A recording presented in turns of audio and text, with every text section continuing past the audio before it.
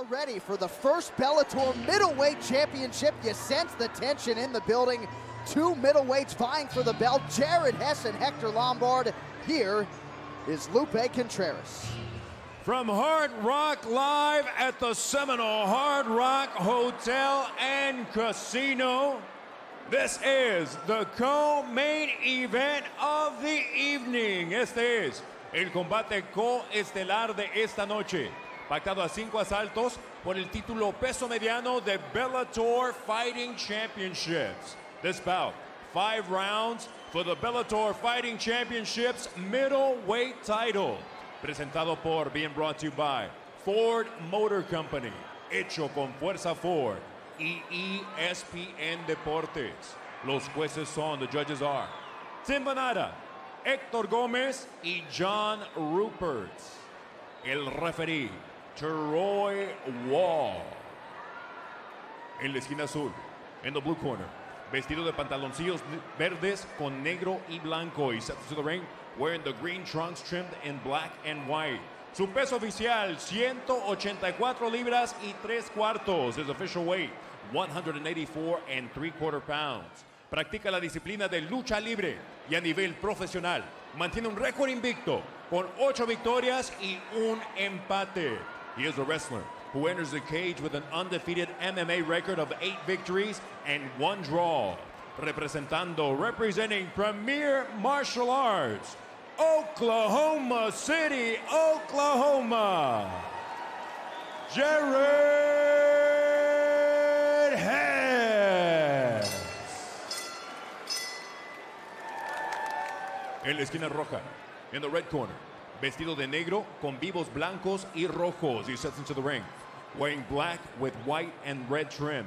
Su peso oficial, 184 libras y media. His official weight, 184 1/2 pounds. Practica la disciplina de estilo libre y a nivel profesional mantiene un récord de 19 victorias con solo 2 derrotas. He is a freestyle fighter with an MMA record of 19 victories against only 2 losses. Representing American Top Team, Coconut Creek, Florida. And fighting out of Sydney, Australia, el ex-olímpico cubano, the former Cuban Olympian, Héctor Shango Lombard.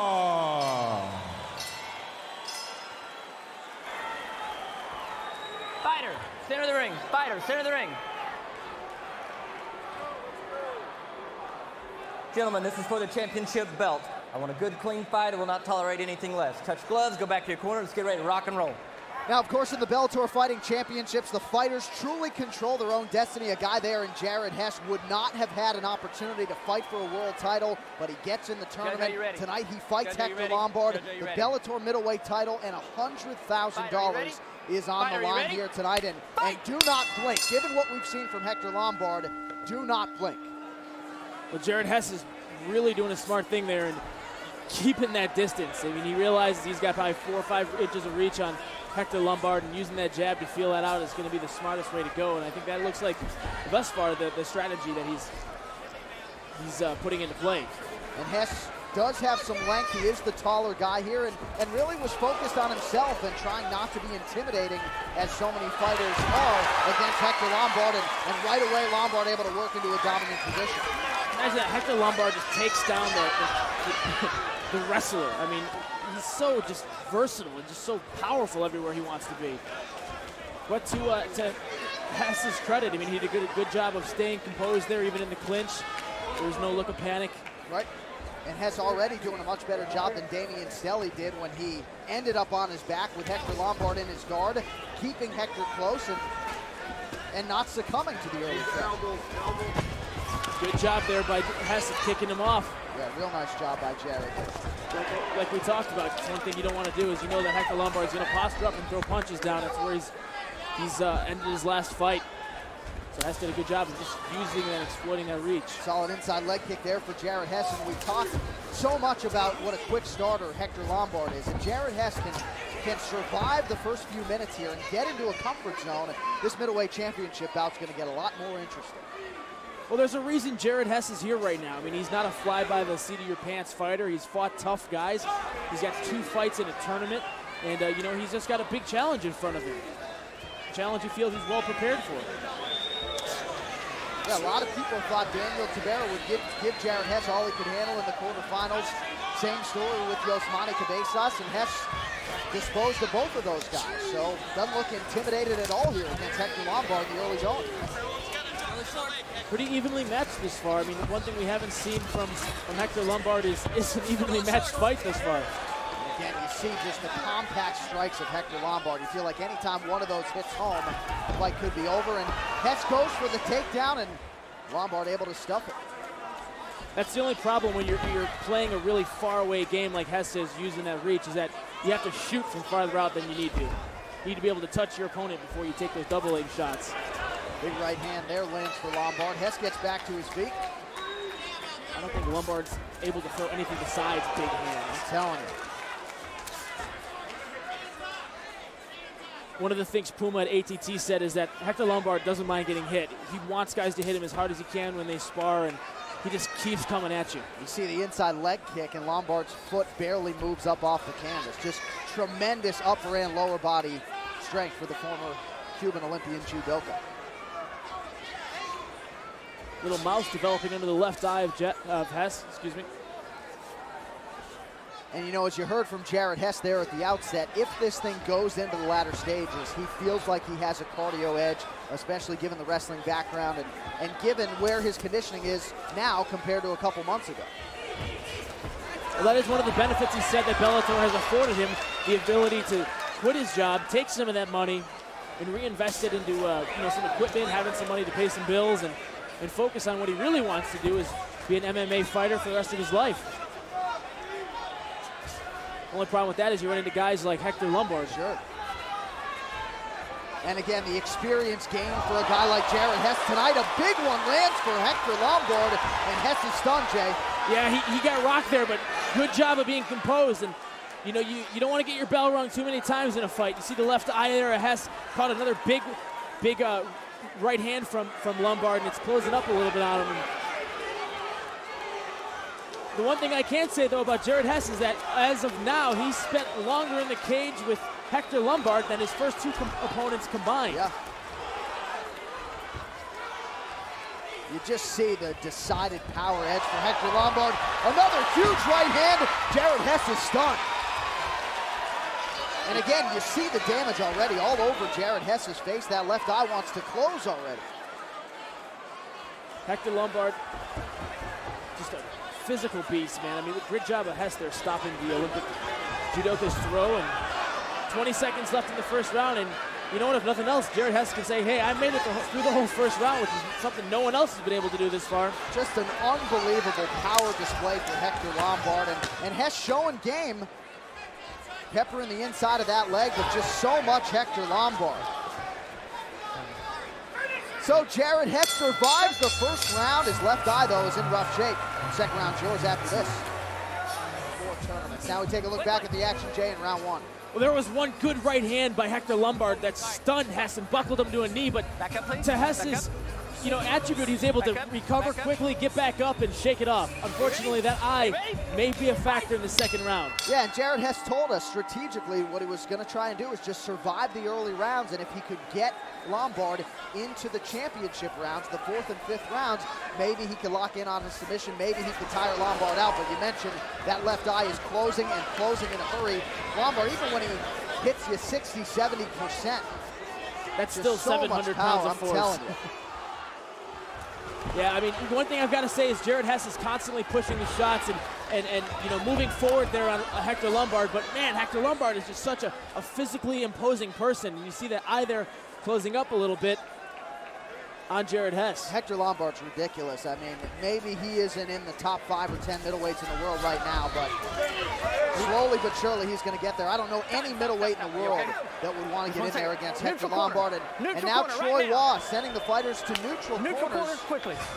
Well, speaking of being in the top 5 or 10, the only reason Hector Lombard isn't in the top 5, the only reason he's not #1 right now is he hasn't fought the right guys.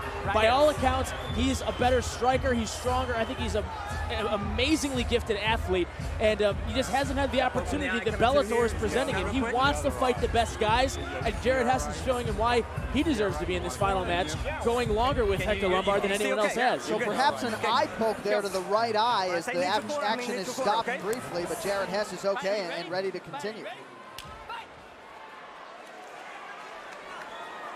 Jared Hess there, again, going to use that reach advantage. Try to stay with that jab. Just not really sure what he's going to be able to do with it once he finds the reach. And again, engage with Hector Lombard with caution, because one right or left hand can end your night in a hurry. And you have to think for Jared Hess, vision is becoming an issue, Jay, with that left eye?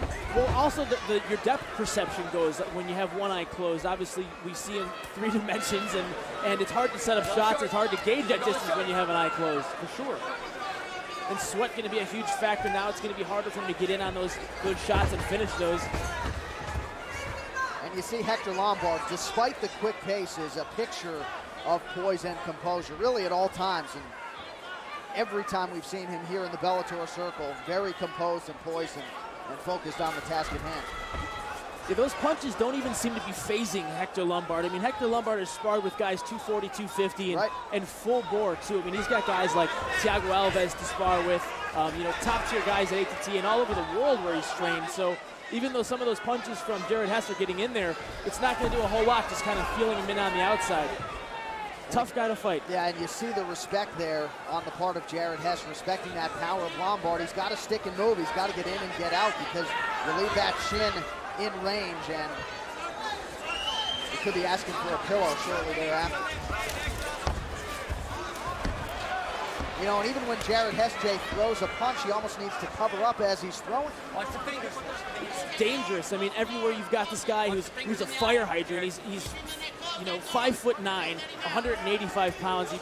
I don't know how much weight Hector cuts, but he looks like he's easily 200 pounds when he walks in the cage. And there's just so much power. Obviously, those punches come from the center of gravity of your feet, and having just that much power in such a small dynamite package is really hard to deal with. You can't find a lot of guys to replicate training with a guy like Hector Lombard. I mean, an Olympic-level athlete, world-class judoka, and a guy who's just a physical beast. I mean, if Mike Tyson did MMA, it would be Hector Lombard. Yeah, and you were the first one to make that Mike Tyson comparison, at least that I heard, and it's absolutely apt. He just has that sort of crazy quality about him that just makes him so devastating inside the circle. I think it's important we say crazy in a good way, because Hector is going to do it. Absolutely in a good way, yeah. Admittedly, I'm intimidated by Hector Lombard. Jared Hess is not, but this is not where he wants to be against a striker like Hector Lombard. As you see, that left eye continues to close shut. All Hector Lombard here towards the end of round 2. Well, you know, this might be weird to say, but I'm really impressed with Jared Hess. I mean, I honestly didn't think, based on Hector Lombard's past performances, that the fight would go this long. Hess showing why he's here again. I mean, he's 8-0 for a reason, doing a good job hanging with Hector Lombard on his feet. Was able to stuff a couple of takedowns by Hector Lombard, and even on the ground, he's been able to work really well. And again, regardless of what happens tonight in terms of the outcome, Jared Hess showing a whole lot in hanging through 2 rounds with one of the best middleweights in the world. Well, this is going to be a resume builder, if nothing else, for Jared Hess, because by this time next year and the year after, it's going to be the equivalent of saying, hey, I won a few rounds with Anderson Silva. Right.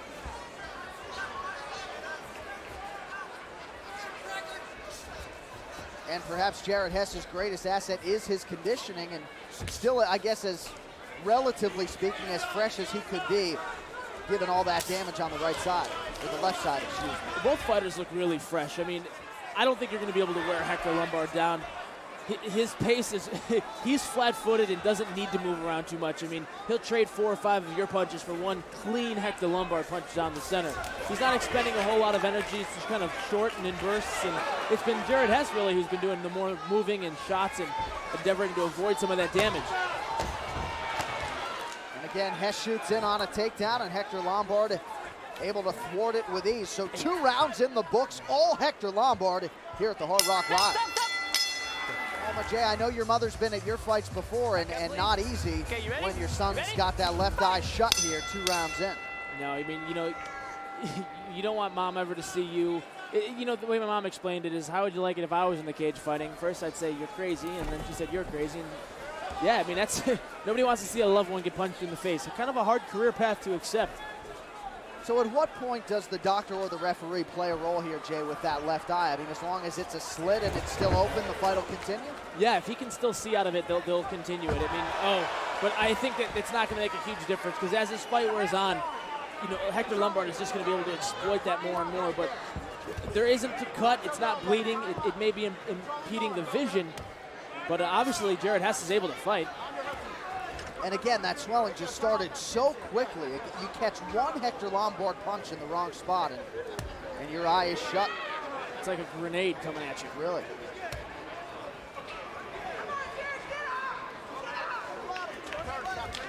You hear someone in the crowd yelling, "Come on, Jared, get up!" And that's easier said than done when you have Hector Lombard on top of you.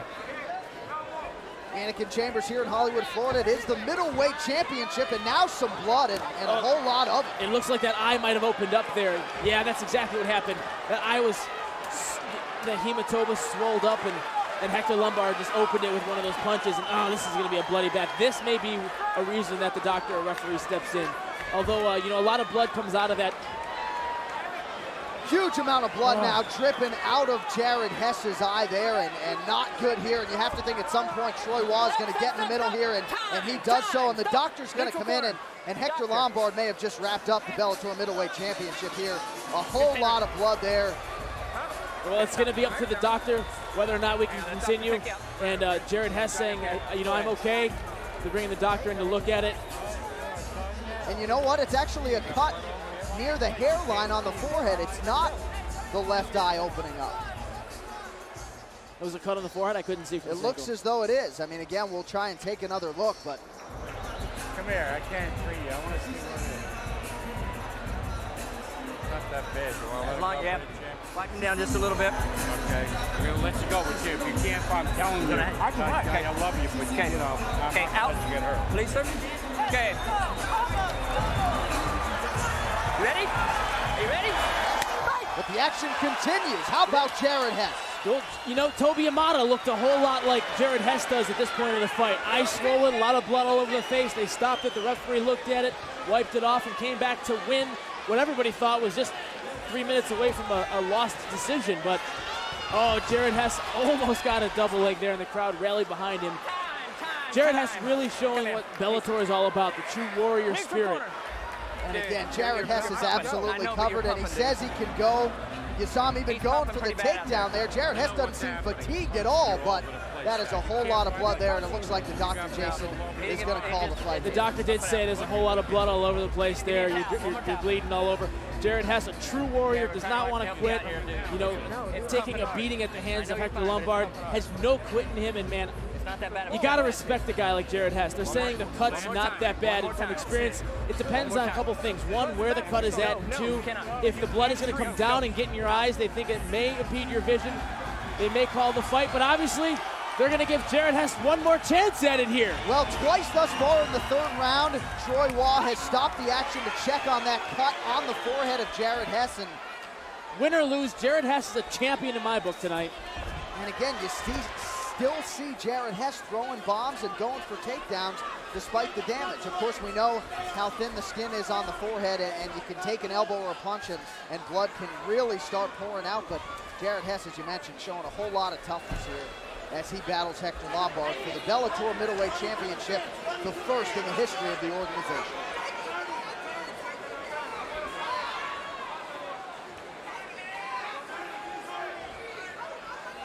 You see the blood there dripping all over the back of Lombard, and I'm afraid if the doctor has to stop it again, this may be all over.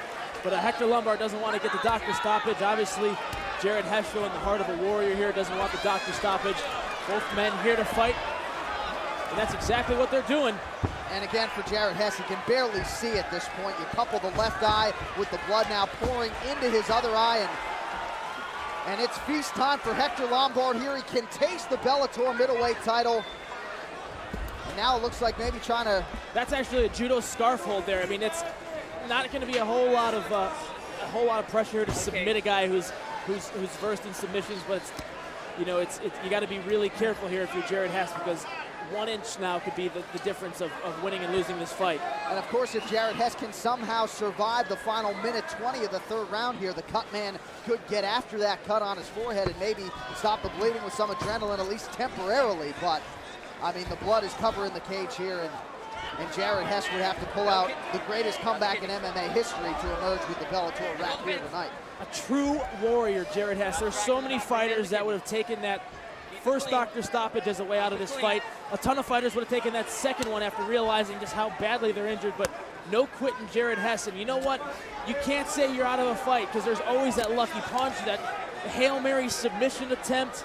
We've seen it before, and we may see it again here tonight, although it does look like Hector Lombard, for all accounts, has been just dominating. And again, the cardio for Jarrett Hess is such a strength that most guys, fatigue would be a factor at this stage of the fight. For Jarrett Hess, doesn't appear to be fazed by fatigue. I think he's certainly fazed by the cut and the power of Hector Lombard, but his cardio has not abandoned him as we approach the 22nd mark in round 3. And one of the things, too, you got to take into account is how emotionally draining and mentally draining it is that, you know, you're cut, you know, you're down, you're shooting in there, you can't get the takedown, your punches aren't working, but you want to stay in that fight. Well, again, the forecast here for the middleweight championship was that Hector Lombard would get the finish, and I know most people did not expect us to get to the championship rounds. We're going to keep it here in between rounds and see how the cut man can try and seal up Jarrett Hess, Jarrett Hess, just a true warrior here, and the essence of what the Bellator Fighting Championships is all about. You know, one thing to look at, too, is that a cut that's a half an inch wide will bleed, and it'll look like, you know, there was a car accident. That's not the case. I mean, obviously, Jarrett Hess, he has a little cut on his forehead. It's just the fact that, one, the skin's there. You know, your heart pumps fast to get the blood to the extremities, and you know, your heart rate is elevated when you're doing mixed martial arts. Something people don't take into account. You tend to bleed more because your heart's pumping 130, 150 beats per minute. So sometimes those cuts look worse than they are. And that cut on the forehead opened up almost immediately in the third round. So for Hess to survive all 5 minutes, to survive the 2 referee stoppages, his vision's a whole lot better now than it was for the last 5 minutes, but he eats a big right hand.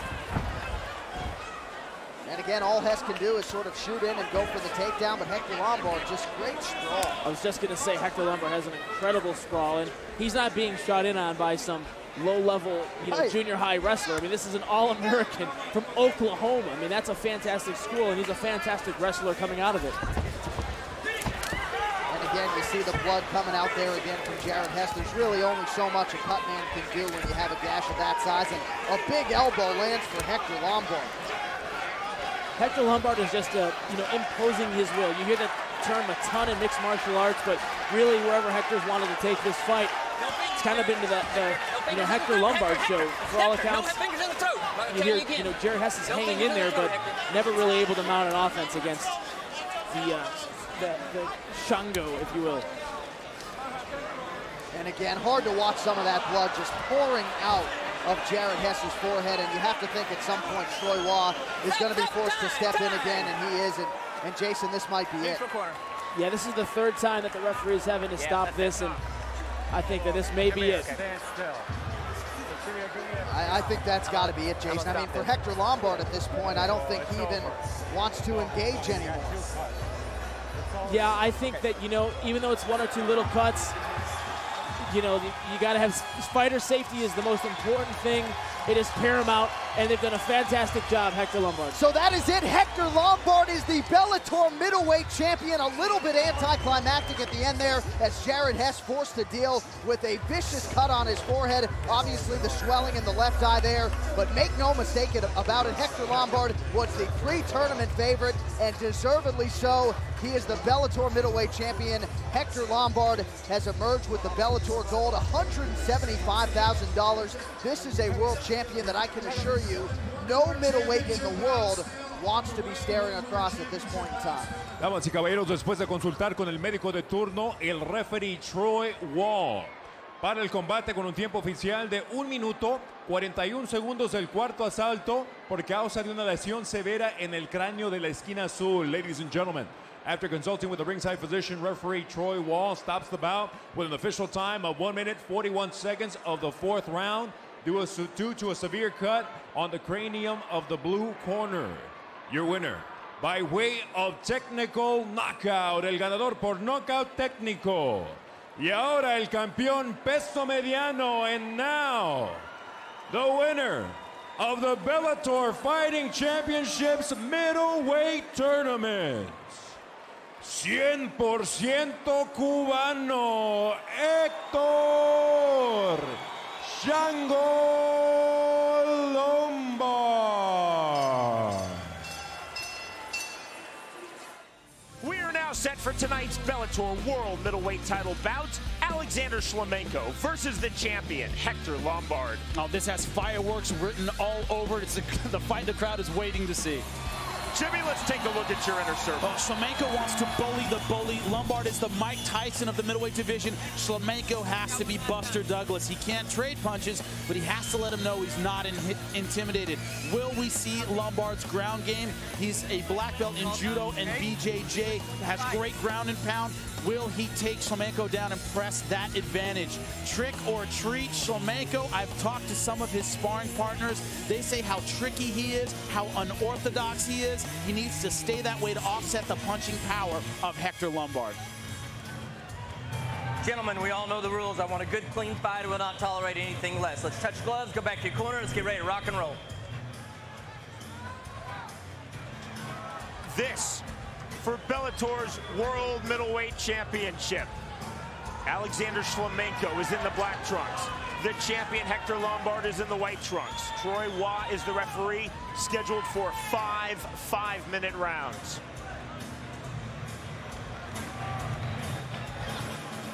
Judge, are you ready? Judge, are you ready? Judge, are you ready? Fight, are you ready? Are you ready? And he charged out ready to go. You ready? Fight! Why am I not surprised? Round number 1. I think I know the strategy here. Hector Lombard is moving forward, punching. Shlemenko opens with a head kick. Lombard swinging and winging early. And he's looking for a first-round knockout. Shlemenko has to survive the early storm.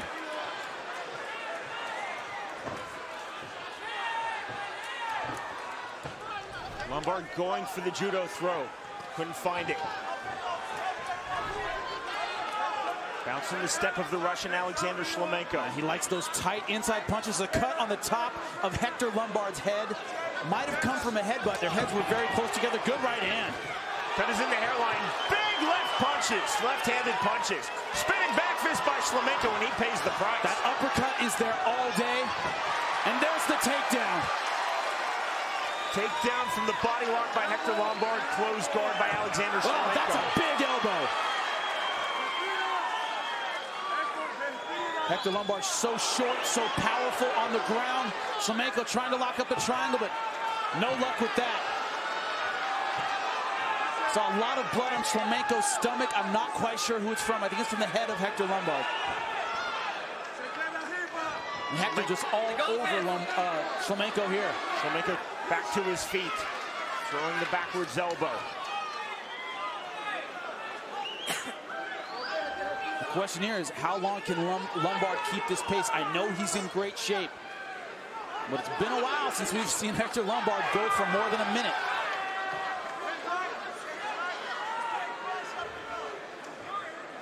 Get a lot of bounce in the step of Alexander Shlemenko.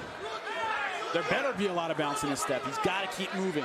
Lombard walking forward, and again, bleeding from the cut in his hairline. Body kick, cut, and the takedown by Lombard, closed down again by Shlemenko. And I think this is where Lombard has a distinct advantage, is on the ground. Not only with his judo and his jiu-jitsu, but his ground and pound. Watch the thumb, Hector. Watch the fingers in the eyes, Hector. Lombard, for good reason, has been seen as of late as a pure striker and knockout puncher in MMA. But again, he played judo for Cuba at the 2000 Olympic Games and is a black belt in Brazilian Jiu-Jitsu.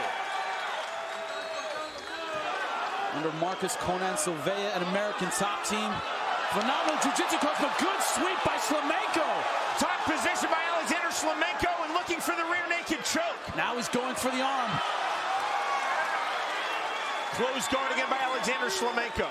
Lombard just straight arm bar. Lombard just moving too well.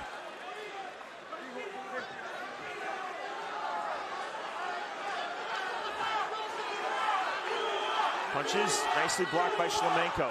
Shlemenko said one of his keys to victory, keep his hands high. See a nice knot over the right eye of Shlemenko. Keeping his hands high means on the feet and on the ground. Yeah, it doesn't matter where you are. No one can eat many of those shots. That is a big knot above the right eye of Shlemenko. I give him credit. He is hanging tough, trying to stay defensive on the ground. Big key to this fight is dragging Hector Lombard into the deep water, frustrating him for at least that first couple rounds and seeing if you can get something done in the third, fourth, fifth round. Another big elbow strike by Lombard. Man, you can hear that head just thudding off the ground. Very low closed guard held by Shlemenko. Below the waistline of Hector Lombard. It's more of a sweeper's guard. Hard to get submissions there. You need to walk your legs up to get a lot of submissions. Usually guys are looking for a sweep or they're looking to do that. Put their foot on the hip and stand up and have their guard that low. Left hand to the jaw by Lombard. Final minute of round number 1. Shlemenko now walking up his guard, repositions. Another short elbow by Lombard. There's a time when having a short, stocky build hurts you, and there are times it helps you. On top, with ground and pound, it helps you. You can throw punches and not leave a whole lot behind.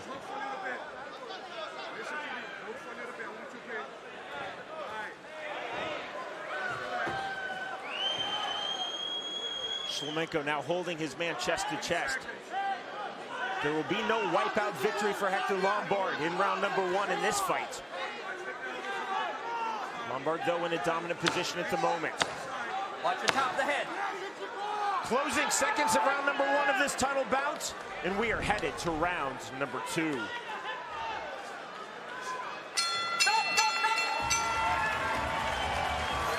Baker is the man that Shlemenko defeated in the championship bout of Bellator's Season 2 middleweight tournament to earn the right to face the champion in this bout tonight, Hector Lombard. Shlemenko is in the black trunks, Lombard is in the white trunks. Spinning back kick and then the takedown. The problem is Hector closes distance so effectively. If you spin, you turn, he is all over you.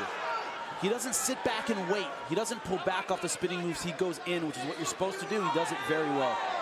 3 judges scoring cage side for the state of Florida. Jimmy, you have the unofficial scorecard. But 10-9 Hector Lombard. He certainly won that first round. I wouldn't call it a 10-8 just because they're so incredibly rare in MMA. I would say 10-9 Hector Lombard.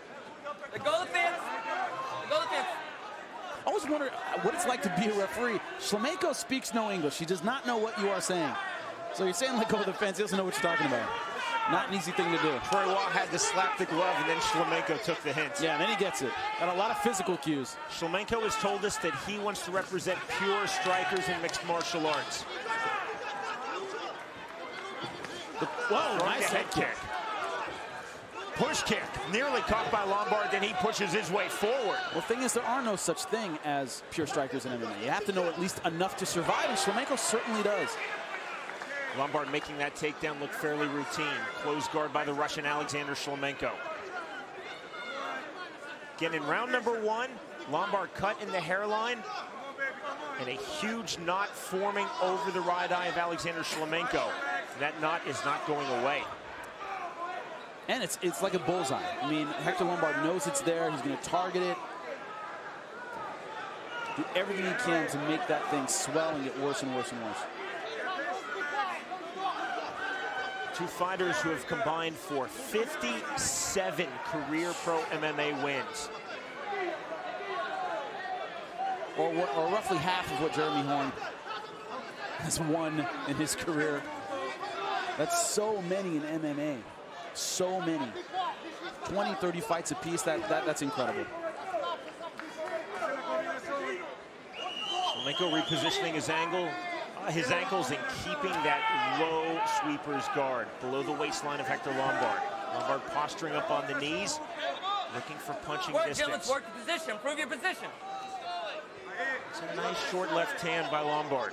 You know, Shlemenko has gone further than any of Hector Lombard's Bellator opponents in 2010. He's not the kind of guy who's going to take a lot of comfort in that. He's here to win. He's not here to hang on and just have a moral victory. He really wants this belt. He wants to win, and that may sound normal, but a lot of guys we see, Sean, don't. They want to make a statement or kind of just do better, but they don't necessarily have the drive to face a guy like Hector Lombard. And Flamenco certainly does. For such a flashy style, Lombard really has a workman's-like approach that I truly respect in MMA. He said a win is a win. I like knockouts, I like submissions. I just want to win. I don't care how. Decision is fine with me. Flamenco doing a good job of getting back to his feet. And again, that takedown. Lombard again getting the back of Alexander Shlemenko. Good uppercut with the right hand by Hector Lombard. Shlemenko likes turning his back, but he does it very quickly. Tries to get back to his feet before Hector can take him down again. Or, I'm sorry, before he can sink his hooks in. Body lock held by Lombard. Lombard telling us that he absolutely never trains judo anymore, but he still puts on the gi 3 to 4 times a week to train his Brazilian jiu-jitsu. Body kick by Shlemenko. Good right hand. And one thing you cannot question here is Shlemenko's chin or heart. He's taken some very hard shots, Sean. Lombard continuing to walk forward. That knot getting bigger and bigger over the right eye on the forehead of Alexander Shlemenko. And again, the takedown, the double leg by Lombard. He's making those takedowns look less than difficult. No, he certainly is, and it's that physical power. Once he gets in and gets a hold of you, he's just so physically dominant and takes you down every single time.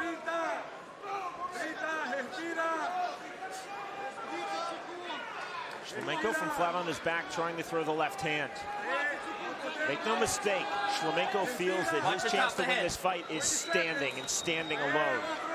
Throwing his punches, his elbows, his kicks, and his knees.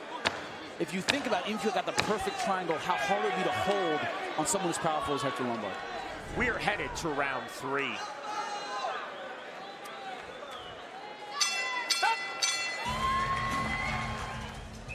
We are headed into round number 3 of this Bellator World Middleweight title fight.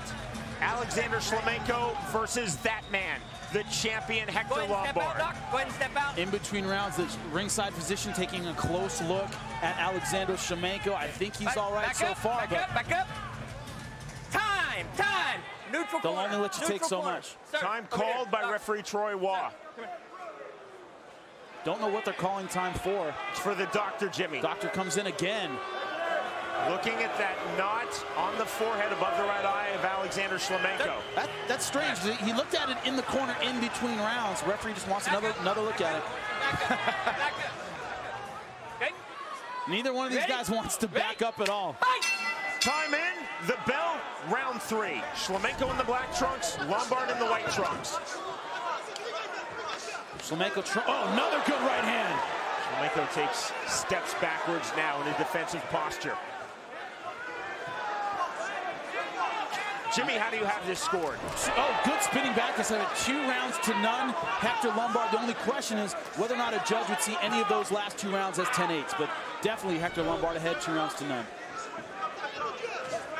This is the 9th time in Alexander Shlemenko's career that he has gone past 2 rounds, and the 10th time in Hector Lombard's career that he has gone past 2 rounds.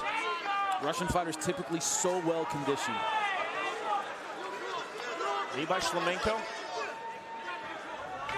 The quote of the year in our Bellator fighter meetings, the first time we had Alexander Shlemenko, the quarterfinal rounds of Bellator's Season 2 middleweight tournament. Oh, good takedown. Through his Russian translator, he said, "My knees are a gift from God."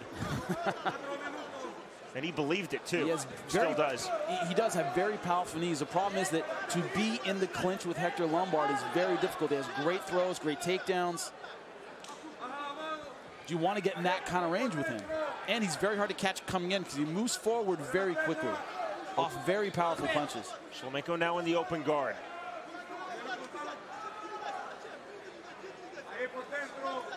Alex, Nigola. Closed guard again, a low closed guard held by Shlemenko. Rewind to the first season of Bellator against Jared Hess. In the late round, into the 4th round, Hector Lombard looked fresh, still doing damage, still punishing. He keeps the pressure on. Watch the fingers. Obviously, Shlemenko has a better chance dragging into the late rounds, but So far, Hector looks to be in good shape. Gentlemen, let's work. Shlemenko looking to the referee, Troy Waugh. Again, Shlemenko speaks no English. Waugh speaks no Russian, but Shlemenko, I believe, claiming that he was thumbed or fingered in the eye by Hector Lombard. It may be that, or maybe inactivity. He may be looking at the ref going, hey, nothing's going on. Let's then it's up. Not on top of the head. Ready? Ready? Fight! Centering restart. Shlemenko right now where he wants to be on his feet. Quite possibly Lombard wants to be on his feet as well. But clearly Lombard getting the better of things on the ground in this fight. Another knee by Shlemenko.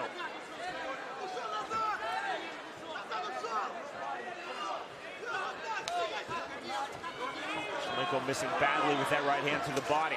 Then landing the kick. Good level change by Hector Lombard. Another takedown, cool as you like, by Hector Lombard. Well, he's making him pay for those kicks. You can hear the thud. Twice he's landed nice rib kicks against Hector Lombard, but both times he's been taken down off of him. Jimmy, if you were in the corner of Alexander Shlemenko, what would you want him to do in this position? In this position, he needs to get back to his feet. I don't see him catching Hector Lombard in a submission. He's got an angle, put his feet on his hips, get some space, cage walk, get your back to the cage and get back on your feet. That's his best shot.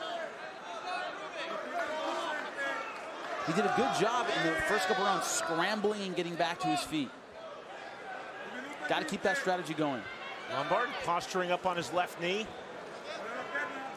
And on both feet. Again, Lombard looking for punching distance. Body head with the right hand by Lombard.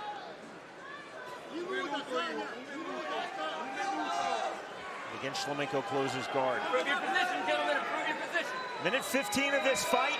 Again, scheduled for 5 5-minute rounds. Crowd's starting to get a little restless here.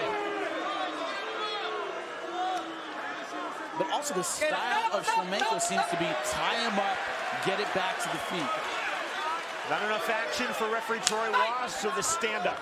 Spinning back kick, and that landed by Shlemenko. It didn't even slow Hector down. He took his shot, just kept on walking. Lombard didn't even wince.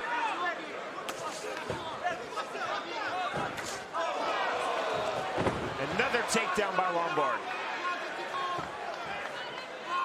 Jimmy, for me, that's the story of the fight. The ease in which Lombard is taking down Shlemenko. Certainly beautiful throw there.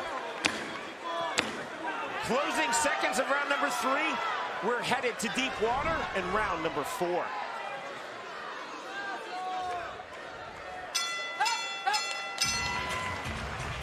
To the surprise, Jimmy, of perhaps many, we are headed to round number 4 of this Bellator World Middleweight title fight.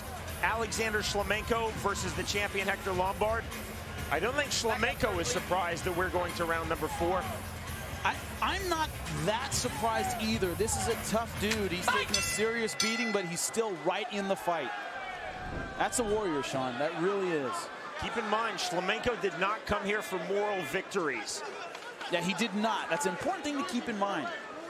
Alexander Shlemenko is in the black trunks. Bellator's reigning world champion at 185 pounds. Hector Lombard is in the white trunks. Jimmy, on your scorecard. 3 rounds to none for Hector Lombard. 30-27. Once again, only question is, can you give any of those 10-8? Shlemenko landing a kick there. Lombard just not bothered by the kicks. Push kick there. Lombard just missing with the right hand. You know those sides of beef in the Rocky movie? That's what his ribs look like from here. It looks like beef that should be hanging in a slaughterhouse or something. Now, you hit that all day, it would make absolutely no difference. That's well said. Shlemenko just missing with that spinning back kick. Lombard catching that kick. And again, the takedown. And again, a low close guard by Alexander Shlemenko. So in round 3, Jimmy, I asked you about what you would say to Shlemenko if you were in his corner. For Lombard, he's continually in this position in this fight. What would you be saying to Lombard if you were in his corner? Do what you're doing. You're winning. You're up 3 rounds to none. Keep doing what you're doing. Maybe try and pass a little bit more. try and get in a dominant position. He's having trouble landing great ground and pound from the closed guard. Try and pass, maybe get to half guard and really lay it on this guy. But once again, I don't know what he's been doing in training. That is huge. I have no idea what they've been working on in camp. Those are the things you do during the fight. Lombard really talks about a champion being made in training. That talent only gets you so far in this sport and indeed in life. Lombard telling us in his fighter meeting that he is always training, and he's always training the same way, whether he's getting ready for a fight or whether he doesn't have anything scheduled. No, he's a gym rat. He's a gym rat. He's in the gym every day. He told us I'm always in there working out. He's one of those guys, I'm sure if you go to ATT any day of the week, you're going to find Hector Lombard doing something. Another knee by Shlemenko, another knee by Shlemenko. Sprawl, but still the takedown by Lombard. I'm really impressed with Hector's level change. Now, it's here when he's been behind Shlemenko that he's had a little bit of trouble. He doesn't want to commit to put the hooks in. Has one in now. Now thinking about the rear naked choke. Thought about it briefly and decided against it. Shlemenko standing up. Now he has two hooks. Lets it go. In a suplex position. Lombard may go for an outside trip. And that's just what he would look to do. The problem with the suplex, it takes a lot of energy. It's great. Crowd loves it. It takes a lot of energy to lift a guy up and drop him.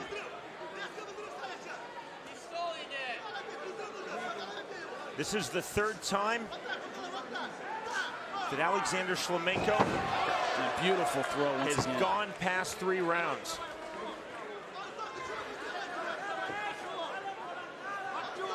Shlemenko's so good with that technique. He rolls to his stomach, gets on all fours, and is able to power back to his feet. That's surprising.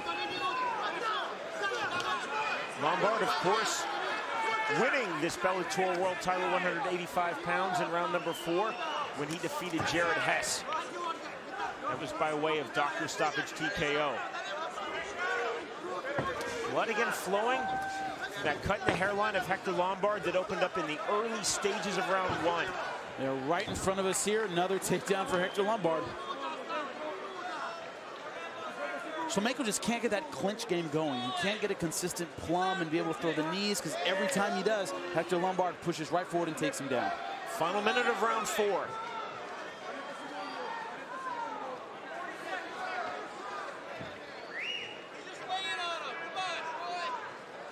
Shlemenko looking at referee like, hey, he's not doing anything. Stand us up.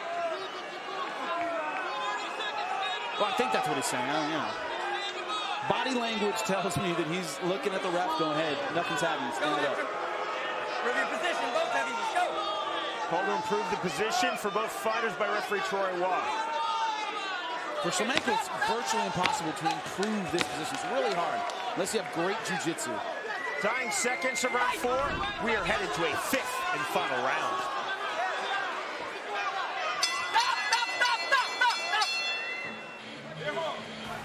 Hector Lombard is a champion, and this is the round where champions are made. Round number 5 of this Bellator World Middleweight title bout. Alexander Shlemenko is in the black trunks. Hector Lombard, the champion, making his first title defense, is in the white trunks. And again, time called before the start of round 5. The ringside physician looking into the ear of Alexander Shlemenko. Jimmy, I've been around this sport a long time. I've been around boxing a long time. I've never seen a ringside or cage-side physician look in a fighter's ear during a bout. I'm curious about, I don't know exactly what he'd be looking for. Maybe some kind of problem with the jaw that's going back. That's all I can think of that he'd be checking for. Back there would be a broken jaw, bleeding in the ear. In this 5th and final round, Jimmy, how do you have it scored? 4 rounds to none for Hector Lombard, 40-36. Could call a couple of those 10-8s. Shlemenko still throwing back in this 5th round. Shlemenko landing on the inside. He's letting it all hang out. I like that attitude. Lombard could not get the takedown there. And make no mistake, he's getting dominated in this fight. Shlemenko came to fight. He's not resting, waiting for the bell to say I went the distance with Hector Lombard. He is here to fight. He's been frustrated by the ground game, the top control of Hector Lombard. This is what he wants. He wants to finish this fight on his feet. He wants a knockout if he can get it. He has 3 minutes, 55 seconds to do it. Shlemenko putting a lot of grunts behind those punches, missing with that kick.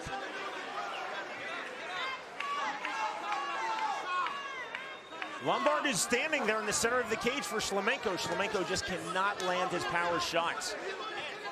It's not as though Lombard's an elusive target right now. No, he isn't. But he doesn't want to open himself up. That's a big spinning back fist.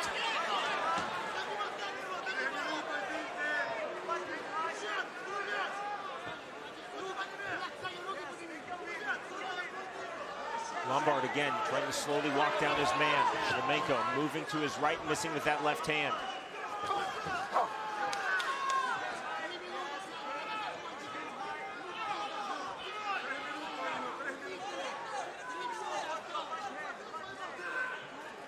That big knot on the forehead over the right eye of Alexander Shlemenko has not really turned out to be a problem in this fight. This is where Hector has been so successful on top. Shlemenko turtling up every time, though. That's been the problem for Alexander Shlemenko in this fight, Jimmy, the takedown game of Hector Lombard.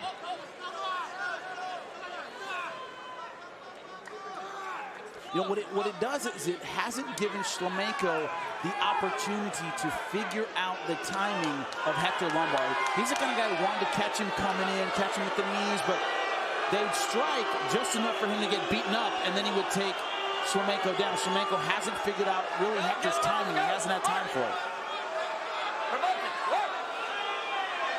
Call again for action by referee Troy Waugh. Let's go, gentlemen, let's work. Lombard just holding the position. Knee to the rib cage. And again, the center ring restart on the stand-up.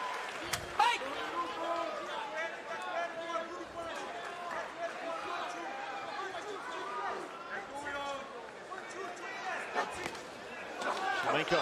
Nice combination. 1-2 on the inside, then missing with the head kick. More aggression, though, from the Russian. Sprawl that time by Shlemenko. Knee by Alexander Shlemenko. Let go of the fence. Let go of the fence. Let go of the fence. There. Lombard again holding the waist cinch. Shlemenko finally figuring out how to land some decent strikes against Hector Lombard in this 5th and final round. Body lock now held by the former Cuban judo Olympian Hector Lombard. Shlemenko holding his own body lock, but that's defensively. Lombard's offensive body lock is still being held. Shlemenko again gesturing to referee Troy Waugh. And that's what Shlemenko wanted. 25th and final minute of this Bellator World Title fight in the middleweight division. Shlemenko's got to leave it all on the line. 40 seconds left. See if he can be a world champion. So far, he has been dominated by Hector Lombard, but there's no quitting this fighter.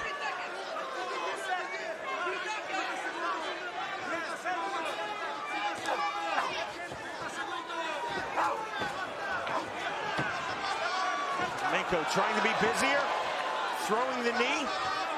Lombard again looking for the takedown, could not get it there. Beautifully done on the trip.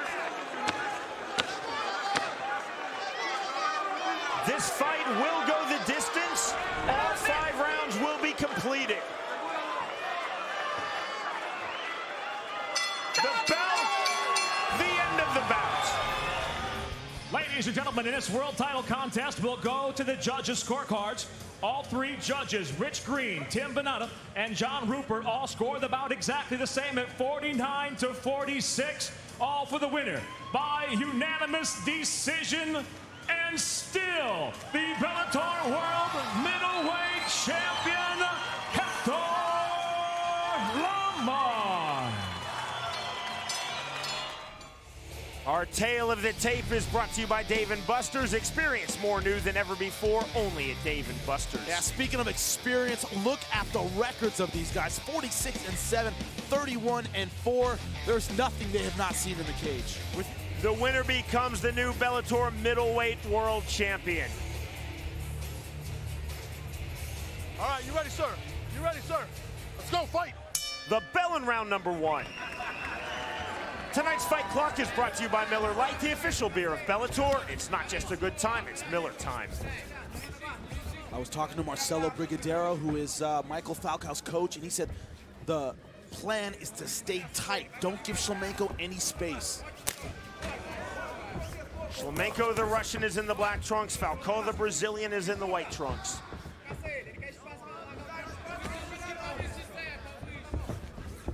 It's Falcao trying to walk down Shlemenko.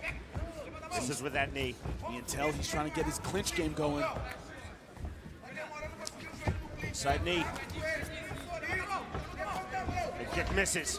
Now, the only time someone has thrown hands with Shlemenko and been successful in Bellator was the first round, Brian Rogers. In that fight, he did well by keeping it close and making about the short-range punches. That's what Falcao has to do in this fight to be successful. Falcao with the waist cinch. Waist drag takedown. Shlemenko right back to his feet. Knee to the thigh. Falcao staying sticky. Like I said, that is his whole game plan. Keep close. Don't give Shlemenko room to get his spinning moves going. Don't let him get creative with the strikes.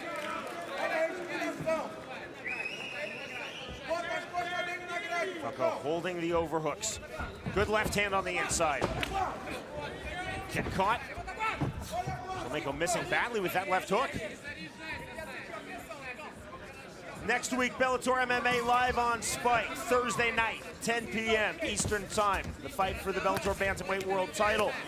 The champion, Dantas, facing the tournament winner, Galvão.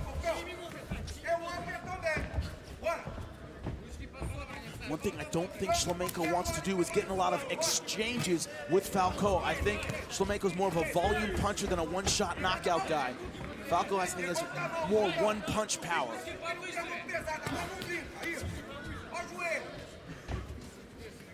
Outside trip by Shlemenko. That was slick. Rose guard from Falcao. Falcao keeping his man close. Go, you gotta work, gotta work. All for action from referee Dan Miragliotta. Shlemenko's just holding on here. All right, break up. There's the stand-up from Miragliotta. That's interesting. Went for a takedown, didn't do a lot with it. Hands up, hands up. Ready? Not going to get a lot of those opportunities. Spinning back kick.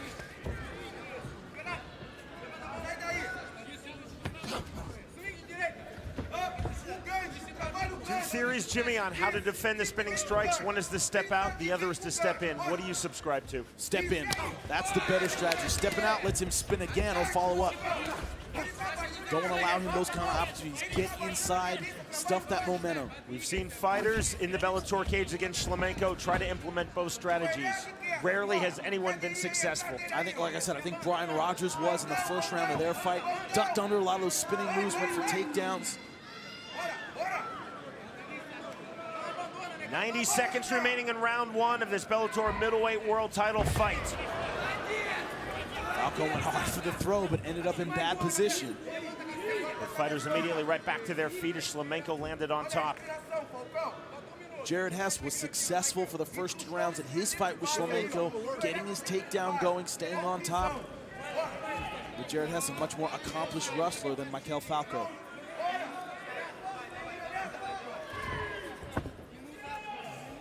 The season premiere of Bar Rescue, Sunday, 10 p.m. Eastern Time on Spike. Knee from Shlemenko. Come on, you gotta keep busy, guys. Gotta keep busy. Short left hands from Falcao. There's the knee and a knee again.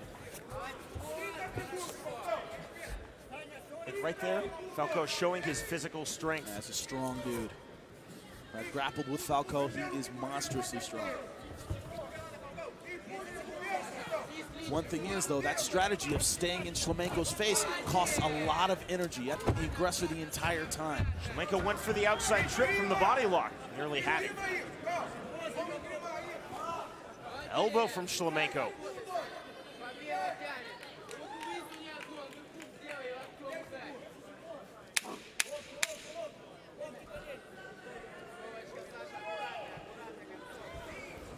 Shlemenko pulls out. We'll go to round 2. Hey, what? Good. All right, round 2, you ready? Let's go fight. Jimmy, how about your scorecard for round 1? 10-9, Shlemenko got the takedown, was a little bit more accurate with the strikes. I don't think either fighter landed anything big. Could have gone either way. I went with Shlemenko. Body kick from Falcão.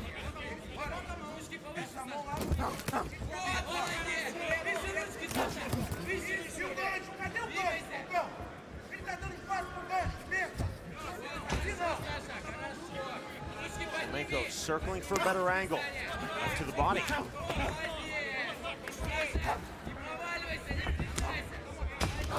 Spinning back kick, that didn't land. Falcão stepped in. Both fighters opening up a bit more in this second round. What we have not yet seen, though, is the full-on creativity of Alexander Shlemenko that we're used to. Well, I think that might be from the fact that Falcão is moving forward so much, not giving him the space to get off those techniques.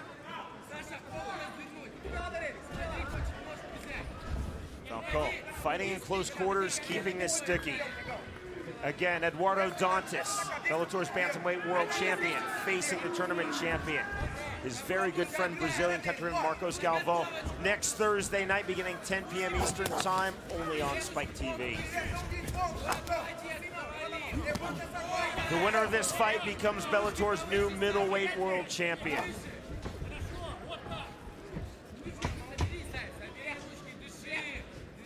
Shlemenko a lot more aggressive in this second round. Good counter left. Shlemenko from the tight club.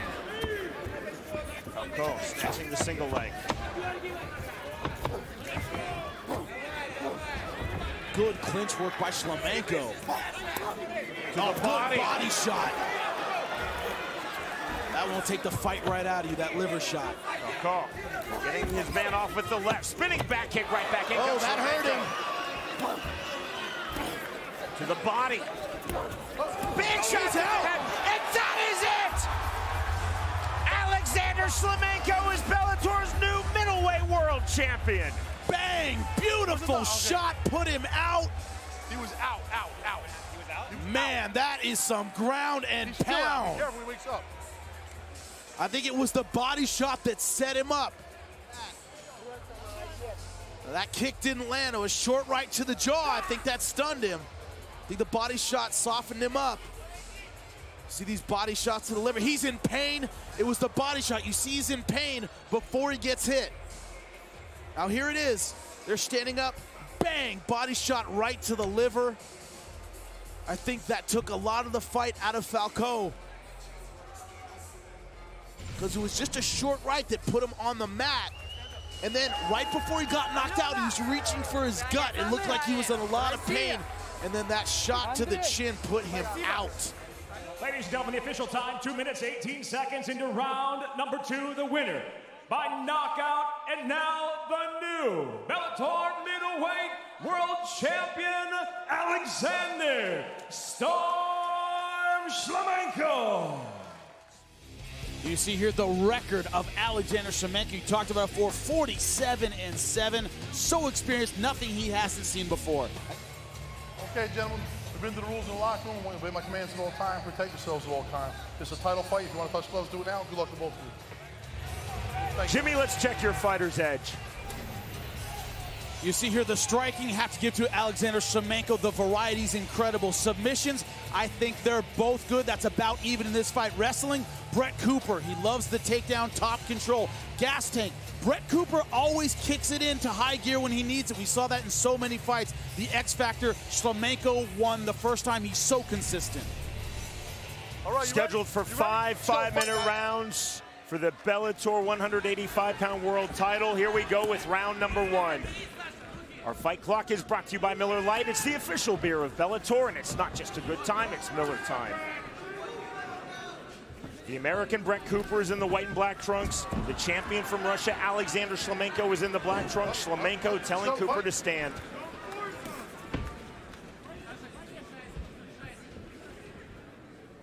Had a chance to roll with Shlemenko at the end of our summer series. Dude's just physically hard to submit, great defensive jiu-jitsu. Very hard to catch, great posture.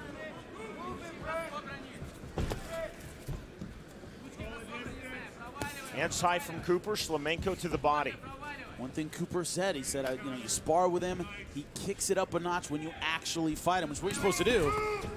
He doesn't spar at full speed, so you think you're ready and you're not.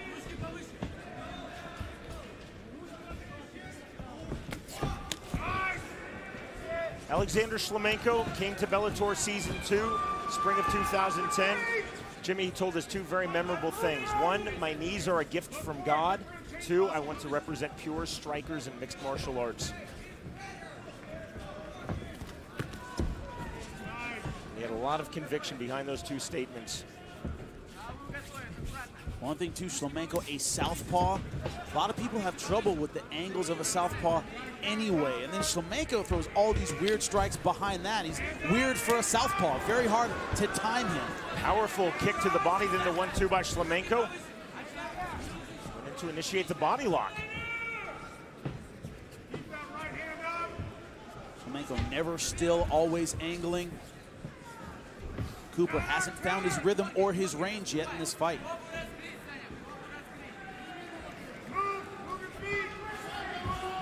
Best punch against a southpaw is that lead right hand or the counter right hand right down the pipe. The problem is Shlemenko's footwork makes that very hard to land.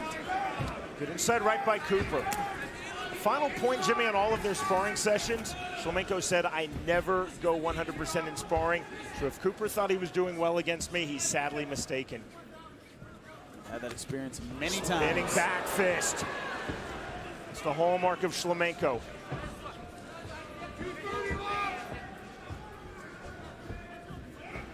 People who don't know, who've never done combat sports, this is what you're supposed to do. You're not supposed to spar at full speed. Feint on the spin there. A lot of guys do, though. They're usually not asked back to the gym. Let's just shoot box, then you're invited. That's part of their routine.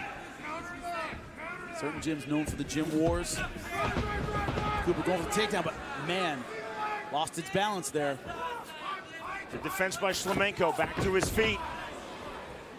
Shlemenko wants to keep this fight standing, make no mistake. You know, we asked him, what's the difference between taking on Brett Cooper and Doug Marshall, who was initially supposed to fight for the title? He said, I worked a lot on my takedown defense for this fight. Cooper will shoot. Doug Marshall, never. Again, the feint on the spin by Shlemenko. Kick by Cooper.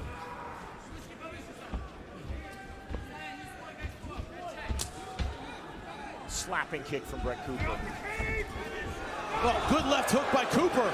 Now wobbled Shlemenko. Shlemenko pulled right out, now circling on his bike. Clubbing right hand by Cooper. We haven't seen him hurt many times. He is hurt. He is definitely hurt. Shlemenko catching the kick of Cooper. Spinning back fist. And Cooper showing a lot of respect for Shlemenko. He had him hurt. Overhand right to counter by Alexander Shlemenko.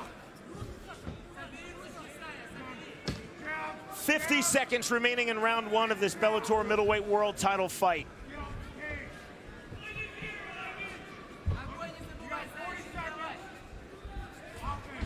I think he's giving Shlemenko time to clear his head.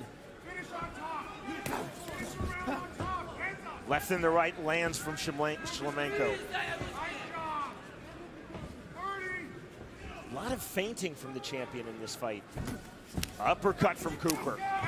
And that's one thing that happens when you've sparred with a guy, when you fought him and he knows your style, you can bait him. You can throw the things that he's used to seeing. That can set up your other offense.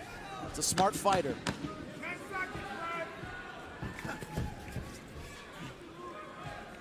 Closing seconds of round number one.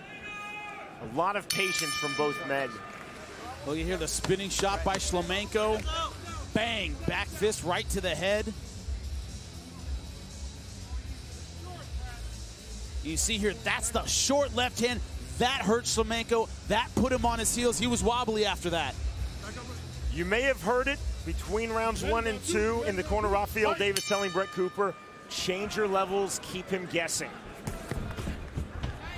Jimmy, how did you see round one? Very close first round. I gave it 10-9 Shlemenko. I thought he landed more strikes. Cooper had him hurt, but I thought Shlemenko landed more strikes in that opening round. First disagreement between you and the Bellator fans voting on the app tonight. They give it 10-9 Cooper. You know, we're going to have our disagreements, and like any relationship, we keep going. Move on, keep it positive. Move on, yeah, you know, that's what I do. It's always round two. Everyone has the right to my opinion. I think Cooper, though, his confidence built at the end of that first round. You kind of feel it growing.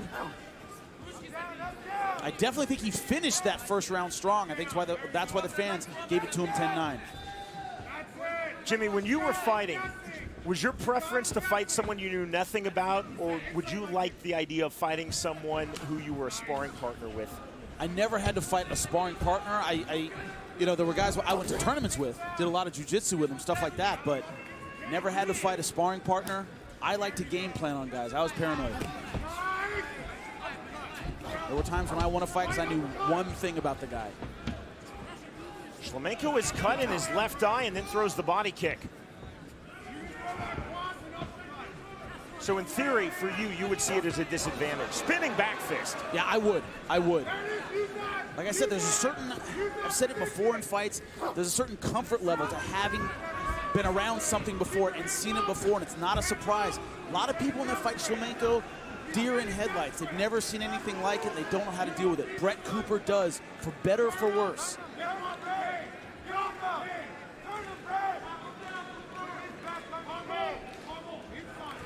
See the blood on Cooper's back, but it's the blood trickling out of Shlemenko's left eye. Spinning back fist. Shlemenko is now bloody. The shot from Cooper drives through and gets the takedown. Shlemenko right back to his feet. See Shlemenko keeping himself grounded. It's to avoid Cooper's knees to the head. So Cooper knees the thigh. Let's go, you gotta I'm work. a little surprised. Brett Cooper, his confidence really high in this fight. I think Shlemenko's a little flustered. I talked about his mental consistency in these fights. Referee Dan Mergliotta just said, let's go, guys. He wants to keep this moving. Back to the stand-up.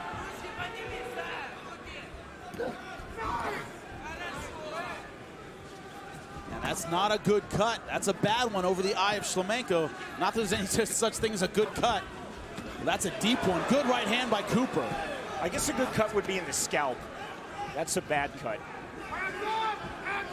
Or on the knee, perhaps. Any cut is bad. Shlemenko turning it up.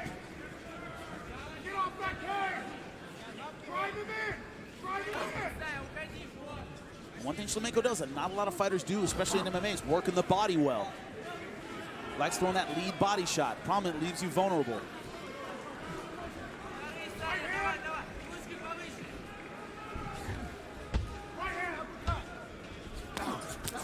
Oh, good left hand by Shlemenko. Starting to turn up the intensity. Cooper on the counter right. Oh, good short right by Shlemenko.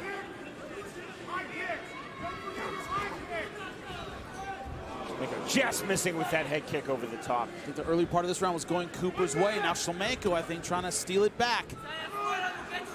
Gonna steal this round fair and square.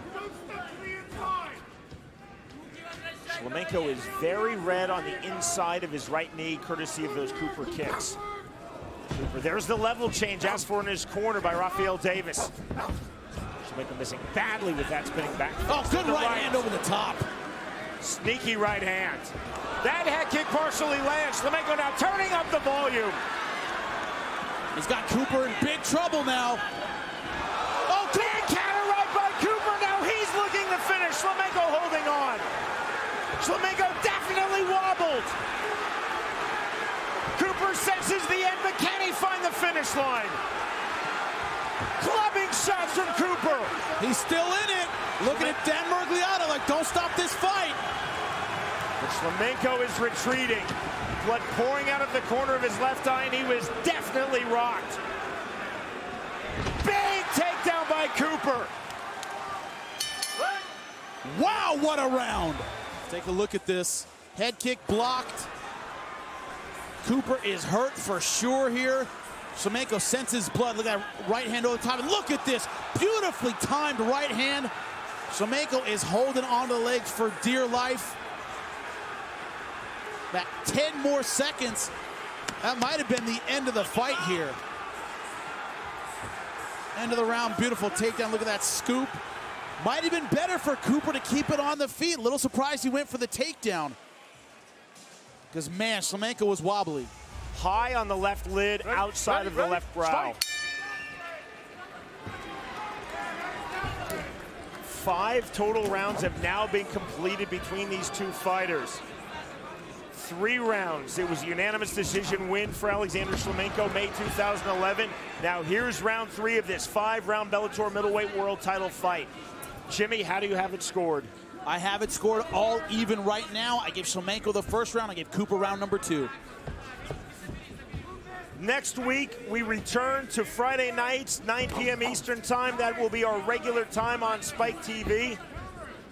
You will see the 145-pound tournament opening round, the return to the Bellator cage of Patricio Pitbull. We will be in Temecula, California. Tonight we're at Mohegan Sun in Uncasville, Connecticut, our Bellator fall season premiere. It's been an outstanding card. This is our main event. And this main event has not disappointed. Man, both guys trading big shots. If there's a weakness to Shlemenko's style, it's that he's not a one-punch knockout guy typically. He has to hit you a lot to finish a fight. We've seen guys where he unloads on them, you know, wins 50 minutes, but doesn't hurt you with any one shot. I think he needs to really stun Cooper to get the momentum back in his favor. Shlemenko coming forward, lands the inside left, then the knee to the body. Body lock now from the champion, Alexander Shlemenko.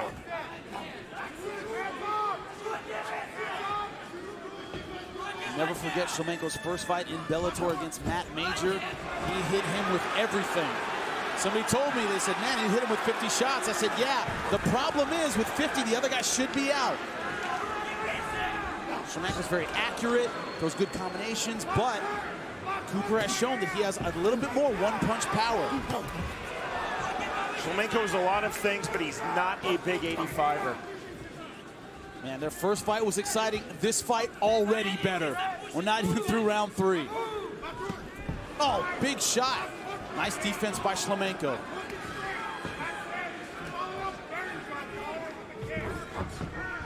Even though he has vicious, accurate, and unorthodox strikes, Shlemenko was going for the guillotine. Small 85er, Jimmy. He just doesn't have that huge punching power. Does not. He's laser-focused, accurate with his strikes. Shown that ability throughout his career, just like that on the left. 2:15 remaining in round 3. Cooper very much in this fight. Fans scoring on the Bellator app. You, in fact, have Cooper right now winning 2018, 2-0. Remember, supposed to be Doug Marshall in here tonight. Broke his hand. Cooper, the tournament runner-up. He's making the most of this opportunity. Big wide base from Alexander Shlemenko, looking to defend this Cooper takedown attempt. I think this round has looked more like a Shlemenko round in that he's been accurate, he's been throwing more. Cooper trying to land with the big counter shot, but Shlemenko landing more punches this round.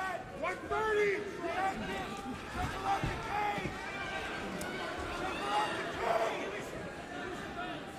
Jimmy, you and I, before coming to Bellator, called a lot of fights in Russia. One thing we learned with Russian fighters, they're not that troubled if they get cut. No, they are not.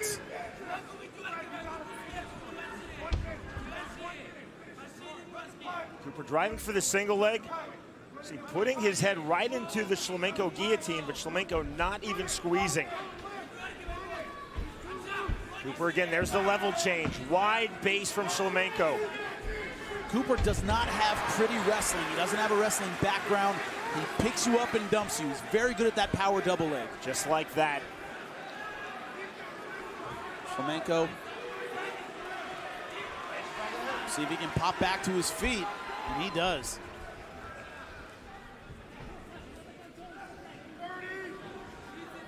Cooper finished round 2 extremely well. Had the champion Alexander Shlemenko in all sorts of trouble. But Shlemenko in this third round has been the aggressor. He's landed more strikes. Cooper's been trying to counter, but much like the first round, hasn't been able to find the range for the big shot. Final seconds of round 3. Shlemenko right back on Cooper, chest to chest. And here come the championship rounds, Jimmy. You see here, beautiful shot over the top with that elbow. Cooper counters with the right hand. Cooper landing a good uppercut there. Shlemenko just waving him in. Good short left hand. Shlemenko very accurate with his punches, but you see pitter-pat shots. Boom, boom, boom, not huge. Heading into round 4 of this Bellator middleweight world title fight. We are live on Spike TV from a jam-packed Mohegan Sun in Uncasville, Connecticut. This is our Bellator Season 9 premiere. Brett Cooper versus the champion Alexander Shlemenko. Big left hand! And now Shlemenko looking to finish. He has Cooper in all kinds of trouble now, and he senses the end. Jackhammer shots.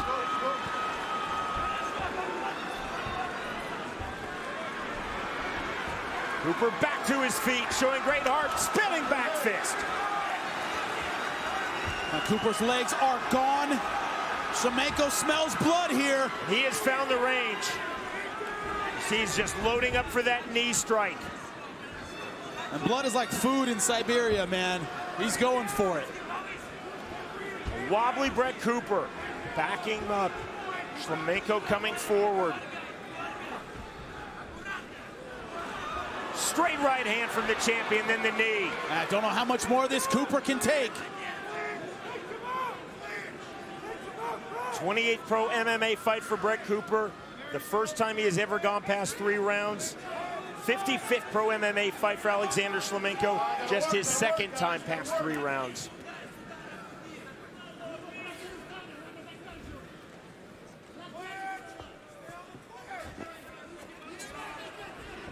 Shlemenko has been hurt in this fight. Now Cooper has been badly hurt in this fight, but we fight on. 3:30 remaining in round 4 of this world title fight. Will Brett Cooper be Bellator's new 185-pound world champion, or will Alexander Shlemenko successfully defend this title for the first time?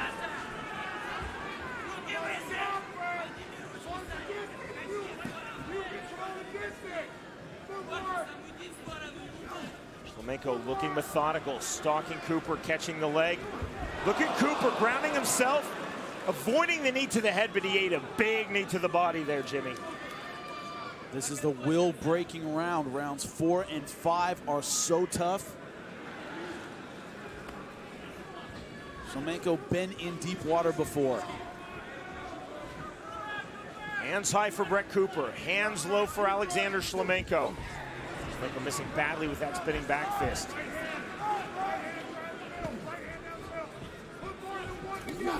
The shot from Cooper. Very well defended from Shlemenko. When we grappled, I was very impressed with his base. Excellent balance. The crowd is getting their money's worth tonight. Shlemenko again telling Cooper, come on. Uppercut from Cooper. Clubbing right, more uppercuts than the left. Shlemenko again. But you notice when he does that, when he waves him in, Cooper backs off. That's what it's for, guys. That's what it's for. You wave the guy in, hey, I'm not hurt. That's the time you go after him. Make him prove he's not hurt. Don't take his word for it. Cooper took his word for it. 1974, the Rumble in the Jungle. All he kept saying to Foreman, is that all you got? I think Shlemenko was doing the Russian version of that there. Man, those short inside shots are so impressive. Short hooks, short elbows. Shlemenko so good on the inside.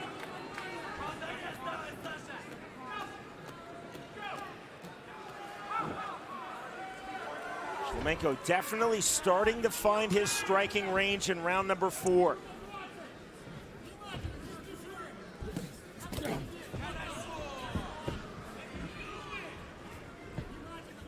Cooper was definitely wobbled. Eats that left hand and another. Shlemenko was definitely wobbled in round 2. Now Shlemenko going back to work.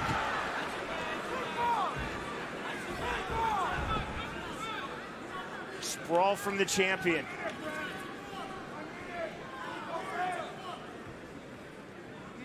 Don't even think he'll try a guillotine here, Jimmy.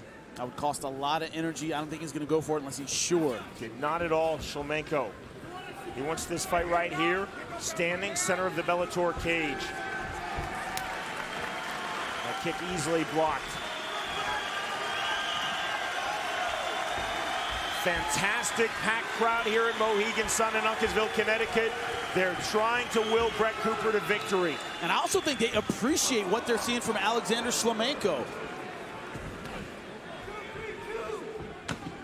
Cooper, the fighter from the USA, is going to get the crowd most of the time, but man, they respect Shlemenko.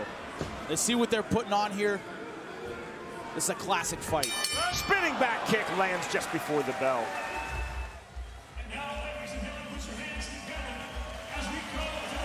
You want to touch gloves? You want to touch gloves? Here we go with the 5th and final round of this Bellator middleweight world title fight. Brett Cooper versus the champion Alexander Shlemenko. Jimmy, how do you have this? 3 rounds to 1 for Alexander Shlemenko. Only gave Cooper round number 2. This crowd literally on its feet. They got a standing ovation in the start of this round. Bellator fans, remember, you can score on the Bellator app and let us know what you think on Twitter at Jimmy Smith MMA, at Sean Wheelock.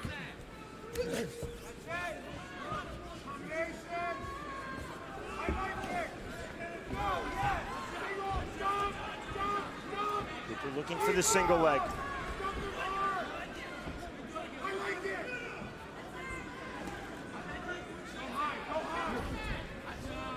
Cooper again, the level change. Now remember, the fans gave Cooper that first round. I did not. This could be tied up. Could be 2 rounds apiece in the eyes of the judges. You never know. Both guys need to finish strong. Neither guy can afford to let this round slip away. Good left hand by Shlemenko.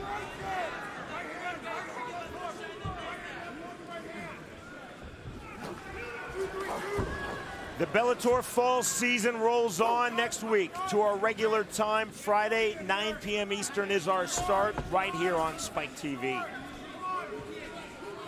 Really glad you're with us for our Saturday night special. 3 hours of outstanding fights from the Bellator cage. We're not done yet. 5th and final round of this Bellator 185-pound world title fight. Shlemenko to the tie plum. And then just pulls out. Look at Cooper, Jimmy, coming right back to the pocket. He needs this round. He might need a knockout, but he definitely needs this round. Cooper driving for the takedown. And defended by Shlemenko. Cooper keeps sticking his head into a Shlemenko guillotine, except it's not a guillotine because not once has Shlemenko even tried for the submission.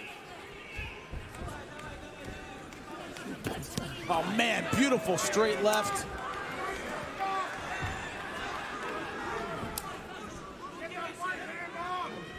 Spinning back fist from Shlemenko. Clubbing right hand. Great character, great heart from both fighters.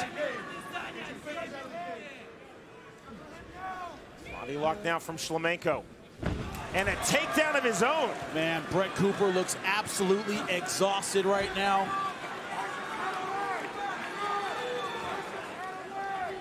Make no mistake, if he holds top position, Shlemenko will be thinking ground and pound, not submission. Cooper back to his feet. What does Cooper have left in the tank? 1:40 left. Shlemenko has been cut in this fight. Cooper has been cut in this fight. Big 1-2 from Shlemenko. Just missed over the top with that head kick. Cooper waves him in again. But Shlemenko says, okay, and comes and gets him. That's the difference. Again, a body lock takedown from Shlemenko. Remember, when Shlemenko waved Cooper in, Cooper backed off, showed a lot of respect to him. Shlemenko, when he got waved in, said, all right, went right after him. Remember, when you're scoring this fight at home, the two scoring criteria, give them equal weight. Effective striking, effective grappling.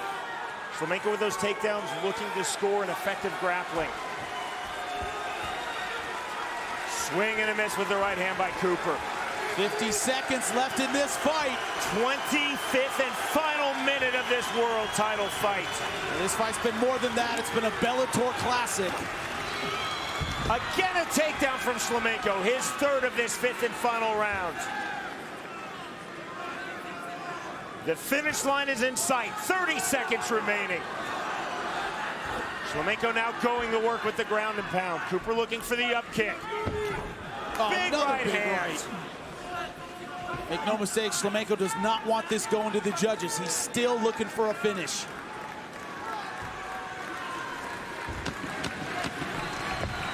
Cooper trying to turn out. Shlemenko clipping with the left hand, diving back in. Big elbow strike from Shlemenko. The bell in the end of a tremendous fight. What a fucking amazing fight, guys. Amazing fight. Amazing fight. Wow. Look at it here. The story of that fifth and final round about the striking of Alexander Shlemenko. Good short hooks. Look at this knee right to the ribs previously in the fight. But stuff like that, look, dropped him. Great power, great accuracy, but just kept the pressure on Brett Cooper for 5 rounds. I think that carried him to victory, Sean. Ladies and gentlemen, having gone the distance, we'll go to your judges' scorecards.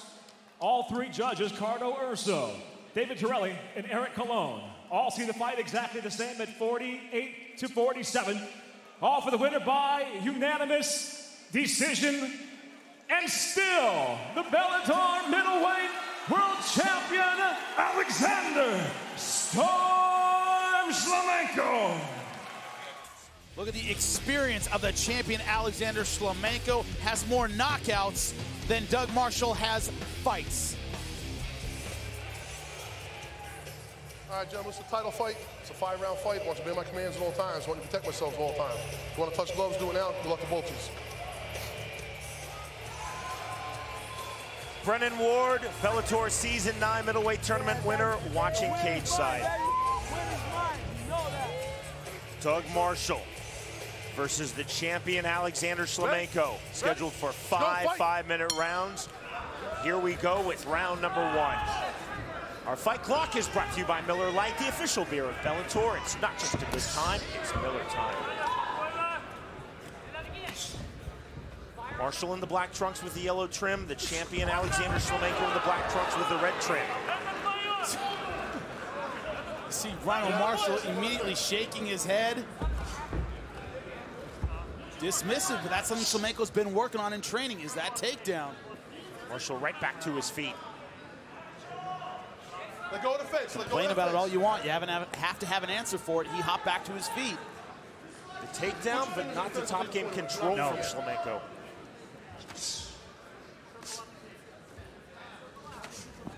Knee from Shlemenko. Overhook held by Marshall. He said about the record of Doug Marshall, hasn't fought a lot of long fights. Could be Shlemenko's strategy, drag this into the deep water, the championship rounds. Be cautious in the first couple of rounds, work his takedown. That could be his path to victory. Spinning back kick from Shlemenko. Again, driving in, looking for the takedown is Alexander Shlemenko. Nicely defended by Doug Marshall. Marshall showing good balance.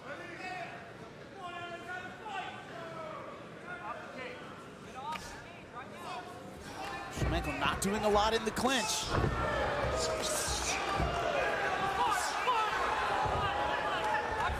Spinning back fist from Shlemenko. Marshall loading up that right hand, misses with that head kick.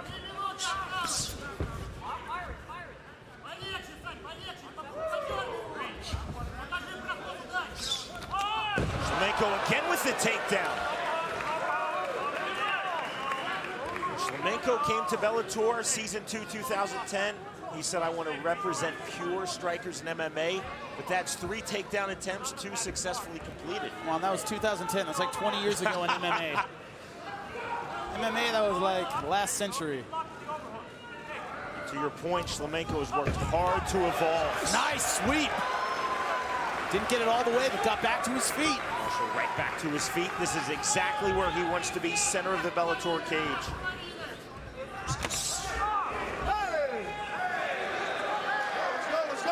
Let's go.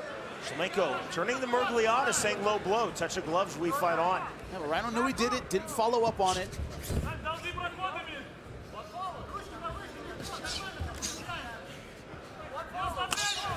To the body. Now Shlemenko starting to open up with his strikes. But worrying about the takedown, I think, is making Doug Marshall a little hesitant to throw. Got to worry about Shlemenko changing levels and taking him down. Not as aggressive with his fists as he usually is. Marshall couldn't find the tie plum. It's a nice body shot by Shlemenko. Short right hand by Marshall, that landed.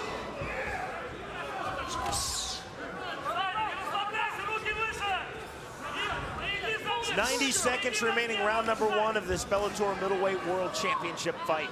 Good body work by Shlemenko. Remember, that's what dropped Michael Falcao when they fought, was that liver shot.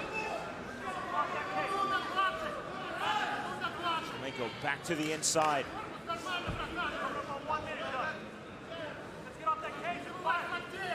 You see Ronald bringing that elbow down on the right side, trying to protect his liver.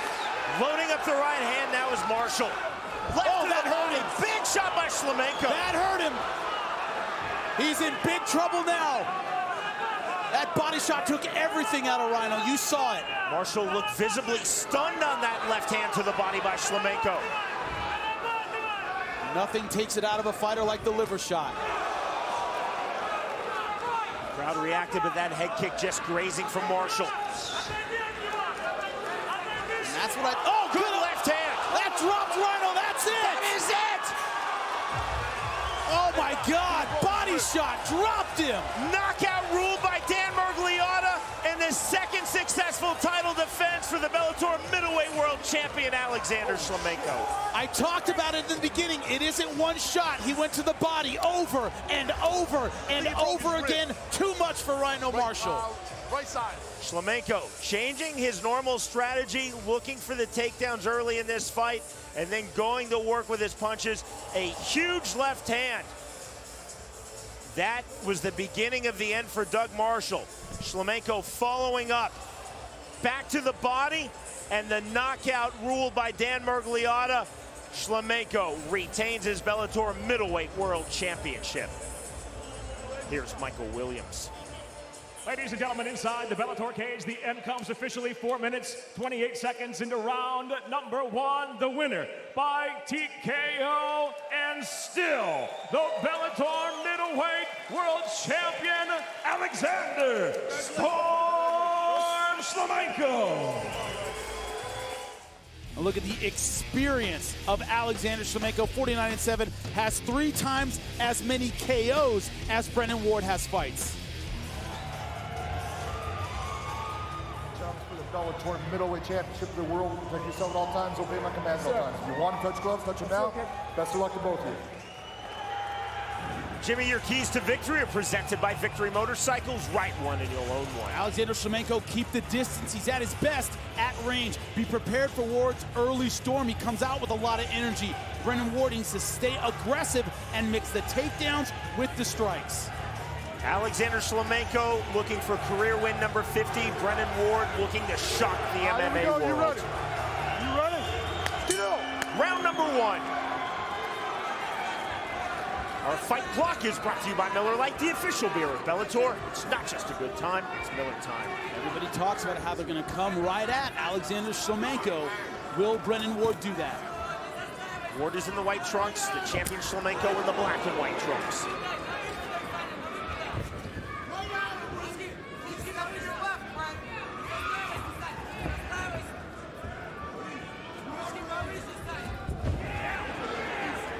True his word, we're coming right at the champion.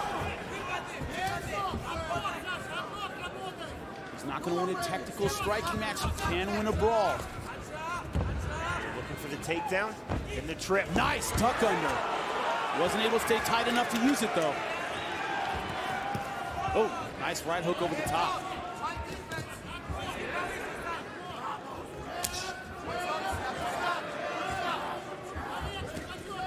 Go to the body. One thing Shlemenko does extremely well that not a lot of fighters do is he works the body, kicks and punches.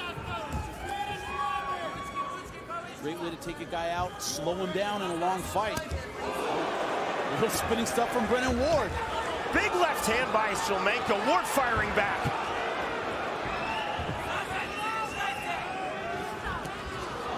Straight punches from Shlemenko, then to the tie club. Knee caught, the takedown. Shlemenko's been working on a lot in training. He's his wrestling, his takedown defense and offense. That's what Ward needs to do, mix it up. Get Shlemenko, think grappling, throw knees, throw strikes. Watch where it's at. He's complaining about the cup. Time called by John McCarthy. Needed the cup. Come here. Come here. Get up. There you go. Take your time. Yeah, looks like that was a shot to the cup. Let me hit you a little bit. Another angle, yep. Right to it. Run it. Yeah, right back there. You sure? Shlemenko has 5 minutes to recover. Just gave McCarthy the thumbs up. I know. Has one tough Watch Russian. which goal when it comes up, all right? Make solid sure you knee. Lower high, okay? All right, baby. All right, fight. Time in. Round 1 resumes of this middleweight world title fight. Counter left by Shlemenko. Ward mugging a bit, but that was a solid shot. Ward trying to take Shlemenko's back, has one hook in. And this crowd is going nuts. That's all Crank, but he's a strong dude. Not strong enough to finish that, though.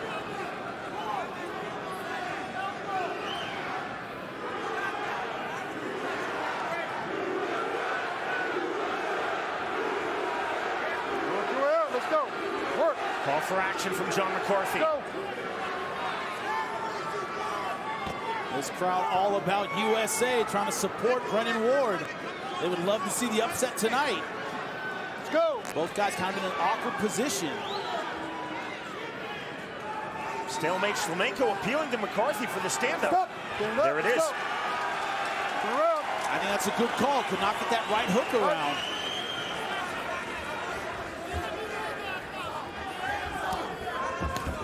Good left hook over the top. Spinning back kick. Ward stepping into it, then throwing the knee. Oh, another good hook over the top. Ward again trying to take Shlemenko's back. Again gets one hook in. Both hooks in. Now holding the body triangle is Brennan Ward.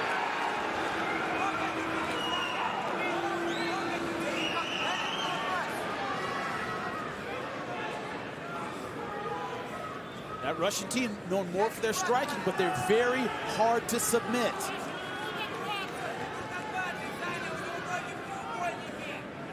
Jimmy, Brennan Ward was clear. He said, I'm not playing this safe. This is my chance. I want to make this, his term, a firefight. He's made it a firefight so far. He's come in with big strikes, committed to the takedowns, and gotten good positioning. See Shlemenko trying to keep his weight on Brennan Ward.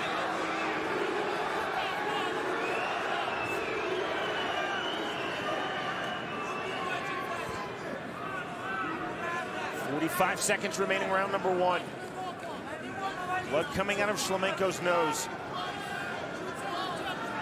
Come on, work. Let's go. That's it. McCarthy trying to move things along.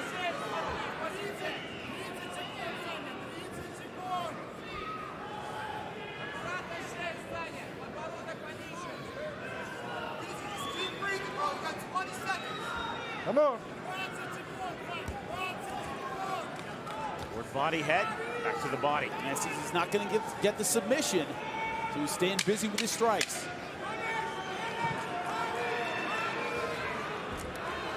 Shlemenko trying to explode to his feet. The end of round 1. Look at a spinning attack by Brennan Ward, showing he has that in his back pocket. Landed some big shots with that left hook. And good stuff in the clinch. Very close, that short-range game. Very good job by Brennan Ward. Jimmy, what did you think round 1? I had so much trouble scoring this fight because I thought the effective striking belonged to Alexander Shlemenko, the effective grappling to Brennan Ward. But most of this fight on the feet, I gave the slight edge to Shlemenko, but man, it could go either way. A shot by Shlemenko closes the distance. And that was a big part of it to me too, working the body. They aren't the kind of shots the crowd reacts to, but man, he's doing some great stuff to the ribs of Brennan Ward. Shlemenko now in and out with his striking.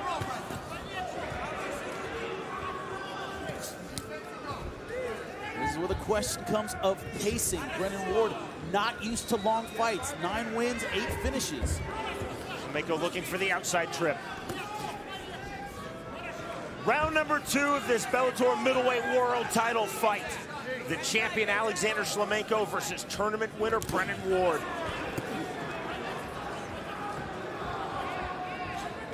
Without question, Jimmy, I would think that Ward would have gained a great deal of confidence, regardless of if you felt he won that round or not, just by going through round number 1, being very aggressive. And being very competitive. Very close first round. Wouldn't surprise me at all if that round went to Ward in the eyes of the judges.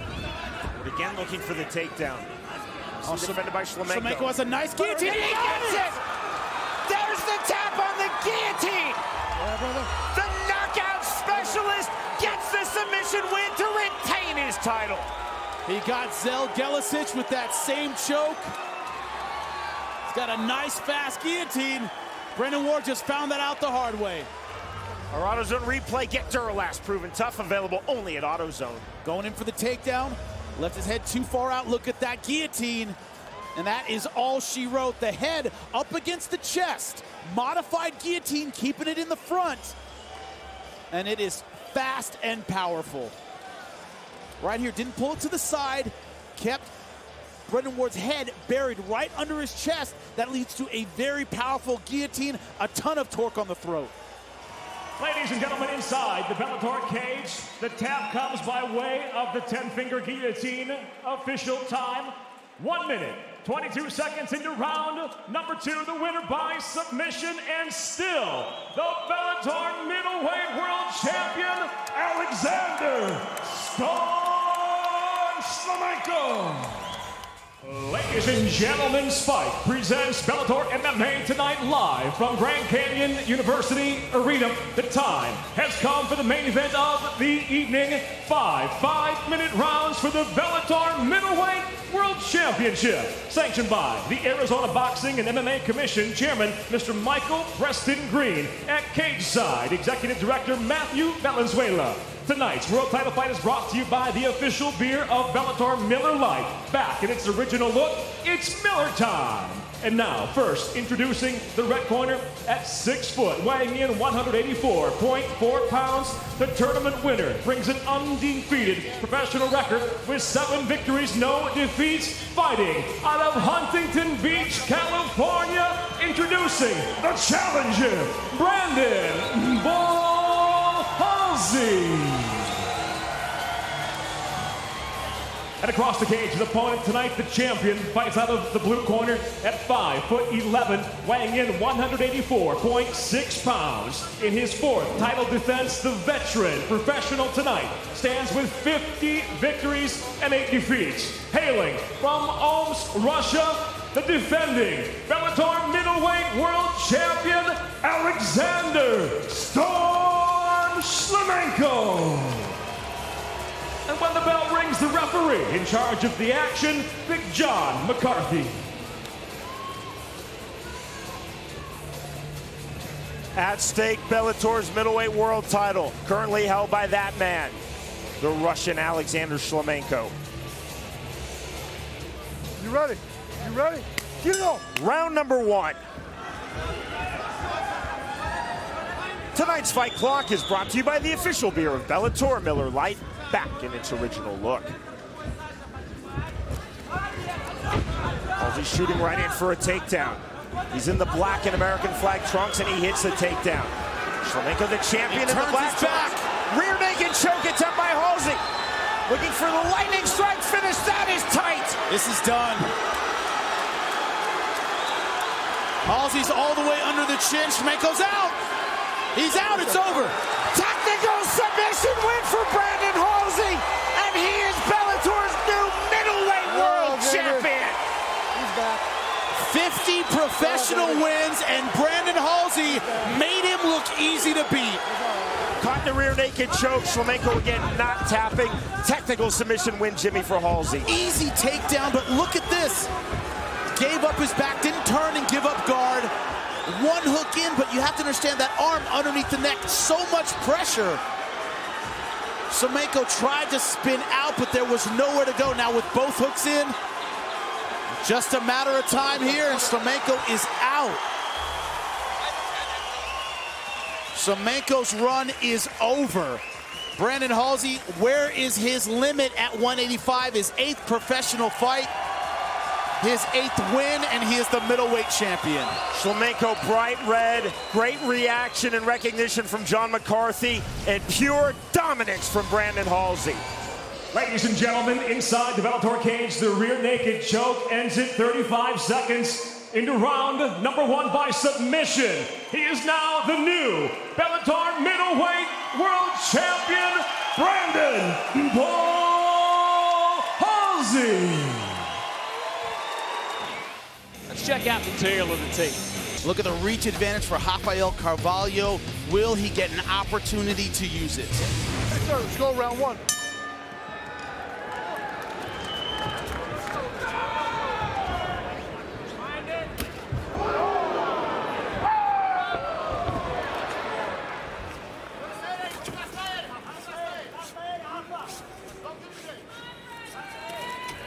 Halsey has tortured guys over 4 rounds. He has won sudden and quickly. He's done it in many different ways. When winning the world title the first time, he didn't tap out Alexander Shlemenko. He passed him out in less than a minute.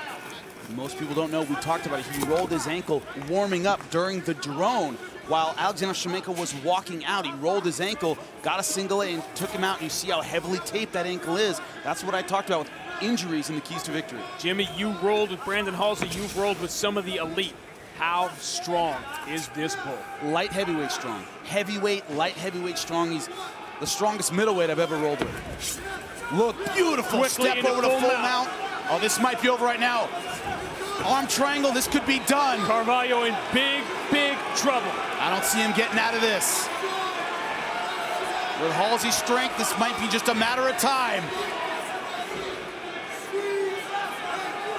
He's committing 100% to this. You said he had to be the bull. He is being the bull right now.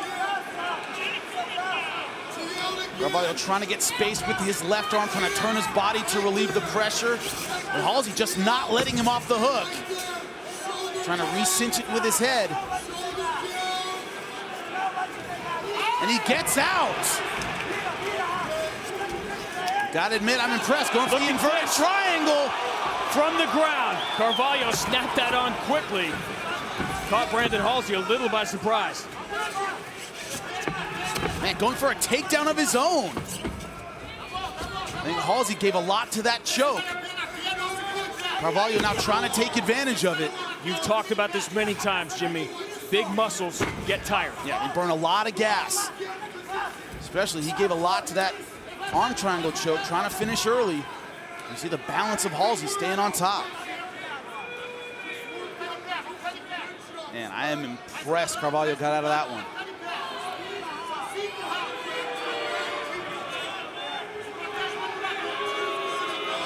Brandon Halsey has heard the criticism about not going into the deep water. He did that against Kendall Grove. He dominated that fight into the 4th round, despite the injury that he suffered early in that fight. But it's such a difficult weight cut. Nice knee. It's brutal.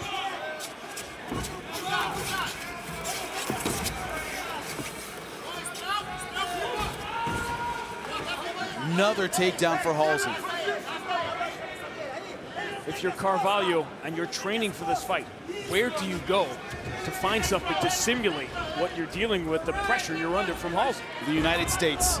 You find another guy with outstanding Division I credentials, Olympic credentials, that kind of fighter.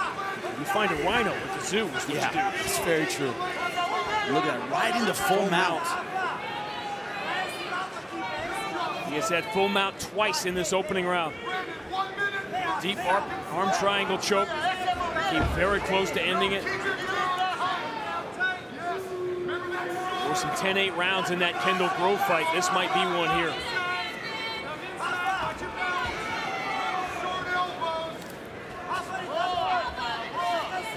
Carvalho, though, keys to victory. Stay calm under this kind of attack. Don't panic. Don't give him something easy. You see he's trying to explode, extending his arms, pulling him right back again. That's the one, when you spend time with Rafael Carvalho, he's calm. Yeah. Very calm, very cerebral. That's how he fights. That's how he needs to be tonight. Halsey, very opportunistic with his jiu-jitsu. You make a mistake, he will capitalize. Looks like the strategy right now in this opening round, at least for Carvalho, is stay close, don't give up anything. See round number 2. We talk about that deep water, which Halsey's only been in once.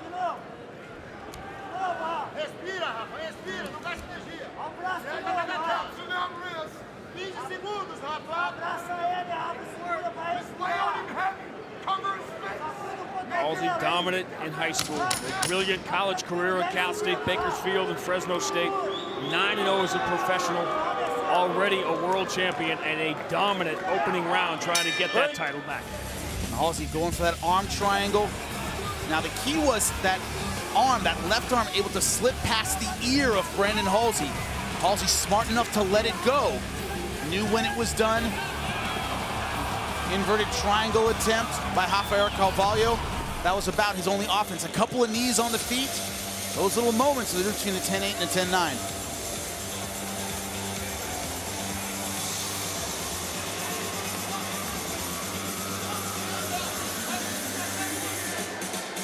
Good. All right, round 2. You ready? Round 2, bro. Will that be the face of this middleweight division?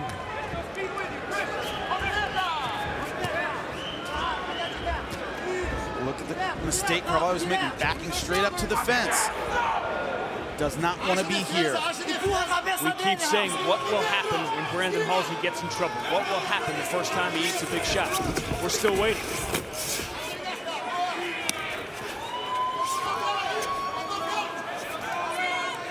Rafael Carvalho, tall guy, big reach. Skinny guys fight till they're burger. They keep going.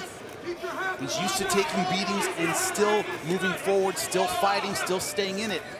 He wasn't the Brandon Halsey, the beast, the stud. We talked about it before.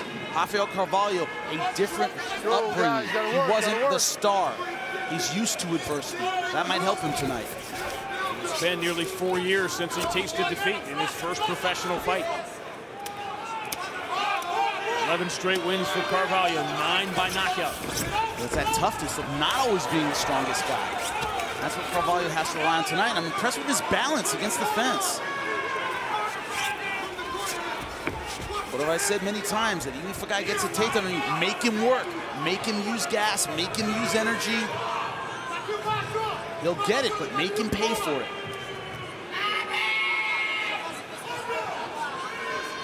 Let's go, guys. Let's go. Remember, referees get less patient as fights go on. First time we see him stop the takedown. That's a great sign. Oh my God! A huge leg kick by Carvalho, and Brandon intercepts it. It's over. Carvalho said he was waiting for one moment. He wanted one moment, and that one moment has made him a world champion. What an incredible upset. I think it was the liver shot. Gotta see a replay. I think it was a body shot on the right side. That kick nailed him in the liver. And he turned and fell. Bang! Right to the liver. And that is all she wrote for Brandon Halsey. Man, what a shot. Beautifully timed. Great accuracy. Somewhere Bas Rutten is smiling, a beautiful liver shot. And we have a new champion at 185. Brandon Halsey, how did he deal with adversity? That's how he dealt with it. In tonight's main event, the end comes officially 1 minute 42 seconds into round number 2. The winner by TKO, and now the new Bellator middleweight world champion, Rafael "The Blast" Carvalho.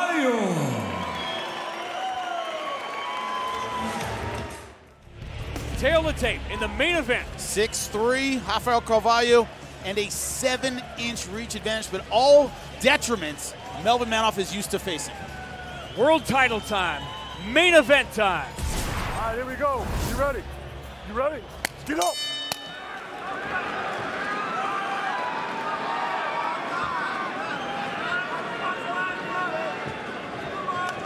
Seven inches of range, 7 inches of height difference between these two. It's important to remember, it might be a no contest. He did get knocked out by Alexander Shlemenko. It's not official, but his body doesn't know the difference. That was a bad one.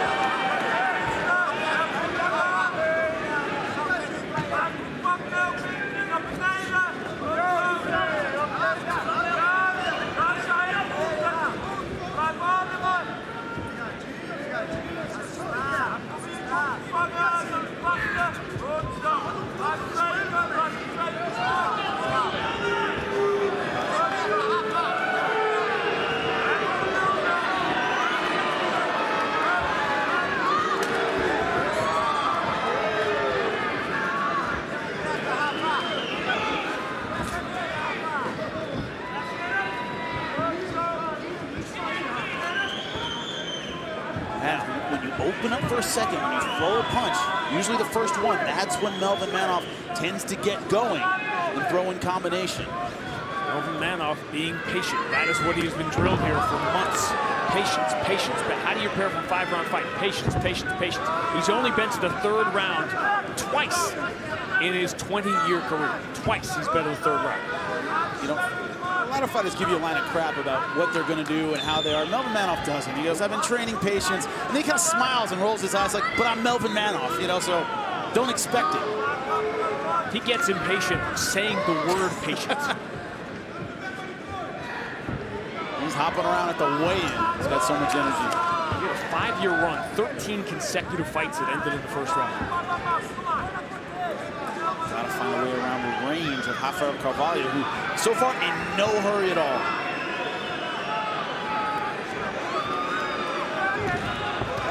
Remember, Carvalho was dominated. He was run over by Brandon Halsey in the 1st round of that championship fight. He survived it. He stayed calm.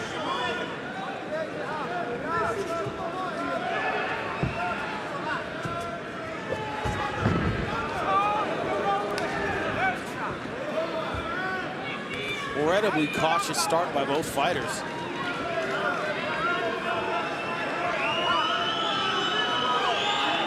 Kind of what I expected from Carvalho. As the old dog finally learned the new trick of patience.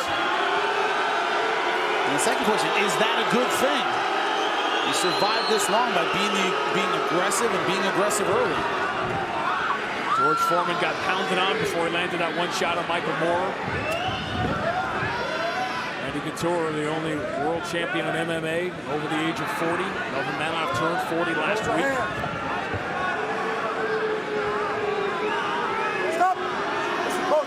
Here comes the leg. That was a matter of time. How many had John McCarthy walking in between these two? It was the over-under on that. Manoff just has to find his way in. Carvalho, don't expect him to get crazy.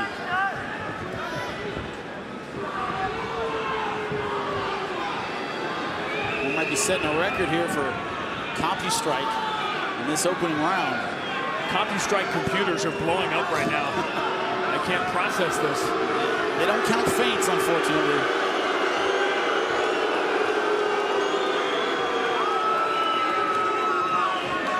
Does anything ever happen the way you think it's going to in the sport, Jimmy?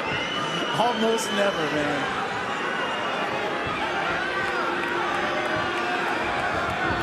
I thought Manoff might take his time. I didn't know he'd take this kind of time. Manoff has landed the only kick in this round. The only shot. That was easily blocked. Can Carvalho make it a tie by landing a kick?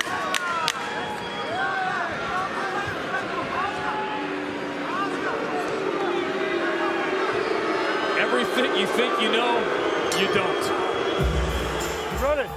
The last thing we expected was an extremely tentative round one, in which the only shot landed was a kick by Melvin Manoff. My job to ask you how you scored it. Can I score that first round? Yeah, all yours. 0-0. Go ahead. It's yours, brother.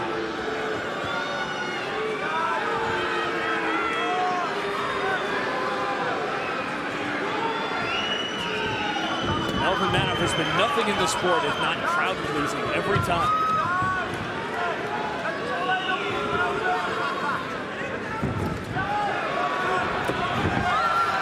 That was to the cup, and he stopped.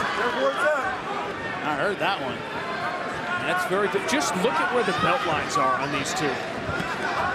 This is where Manoff wants him, against the fence. Doesn't unload, though. A lot behind that, but Carvalho blocked it. Look how far he moved on a blocked kick. Keep that in mind. Manoff starting to open up a bit.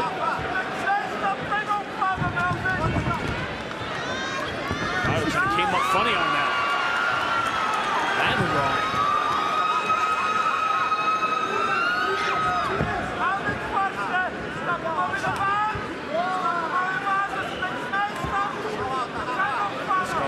Made no attempt to get it to the ground. Nope. The question was, would you stand and trade? And I guess in theory they've been trading. They've just been trading feints.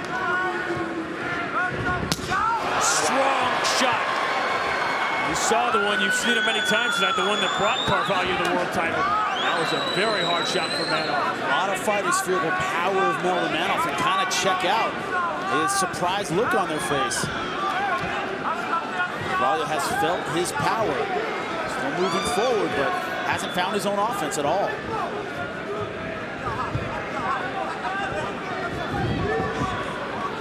So tentative. One shot and get out of dodge.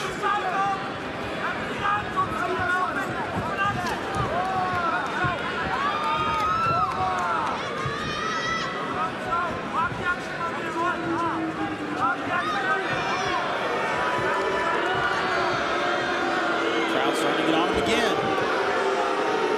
I didn't think it was genetically possible for Melvin Manoff to be this patient. Will it pay off?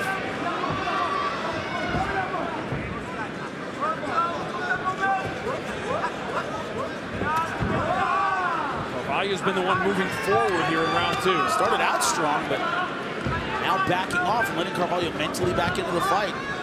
Certainly back into the round.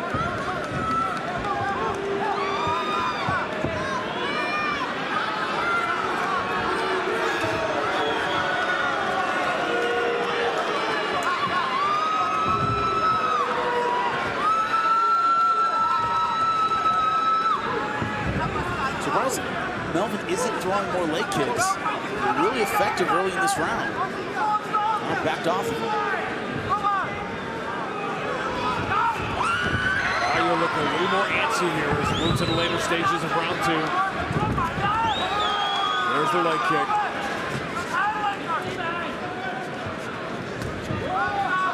Manoff always has those eyes wide open, just looking for that one shot.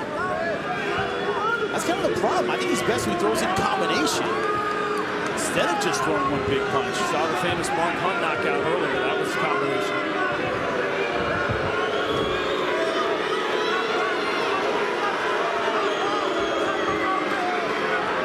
I'd say Manoff, the veteran, unlikely to be affected by the crowd. I'm not sure he's ever heard this. Yeah.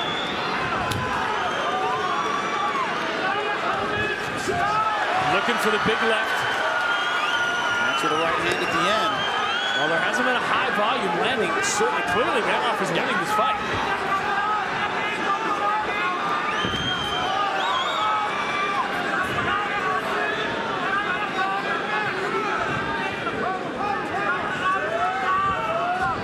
Yeah, Carvalho has stood, not in front of him, near him.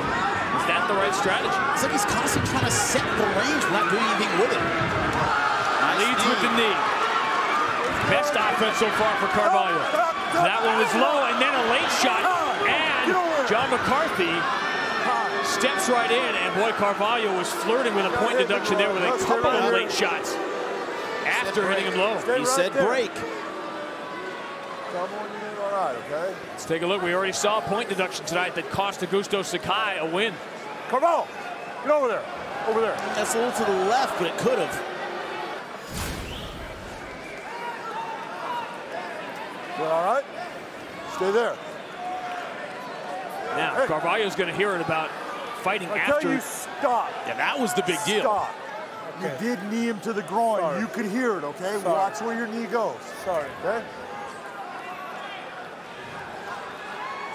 Fight. Let's go. Does this fight change after the stoppage?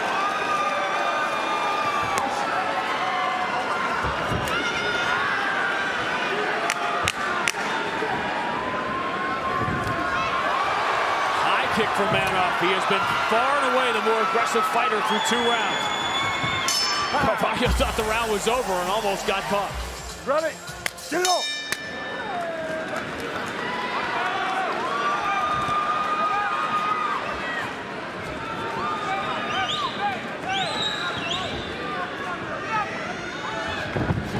There's a good combination you were waiting for.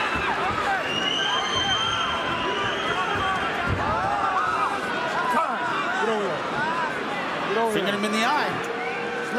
Now, John has warned him several times about leading with those fingers open, so it won't take much for him to take away a point, because he can say, hey, I warned you. Stay where we're at. Hey. Carvalho, in my mind, was fortunate, and that was his clear cut. I was warning you about. Oftentimes, 9 times out of 10, those look accidental the way they are. That one actually didn't. And you're coming off a situation where Carvalho very nearly got a point deducted in round 2. But what John can kind of rest his hat on is, hey, I've told you over and over. Hand up. Fingers up. Not going to tell you. Fight. That's the last warning he's going to get. Has this one ever taken a left turn? There you go. Up or close. We are miles from where we thought we would be right now.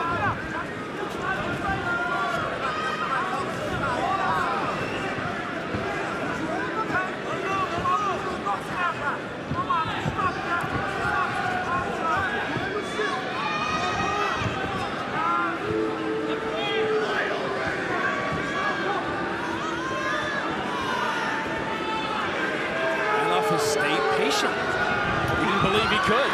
If you're in Carvalho's corner, you got to tell him, hey, look, is this how you want to lose your belt? Not throwing.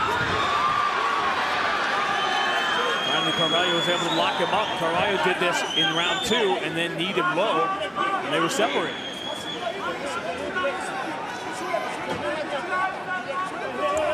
Oh, you're good. Grab you there.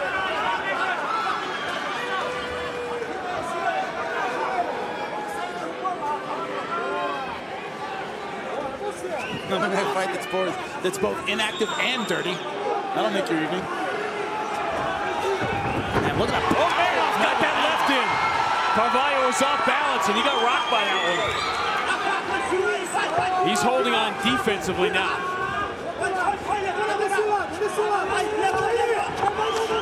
And finally, Carvalho gets it to the ground.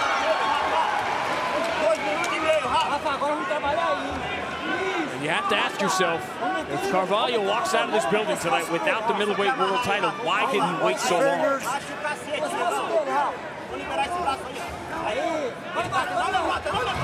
Nice turn by Manoff. Perfect timing on that. Manoff wants right now separation.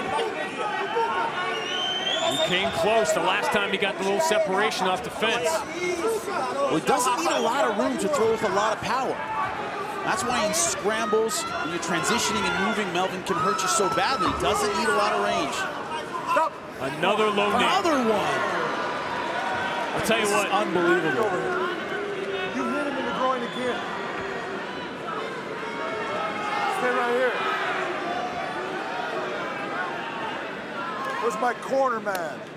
Where's it? Yeah, now, right to the This cup. is interesting. That's much more obvious. John McCarthy's going to the corner. Him, get down.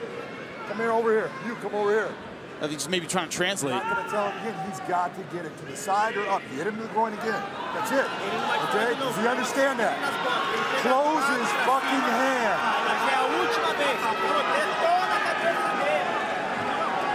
Get over there. And a glare from John McCarthy that needed no translation.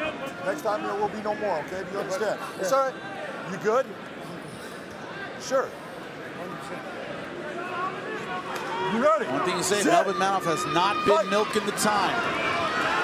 They tested the fans' patience in round one. Now Carvalho has tested John McCarthy's patience. Nothing good has happened for Rafael Carvalho in this fight. Nothing.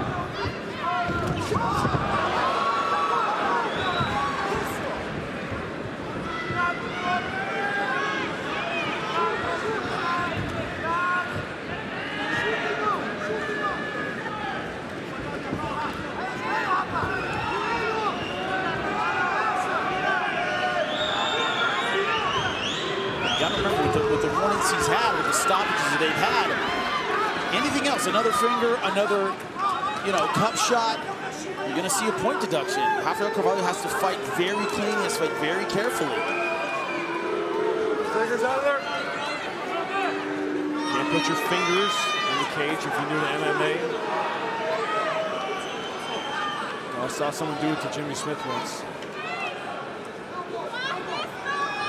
I'm not even going to dignify that with a response. You watched it back later.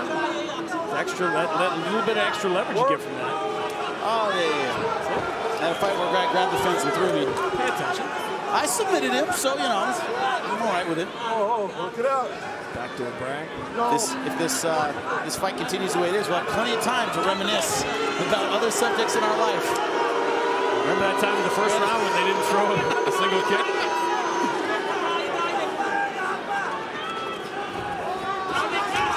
Oh, good uppercut.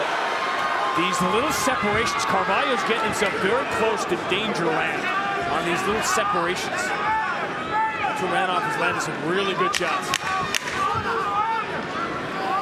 For the first time in 21 years as a pro, in his first time fighting for a world title, will be Melvin Manoff's first time going to round 4. Melvin Manoff swimming deep water when he's never been here before.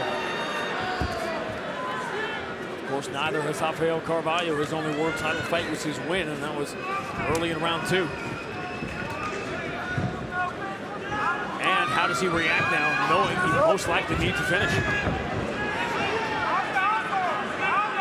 Having already, Jimmy, to be tentative with all of the warnings he's gotten from John McCarthy. The walls are starting to close in now on the champion.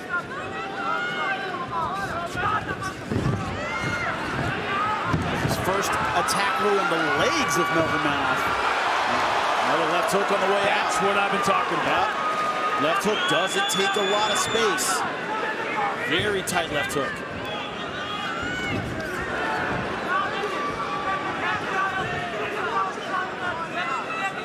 See Carvalho for the first time showing a little desperation, trying to get something done.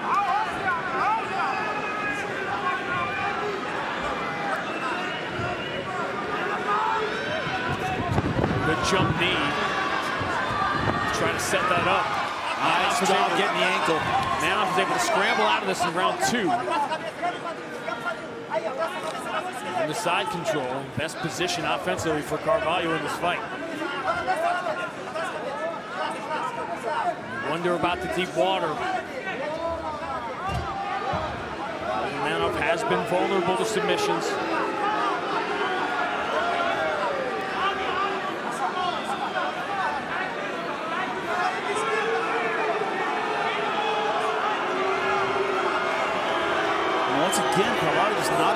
position at all. Position for a Kimura setup. He wants it on the left arm of Melvin Manoff. He's not going for it. He's standing there not doing anything. Short hammer fists. First 2 times, the 2 takedowns we've seen, the Manoff has been even taken down in the Bellator cage. His fights have looked much different, obviously.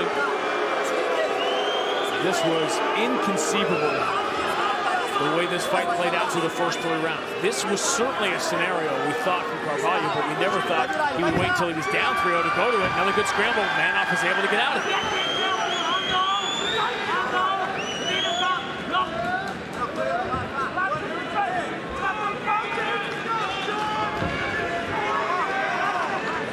Any of the judges have seen any of these 3 rounds from Carvalho. Spot, I mean, I've been wrong before, but I cannot imagine. Only round 1, because, you know, they don't have the compu strike, you know, so maybe round 1, but... Jimmy, they didn't need it. They had those fingers to count this shot. Trying to just come up with something, dude. It's possible. Carvalho won round 1, but I don't see it.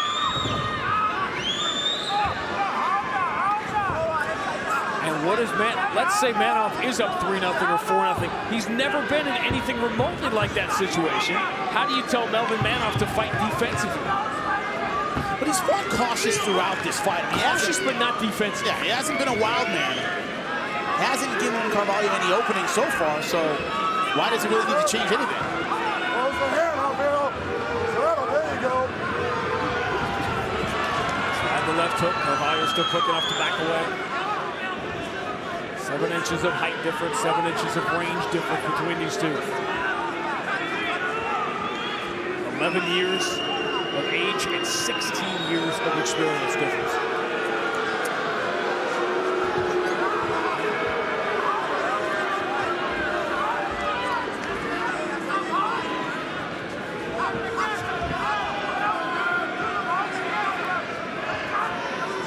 Let's go.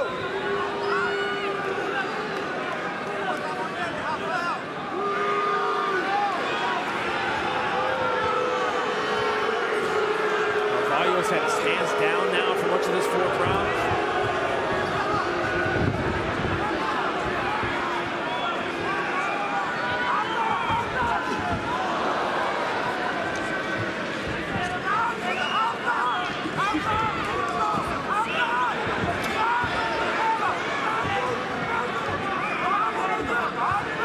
Carvalho's hands on his hips.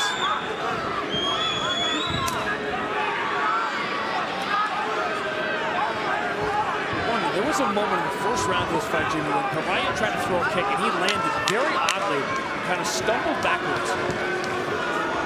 I wonder about that moment. It's possible. You still have hands.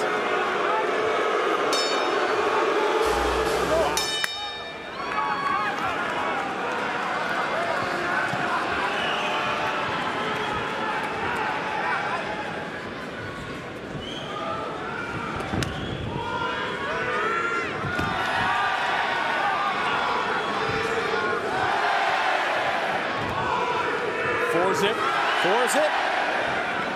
Carvalho got the takedown in the last round, but I thought Melvin Manoff landed the more effective strikes. The champ is Boise State. This tells you a little bit. Fans here, their minds have wandered the football season a little bit. Manoff almost a little half Superman punch look to that. He's Melvin Manoff. There's no way he's going to back off and run here, even if he is up 4-0. You know, Melvin Manoff is going to make his dream come true, and he's going to become a world champion at the age of 40. He wants to do it his way.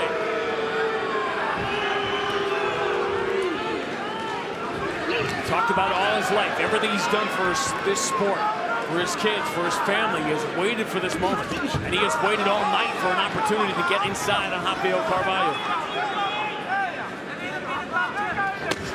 Another hard body shot, and those have taken their toll here on the champion. Jump knee, not even close.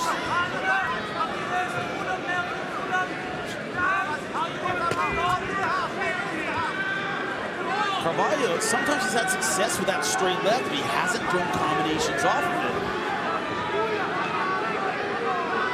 That will point to sell out. No, look, he's not losing my belt this way. I'd rather lose it via knockout, but he's not doing that.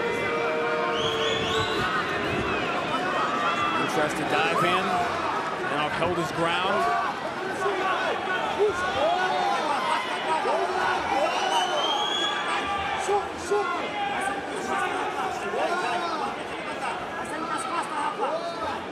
You can see the look of round 5 on the faces of both men now. Great job by Melvin Manoff getting back to his feet, but Carvalho being tenacious with the body lock.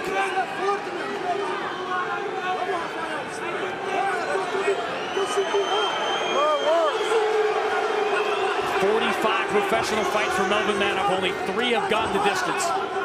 He had never been before in the 4th round in 21 years, let alone the 5th.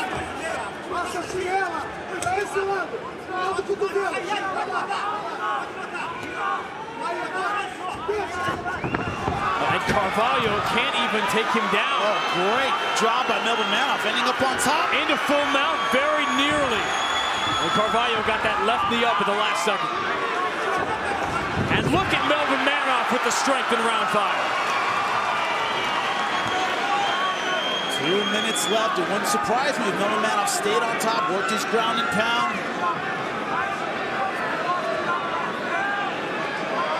Come on. Carvalho just holding on.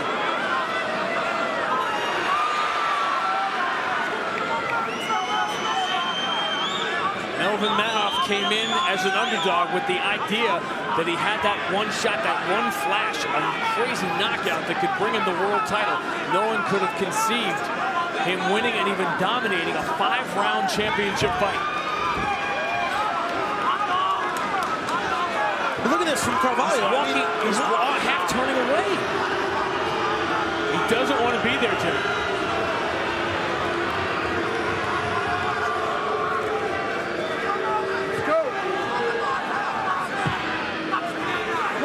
Great man once said, world needs plenty of bartenders. You didn't come here to defend your belt. I don't know what you're doing. But he's going to go home if he loses this fight, which he should if the judges have their eyes open, and think, what did I do? That's what gets me. It's not so much the fight or how so many fights. It's when you go home and go, could I have done more? I'm the champ, and I didn't come to fight. That's frustrating.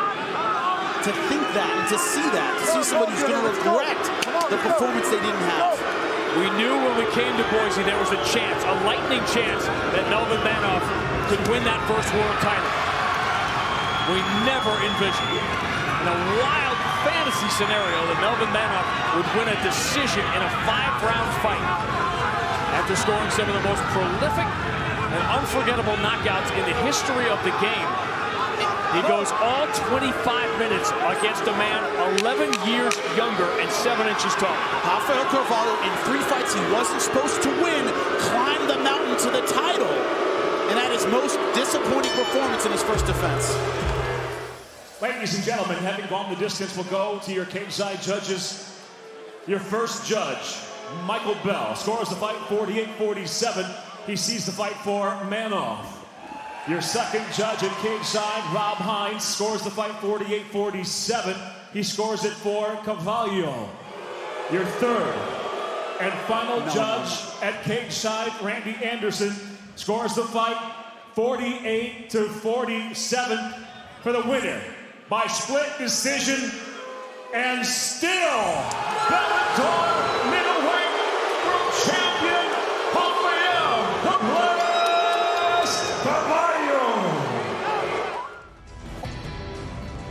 The weight is highlighted because it's the only thing on this list that is similar. Record, Melvin Manoff, so much more experienced. Age, Melvin Manoff, so much older. Height, Rafael Carvalho, so much taller. The reach, a 7-inch advantage for Rafael Carvalho. Couldn't be any more different, except in style. They're both strikers. All right, guys, 5 rounds under the unified rules of mixed martial arts. We went over those rules in the back. I want a good, clean fight. Any questions? Any questions? If you wish, touch gloves now. Come out swinging. They have had nearly a year and a half to think of nothing but each other.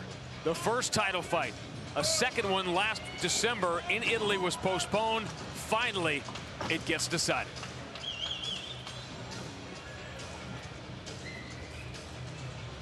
Ready to fight? Ready to fight? Let's go.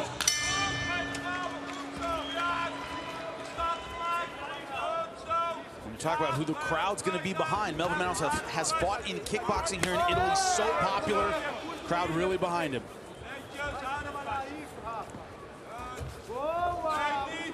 For reference, that is the number of strikes landed in the first round of the first fight. We just saw it. 1. Oh, he just got over it. 2.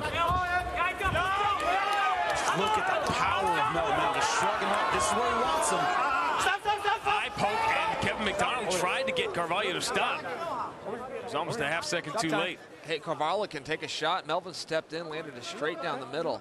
Knocked Carvalho back about an inch, and he came right forward. Got a lot of fouls tonight. We should rename the show Foul.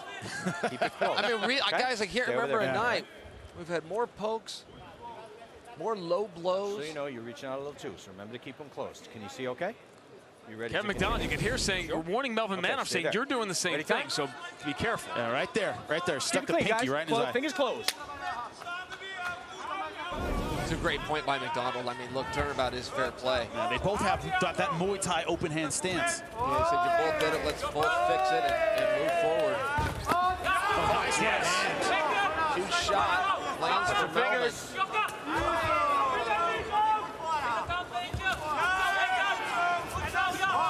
Both can finish with one shot. And there's just no setups with Melvin Manoff. I mean, again, he's been compared to Mike Tyson, but it's so true. Everything is meant to destroy you. He wants to hurt everything. He hits you in the face. He hopes your leg breaks. I mean, he's got bad intentions. Yeah, doesn't set up with a lot of jabs, doesn't move a whole lot, tends to lead with power shots, either the hook or the right hand. Carvalho, very smart, using that size, coming right down the middle, attacking the body. Carvalho's even in a little tighter than he needs to be, Jim. He's got more range than this. He can take about 4-inch step backwards and still land. And what he needs to do, too, is pop the jab a little more. He's pawing with it a little bit. He needs to pop his head back a little bit, get him to respect the jab. That'll set everything else up. We think of Melvin Manoff going out on his shield, but he's only been knocked out 4 times in the last 10, 12 years. It was just the Robbie Lawler one. Of course, Joe Schilling. 28 of his 30 wins coming by knockout. I support this strategy. Yep. I've always thought Carvalho should try to get him down to the mat. It's hard to do when you're that much taller than a guy. The shorter guy instantly has an advantage in the wrestling because he's hard to get under. Carvalho found a way, pops up. But he's making Melvin use a lot of energy. And Jimmy, that's been a criticism of Melvin from the beginning. It's one of the arguments as to why that first fight was so slow, because he didn't want to exert in a 5-round contest. That was a lot of energy. It worked for Melvin. He's back to his feet, but he may not be the same. An important thing to keep in mind is, Chael, right now, if I threw you in a wrestling match, you'd be all right. No training, no that. Threw you in a wrestling match, you could go that hard 15, 20 minutes. You've been wrestling your whole life. Melvin Manoff could do a kickboxing fight right now. Switch it over. If you're built, you're used to kickboxing, grappling costs a lot more energy. If you have a grappler's kind of build, you're used to that. Striking costs you a lot more energy. Take him to the ground where he spends a lot of gas. That's right, and Carvalho's standing straight up right now. He's got an underhook. He's bringing his hips in nice and tight, and that means Melvin's the one having to pull down, try to fight that arm, use the energy. Very good strategy by Carvalho, and I wondered why he didn't do it in the first fight. I'm not surprised to see him doing it tonight. Good head position. He's just going to take his time. He's just going to burn up some time and burn up some energy. Pushes those hips in. All he has to do right now, Carvalho, is stand up. Everything else is being done by Melvin. And also, he's keeping Melvin Manoff where he's not dangerous. Against the fence, backed up, no room to throw. That being said, Manoff doesn't need a lot of room to throw, but he needs more than this. He just doesn't have the build for those knees, the over to the top elbows, not from this position. So you said Carvalho was a little too close earlier. There's that spot he doesn't want to be in. This is a good spot. A little farther back using the range is a good spot. Thank you for saying that. And guys, when I made that point earlier, where my mind was going is I thought, I wonder if Carvalho is going to try to clinch him. It's the only reason a guy with this sizable of a reach advantage would step into a range that's dangerous is if he's planning to come all the way. Melvin catches the knee. He was looking for that 4 or 5 times in a row, waiting to time it. And this will be interesting. I've always wondered how good Carvalho's guard game is. He came out of the same city as Anderson Silva. I suspect he's done plenty of training with him. That is purely a guess. I'm curious to see how he does here off of his back. Right now, doing great with the range. He's keeping Manoff off balance by pushing with his feet, pushing with his hands. We saw Melvin warming up in the back with a lot of jiu-jitsu, particularly on top. I think he was planning to be here. Right now doing a good job pushing his hips in. He's got one arm trapped. It wouldn't hurt him to just get that free. There he goes. Remember how calm Carvalho stayed when Brandon Halsey had him in what was it, 2017 10-8 round in that championship fight. Halsey was dominant until Carvalho hit that one shot, but he stayed so calm when he was in the head and arm. Look how he's doing now. He's holding on, staying patient, trying to get back to his feet. See the end of the round. A far more interesting round one, but we kind of knew that was coming. Mixing it up with the clinch, the attacks with the takedown up against the fence, and here got a little too aggressive with the knee. Melvin Manoff able to scoop the knee right here. And man, that's a powerful guy. Just trips him right to the ground, but not able, in my opinion, to get enough done with it to win back the round. There's something going on here, Chael, with the left glove of Carvalho. Okay, is it the glove, Sean, or is it his finger? I saw him pointing to that. Now remember, Carvalho, it doesn't get discussed very much. We said at the time, I remember saying, as it was going on, it looked like he got hurt. You never really know, but he did break his foot in the first round of the first meeting last May. Remember, guys, he do damage to his left hand here in the first round late this time. Carvalho again giving up his range, stepping in close, which means he's likely to be wanting to get another takedown. Very fast with his feet. Very smart to throw those kicks right up the middle. Melvin Manoff generally throws power kicks to the legs. He's not real versatile with his leg attacks. Melvin Manoff trying to time that one. Something happened to the bottom of Melvin Manoff's mouth when he went to his corner. He was bleeding severely. Might have lost a tooth down there. Melvin's seeing something he doesn't like. I can't remember his whole career seeing him back up quite this many steps. He really has got to step in, particularly with his body type. He cannot fight on the outside. He's probably not really having a great setup game with the jab, with the lead foot. He has to make these big leaps with the hook or with the right hand to get in range and to attack. And he's waiting for that perfect time. He's not setting it up. Moments like that, he cannot let go. He's got to throw everything in his arsenal when he has Carvalho against the fence. Right here, Carvalho is just going to hang on this head, make Melvin use as much energy as he can. Knees to the body, great options. Foot stomps are options, making him work. This is the dominant goal right now. And Melvin's still moving well, but Jimmy, you'll notice his hands are already coming a little bit lower. And one thing about him, and Sean talked about earlier with those 4 knockouts, is he does show his chin as he begins to fatigue. And with that body type, you're just going to fatigue a little bit sooner. You trade power for cardio. It's the reality. It's how he was born. Nice knee. Carvalho moving forward as Manoff is breathing very, very heavily. He talked before the first fight about being patient, and he was. He talked before this one about trying not to be as patient, getting back to the old Melvin, which is a blessing and sometimes a curse. Problem is, the old Melvin was a little bit younger. Yes. Ironically, there's a good shot. He's got to attack in those situations, those transitional positions. Right when Carvalho's popping back to his feet, you've got to make him pay, and he hasn't done that yet. Watch your fingers, Melvin. McDonald warning again about the fingers. When Manoff got poked in the eye early in the fight, Kevin McDonald made sure he warned Manoff as well.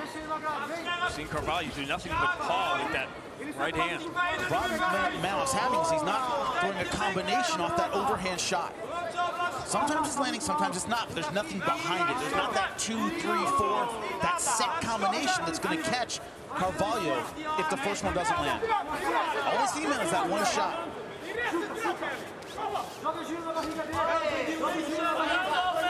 Melvin just giving Carvalho a little bit too much space here. At some point, he's going to have to step in. Right now, he needs to trade positions right away. He has his back on the fence. He's got the taller, seemingly larger man. It just uses too much energy. Stay on the fence if you want, but trade positions. Put the champs back up against it for a little bit. And also, as we discussed before, if you're on it, if you're against the fence and it's equal, you're losing. The other guy's the aggressor. It's much like the mat. Whoever is rest, whoever's back is on the mat, perception-wise, is at the disadvantage.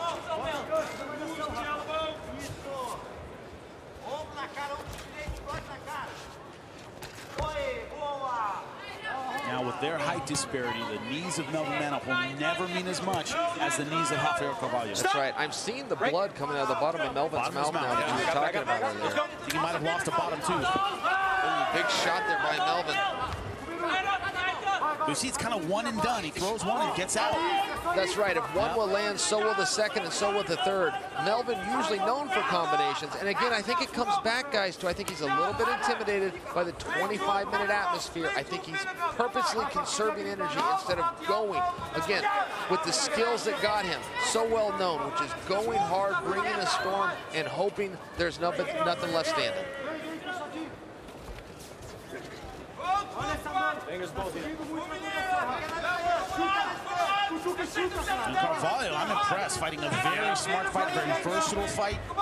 I like his angles. I like the way he's using his feet, throwing a lot of different kicks. He's keeping Melvin Manoff guessing. The hours that Melvin Manoff has spent in the cage in his career, how many of them have been spent going backwards? And he has been for 2 rounds here.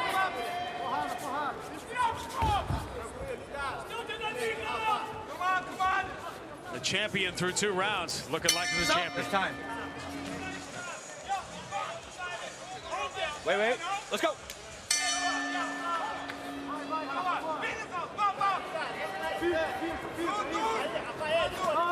Guys, again, there's something about Carvalho's pressure. There's something about the way he feints his hips that's making Melvin back up. Melvin's big power shots, historically speaking, in those fights that we've all come to love, have all happened with him coming forward and throwing combinations. We're not seeing him come forward, and we're not seeing those combinations yet. Carvalho right down the middle, kicking to the body. Very smart when you're the longer guy. And his angles with his feet, in terms of it comes up straight, it goes to legs, it goes high. Very good at changing it up. And Melvin with a high kick. Yeah, that's pretty rare. Am I seeing things, or did Melvin just kick him in the head? He did. You're not hallucinating, my friend.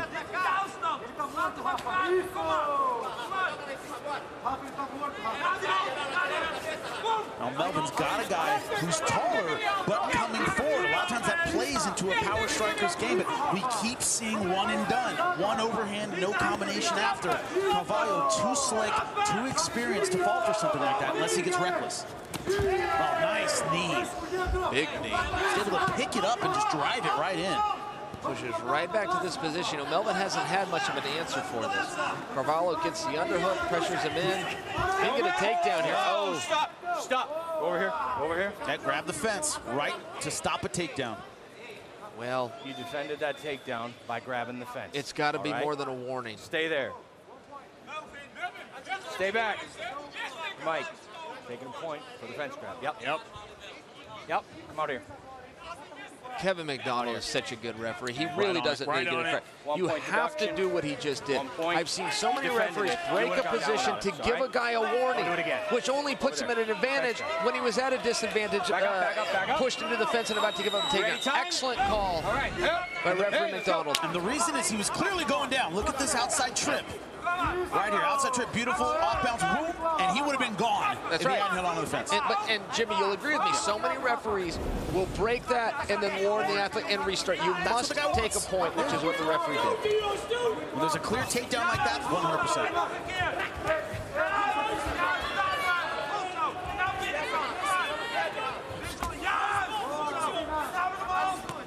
Guys, I'm waiting. I've been waiting for Melvin to finally sense desperation and come forward. Come forward and throw combinations. Having that point taken away just might have signaled that desperation to him. He just landed a shot on Carvalho, had his back against the fence, and didn't capitalize. He cannot afford to let those opportunities go. Melvin getting his back on the fence, starting to work his way to his feet. Carvalho needs to pull those legs out from under him, start to get Melvin away from the fence. It's just hard to hold position. It's a guy built like Melvin Manoff, powerful, explosive. Really worked to keep that guy down. It's a good position to do it in, kind of a wrestling ride.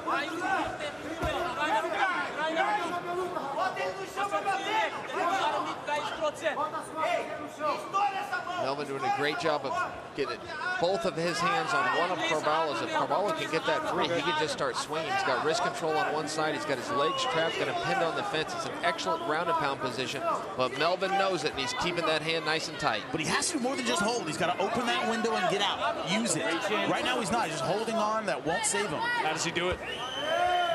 Well, not like that. What he has to do is if you have a 2-on-1, you turn it into a duck under, you open the wrist, you do whatever you can to get that arm up and get that pressure off you. Then you can explode up. Carvalho keeping these hips covered here. He knows he's got to stay on top. The onus right now is on Manhoff. Carvalho is going to win this and continue to rack up points, continue to chalk this round off, of which he already succeeded in having a point taken away from Melvin. Getting into desperation territory here. Yeah, the championship rounds are going to be desperation rounds for Melvin Manhoff, because he's going to be down 3 rounds to none, plus the point deduction. Melvin wants to turn and face him, get that right arm to an underhook. There he goes. And now trade positions. He hasn't had a sense of urgency in this position. He's had his back up against the fence. He really needs to rotate, put the champ on the fence for a little bit, or break away and get back into the open.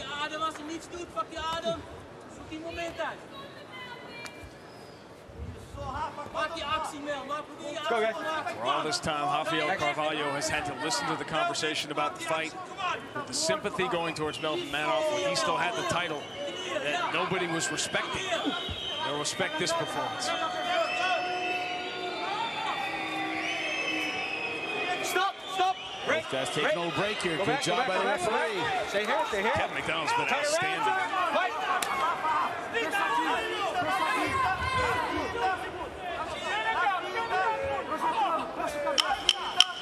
10 seconds.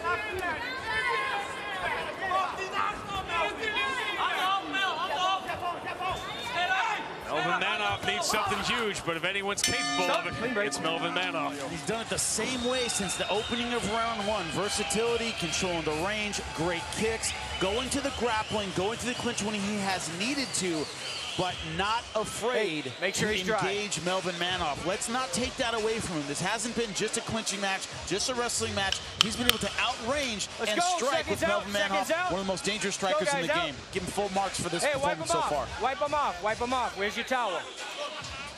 Wipe him off. Now we're in a situation where Melvin Manhoff, he doesn't land something big, this gets away from him. The number that Mercedes Terrell is holding is a number of a round that Melvin Manhoff had never been in until the first fight with Rafael Carvalho. 43 professional fights until he went into the 4th round for the first time. We good. And that was in the first fight. Rafael, right there. Wait.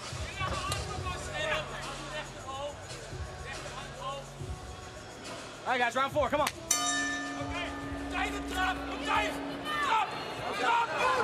Have to go 10-8 in the 3rd, right, Jimmy? Have to go 10-8 in the 3rd. So far, a wipeout for Carvalho.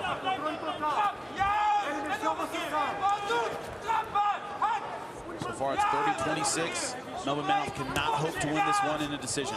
No way. Lead knee there by Carvalho. He snuck a few of those in tonight. He's also been using his feet, what we call a teep, to kick Melvin right in the stomach. Melvin not showing wincing or any pain, but I'm wincing for him. I'm telling you guys, that hurts. Melvin coming forward now. One of the first times of the night. This is what Melvin does so well. If there's ever an opportunity spot in this fight so far, it's right now. And there might not be another one. He's got to know that. And he's just not pulling the trigger, doing it now. But had him against the fence and wasn't throwing.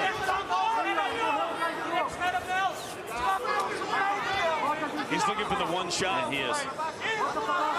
Unfortunately, most of the time, it's the 3rd or 4th shot that puts a guy out. And Rafael Carvalho, you know, we remember the Halsey fight, but generally, he's not a one-and-done kind of fighter. He's a combination guy. He doesn't knock you out with one shot. He's used to having to throw a lot.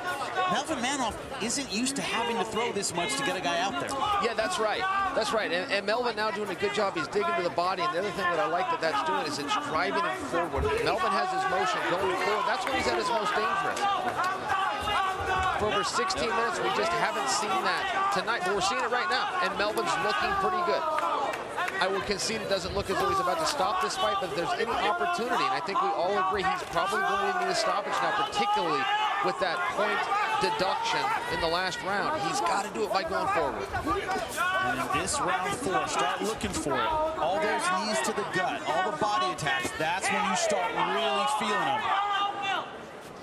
See if Manoff slows down in the second half of this round. That lead knee, man, has been great. Rafael Carvalho just aims it right at the gut, drives it on through.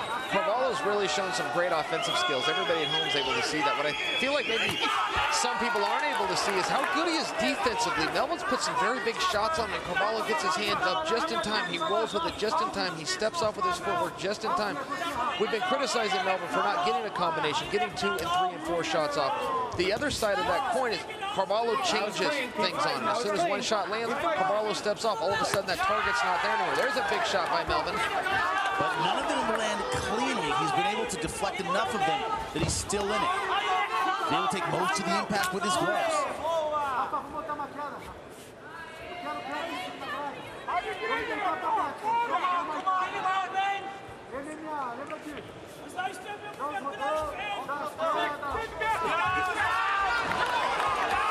He's got to unload.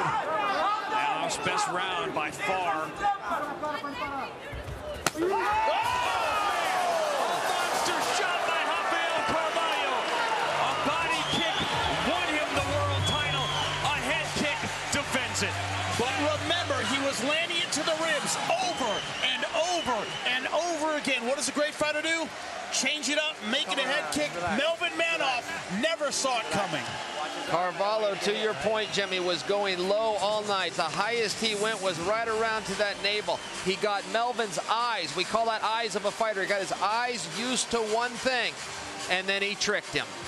Easily in the first half of every single round. Watch how he's changing elevation, guys. Manoff didn't know if he was going to shoot, which he's done many times, kick him to the body, Jimmy, to your point, which he's done all night long. He changes elevation. He springs right back up. The one spot that Melvin didn't have protected because he lowered those hands to protect that shot was his head, and that's exactly where the champ was headed. His voice had the sound of vindication. Ladies and gentlemen, inside the Bellator cage, the end comes suddenly.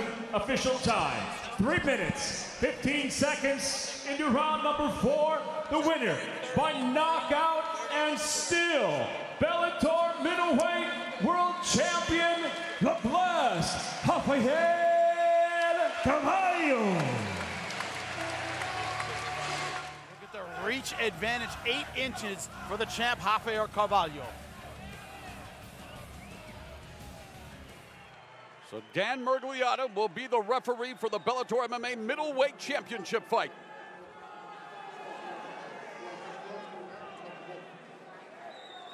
A possible 5 5-minute rounds.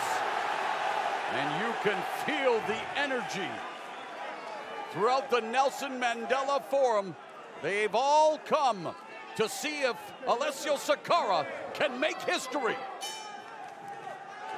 Fight Clock brought to you by Miller Lite, the original light beer. Cheers, it's Miller time. The Bellator MMA middleweight champion, Rafael Carvalho in the red gloves. The challenger, Alessio Sakara, in the blue gloves. Carvalho said that this is going to be like 2 Roman gladiators going at it. He does not think it will go the distance. Both of them, he expects to go out on their respective shield.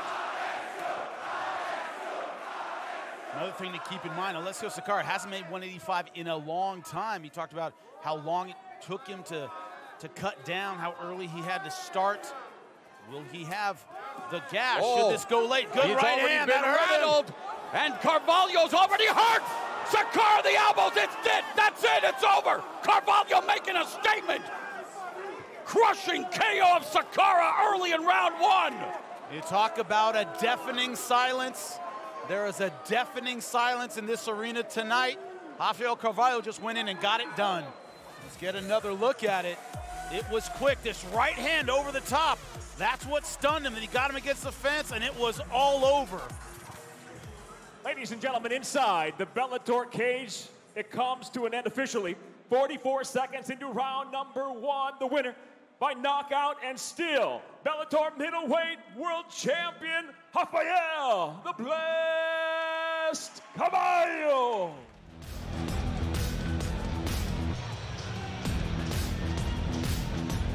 Everything is very similar, but look at the experience of Gegard Mousasi. That's the difference in this fight. Thank you, sir. All right, gentlemen, been through the rules in the locker room. I want you to obey my commands at all time. I want you to protect yourselves at all time. It's a 5-round fight for the title. You want to touch gloves, do it now. Good luck to both of you.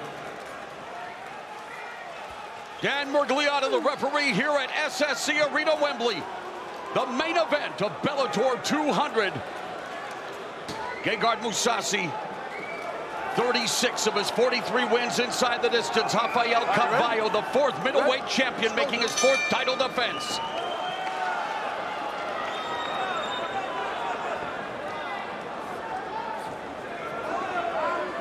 The champion Carvalho in the red gloves, the challenger Mousasi in the blue gloves. Mousasi told us that Carvalho's height and length was the only 2 things that really gave him pause. Well, in talking with him, the one thing he said is, look I know he's dangerous. I know he's long. I know he's powerful, but I know how to fight him. And that was the confidence that he brought into this. So we're going to see, does he know how to fight this guy? London crowd chanting Mousasi. Gegard Mousasi has fought all over the world for almost, I believe he's fought for every major promotion that has existed in mixed martial arts. Think about it, Moro. Strikeforce champion, Dream middleweight and light heavyweight champion. 2-1 in Pride. And now Mousasi explodes for the takedown. And Caballo will try to get back up to his feet as quick as possible because you do not want to mess with Mousasi on the ground. No, this is a big, important moment right now. Does Caballo get back to his feet? Good. Caballo gets back to his feet. That's very impressive, but he still has Gegard on his back, and he's going to bring him right back down. And Caballo, remember, in his professional debut, suffered a anaconda choke submission, but he's reeled off 15 consecutive victories since, and Caballo now looking for a standing Kimura, but he's taken down face first by Mousasi. Beautiful outside trip, and how he did that. That was beautiful, Moro. That was an impressive takedown by Gegard.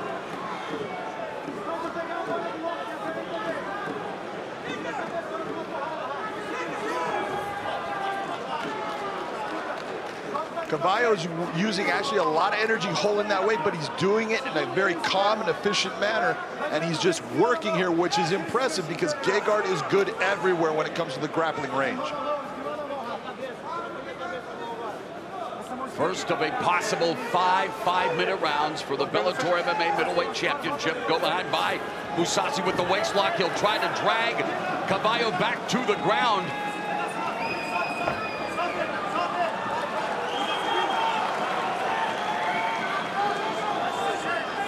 Normally in those positions, we say high head wins, but Gegard came from a low head position, got his head on top, gets on top.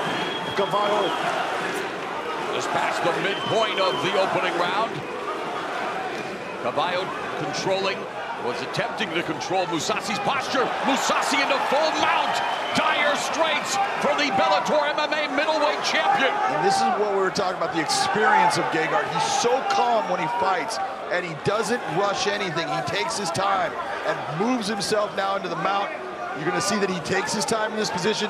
What does Caballo do to start to get him out of the mount? That's going to say a lot. I would like to measure Mousasi's heartbeat right now. It is incredible at how calm he truly is, and just systematically breaking down Caballo.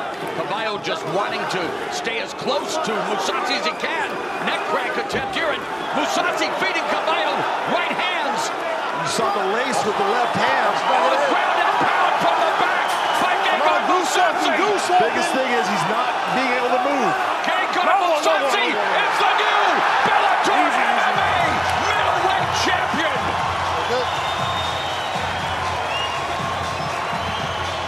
The pressure that a guy can create, but you look at what Gegard does right here in that mount position, but he's calm. He doesn't rush into anything. I've got good position. Let me start to frame. You see the arm coming across, and it's what he does in turning him. When he gets Carvalho to start to move, you'll watch him lace the arm, and that lace is what puts him in position to be able to control his body and start raining down those shots. Watch the left hand of Mousasi. It's not showing it, but once he gets this, his left hand laces the arm. And when it laces the arm on the other side, you see that wrist control. That's what starts this entire downfall for Rafael Carvalho. Big shots with the right hand. That left hand is laced. He can't move with it. And he's stuck in a position that the referee now sees that he cannot progress. He can't stop it. That's what Gegard does to win the fight. Ladies and gentlemen, inside the Bellator cage, it comes to an end officially. 3 minutes, 35 seconds into round number 1. The winner by TKO, and now the new Bellator middleweight world champion, Gegard Mousasi. Look at all those fights. Look at all those victories. Look at that reach. Doesn't matter who's taller, both the same. This is going to be a battle. Do it. The bell and round 1. McDonald in the blue gloves, Mousasi in the red gloves. What do you look forward to early on in this fight, John? I look for Rory McDonald to try to establish that jab. He's got to establish the jab to get the respect of Gegard Mousasi to stand up. Well, Mousasi possesses one of the best jabs in the sport. He does. Should be a highly technical affair, but Rory McDonald, who, again, a blood and guts warrior, who will ever forget the rematch against Robbie Lawler for the UFC welterweight title. I thought Rory McDonald's career was finished after that fight. Boy, has he proven all of us wrong. Coming back, undefeated in Bellator, and already the Bellator welterweight champ. Looking to make history. He has rebounded so well in coming to Bellator, and the way he is fighting now is the best he has ever fought. That's a great right hand by Mousasi. Tag McDonald.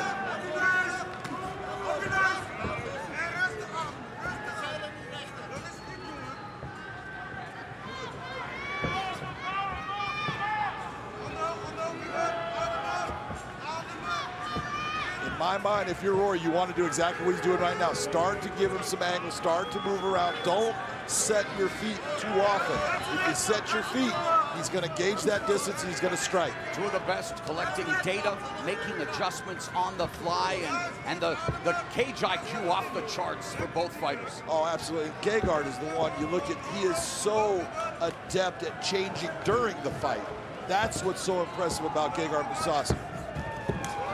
Beautiful. Jumping jab outside little leg kick by Rory McDonald, who again representing the storied TriStar Gym in Montreal, the Zero George St. Pierre, and you see similarities in their fighting approach. Firas Zahabi, one of the best trainers in his corner, and Mousasi, well, has a gym on his property in the Netherlands, following the footsteps of his older brother, who was a fighter. But I remember meeting Mousasi early in his career in Japan when he fought for Pride Fighting Championships, and already showing signs of what to come as McDonald clocked Mousasi with that right hand, and Mousasi didn't flinch. He flinched a little bit, but he just, look, he said like, oh, let me give you one back.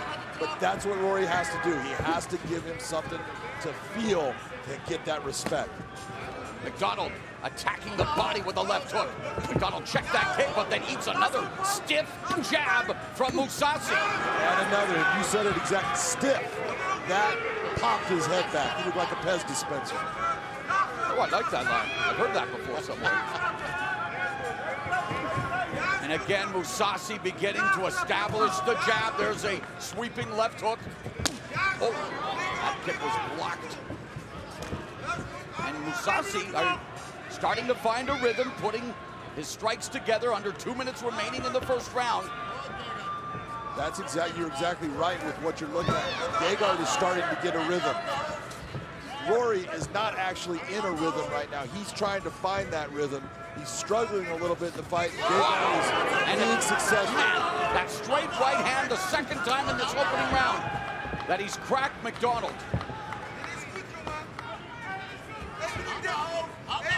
If you're having this kind of problem in the stand-up right now, you might want to start to change it up and make Gegard think about something else. Even a takedown attempt as far as just faking it. Make him start to move his feet and think, oh, he's thinking about that attempt.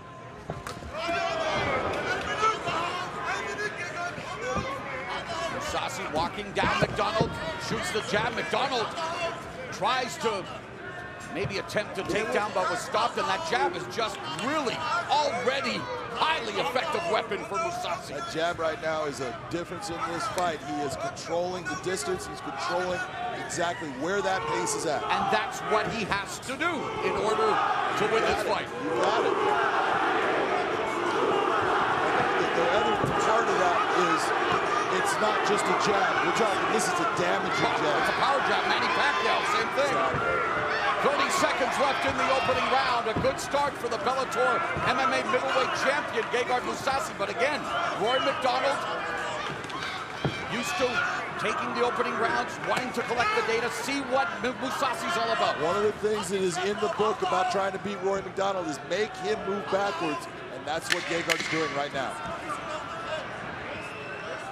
Thanks to a highly effective jab, a great start for Gegard Mousasi in this super fight.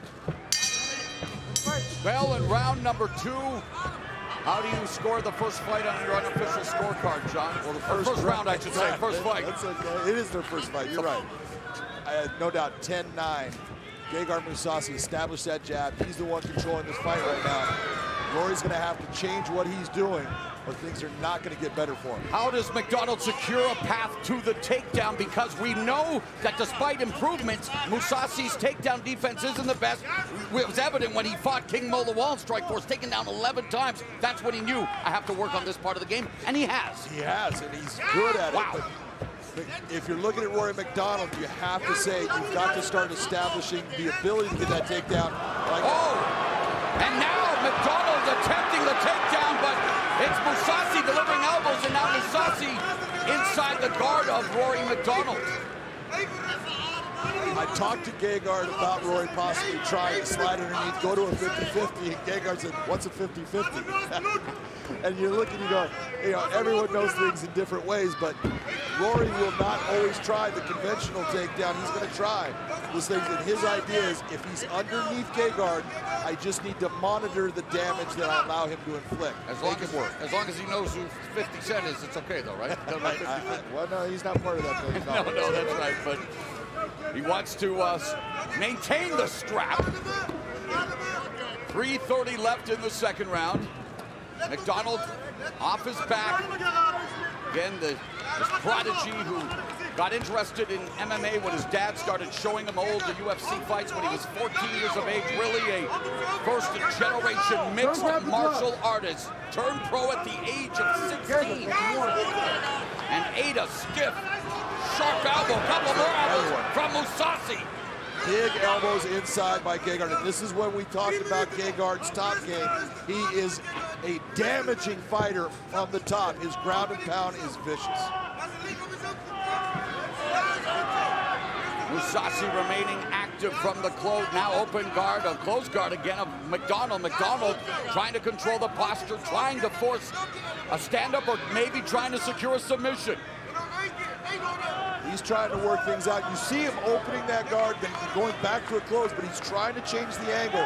He's having a hard time controlling the posture of Gegard. Mousasi's been submitted 3 times in his career, but it's all about the ground and pound. Now a wide base, and there's MacDonald controlling or keeping Mousasi. Look at that slice through right there, right into half guard. Beautiful slice by Gegard Mousasi, and he's actually trying to go down. Right to full mount. Mousasi has mounted Rory MacDonald here in round 2, and MacDonald trying to hold on.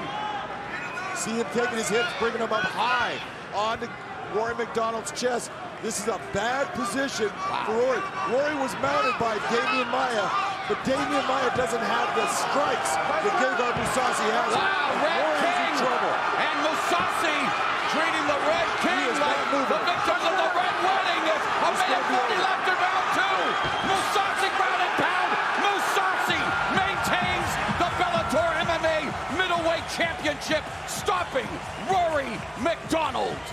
Here comes Rory, rolls in for that, trying to get Gegard down. He does, but in getting him down, brings himself into a position where he did not expect that he was not going to be able to stop that ground and pound. You watch Gegard slice into half guard, gets to full mount. These are heavy shots, heavy elbows. You see Rory trying to move. He cannot break that heavy hip position of Gegard Mousasi, and Gegard is just launching elbows into him. Are you at all surprised at how this fight unfolded, John? No, I'm not. We talked about this, and I looked at both fighters, and when I look at Gegard Mousasi, he does everything that Rory MacDonald does, and sometimes just a little bit better with more experience. That experience leads him to that victory. Let's go to Michael C. Williams to make it official. Ladies and gentlemen, inside the Bellator cage, referee Herb Dean steps in, waves off the contest due to unanswered strikes. Official time, 3 minutes, 23 seconds into round number 2. The winner by TKO and still Bellator middleweight world champion, Gegard Mousasi. What's surprising is how long Lovato Jr.'s length is and reach. But like I said earlier, Lovato Jr. is huge for the weight. Gegard, though, look at his wingspan, is not much shorter. So that actually stands out to me when you actually see the two of them face to face. That's an important part of Gegard using that jab. Gentlemen, you both know the rules, you both know what I expect. Protect yourself at all times, follow my instruction at all times. Fight hard, fight fair, fight clean. Touch gloves, about your corners. So it's time. Mousasi says he always changes and adjusts between fights. He says he wants to keep this one standing. He says that is my world and he can't live with me there. Josh, you even described it as almost like the first ever MMA fight. The fundamental differences of the sport made real in front of us here. Yeah, you have the traditional start of MMA was wrestler versus grappler or kickboxer versus sumo person or something along those lines. It was style versus style. That's how we came up with MMA. The one thing that I will say, though, is this. Big John and I have been talking all week about this fight. Lovato Jr., his striking may not be the best, but it comes from all weird and funky angles because he doesn't care if he gets taken down. And that's something that Gegard needs to make sure that he's ready for. Absolutely, one of the big advantages that we look at for Gegard in this, Gegard is faster than Rafael Lovato Jr. He has got a speed advantage, but what Lovato Jr. does in the stand-up by all of a sudden throwing crazy jumping knees and different strikes, he has to be very careful and not walking himself into a problem that he can't get out of. Lovato Jr. knows blue gloves. Mousasi, the champion, in the red gloves. Feeling each other out here, both aware, so aware of the strengths of the other. Right hand there from Mousasi, set it up nicely as well. He landed the right hand, but he put himself right in jeopardy. You saw Lovato Jr. go right to the clinch. He was hugging on the head, able to get to that clinch. Now he's got the underhook, and he's got Mousasi pressed against the fence. This is exactly where he wants to be, Big John. Absolutely. This is his world right here. If he could get this, he's not going to get the normal takedown against Gegard. Gegard's defensive wrestling is outstanding, and it's one of the things that I've always said that Lovato Jr. needed to work on was his clinch game against the cage and using the cage as a bouncing technique to get him off to take him down. Lovato Jr. desperately trying to find an advantage here. Gegard's doing a good his job. world, he needs to make it work. He's doing a good job at pressing the chin, or pushing the chin up in the air so that Lovato Jr. can't get his hips in and underneath his. And this is, you could see when Gegard was on the cage, he was still so relaxed in everything he's doing. He's not burning excessive energy, but this is bad news right now. Now Lovato gets the takedown. Now Lovato is where he wants to be. And he First intriguing twist in this fight. A lot of time on the clock right now. This is a good position right now for Lovato. Especially so early. Remember what I was saying earlier, is that the first 2-3 rounds, if Lovato Jr. can get him down, this is where he wants it to be. As the fight goes on and he's not able to get the submission, the frustration and everything else, some of the sweat sets in, and it starts making it harder and harder to get to advance your position and get the submission. Gegard's doing an outstanding job of keeping that butterfly guard. You see Lovato working to step over those legs, and Gegard keeps on replacing it every time he gets close. Excellent defensive work from Mousasi here. It's very unlikely he's going to hit that hook sweep. But what it does is it creates some sort of distance and space between him and Lovato so that he can potentially get to an underhook or get back to his feet. Yeah, but you can also see Lovato is taking chances at passing. He's bringing his weight and his head up high over Mousasi because he has that ability. Look at the position he's in right now, getting this slice. Beautiful pass by Lovato Jr. That's something you see someone Jake Shields does all the time. That's one of his best passes that he uses all the time. Look at the shoulder pressure he was creating right there in this position. Look, he's starting to isolate that arm. This is a bad, bad spot right now. Knee on belly. This is a bad position for Gegard. He's going to mount. I've seen Gegard before in the past shoot for a leg lock so he can cause a scramble. Not always looking for the leg lock, but also just trying to get on the legs to threaten something. So if he's able to kind of get in there and get a butterfly hook, you may start to see him push for a leg lock position, but only to get back to his feet, not really to attack the leg lock. Well, Lovato's only got 35 seconds or so left with this advantage. Can he make it count definitively here? Very nice job of blocking that leg coming over the top. That would have been a real problem for Gegard. But good shots on top by Lovato. Now watch that He's going. Be careful. If he'd have wrapped that leg, he would have had a tight choke on that. He tried to throw that leg over the back of Gegard's elbow to push that arm across his neck so he could hit that Darson choke. Yep. Approaching the end of round one, and it's been absolutely fascinating so far. And pressure against the fence. In a weird way, I think both guys got confidence in that round. Gegard got confidence, I can survive on the ground. And Lovato got confidence, oh, I can get him there and I can try to work my game. I think what threw, that's what we were talking about, the funky strikes, because it doesn't bother him if he gets taken down. This is where he goes to that half guard. We saw this in the replay. He's outstanding at a half guard sweep here. This is going to be a very hard position for Gegard to hold on to. We watched this just in what we were showing.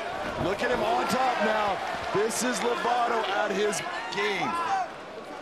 You can't just whizzer him down. You need to whizzer him down and start pushing on the hips to try to create space. Shoelaces down. I said that like I tell my kids. Shoelaces down to back away so you can get back to his feet. What do you do when you're saying shoelaces down? You need to explain. If you try to put your toes down, what happens? It makes it easier for Lovato Jr. to drive back up to his feet and drive him, take him down on the ground again. Shoelaces down, what happens? You slide all the way till you hit the fence. So he can slide all the way till he hits the fence, but then as soon as he gets close to the fence, he starts circling off that fence so he can't be driven back up to his feet. Somehow it feels as if Josh just got an A+ or something at school, but tell you what, Lovato has been to school for many years, of course, described as the best Brazilian Jiu-Jitsu practitioner in this sport, and he is showing it in this opening round and a bit. Well, you got to remember, we have millions and millions of new viewers watching at home right now, and we're trying to make sure that everyone understands at home that exactly what is going on, because we're acquiring new fans today here in this country. Gegard Mousasi doing a great job of utilizing that fence to get himself back to his feet, because look at, in the world of Brazilian Jiu-Jitsu, there's no fence, and you don't have to worry about them having a tool to get up. Here you do. He just did it again. He basically shot in, trying to get the underhook. He went right for the underhook and dropped and hooked the leg. Fell to his side to the half guard position.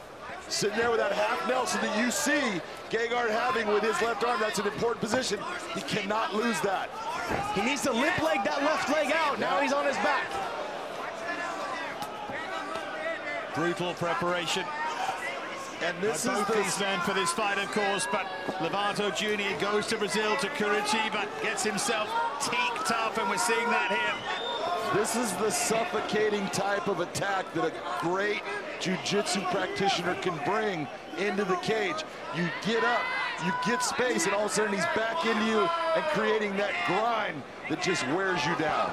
The frustration level starts to set in if you're Gegard Mousasi. We've seen this just recently with John Fitch and Rory MacDonald. Same thing happened. You had Rory MacDonald questioning whether he wanted to fight anymore, because they're so frustrating. Every time you get back up, you get taken back down, or he's fishing on the leg. And like I said, this isn't the traditional wrestling style of takedowns. He's basically hanging on the leg, and he's just pulling you down to the ground. And when you try to whizzer and take him back down, he just goes to his knees and comes up on your back. Willing to go to his back on the ground to get the fight where he needs it to be. This half guard sweep and this transition's been made famous by a guy named Lucas Leite. This is what he does. He competes against the biggest guys in the world, and this is the best. He's at the half guard game legend, basically, and this is exactly what Lovato Jr. is using. If you understand a half guard game and getting your leg laced and getting your underhook, you can move anybody from that top position to you being on top. Well, there's no question that Mousasi has to make a statement. He's got longer, of course. He's got 5 rounds, but needs to turn the tide in his favor. Like Josh was saying when we started, that jab, that right there that you just saw, that's what Mousasi needs to start doing. He needs to start snapping that thing and making it land often. Not only that, but he shouldn't be aiming for the head. He should be aiming right for below the chin or on that chest level.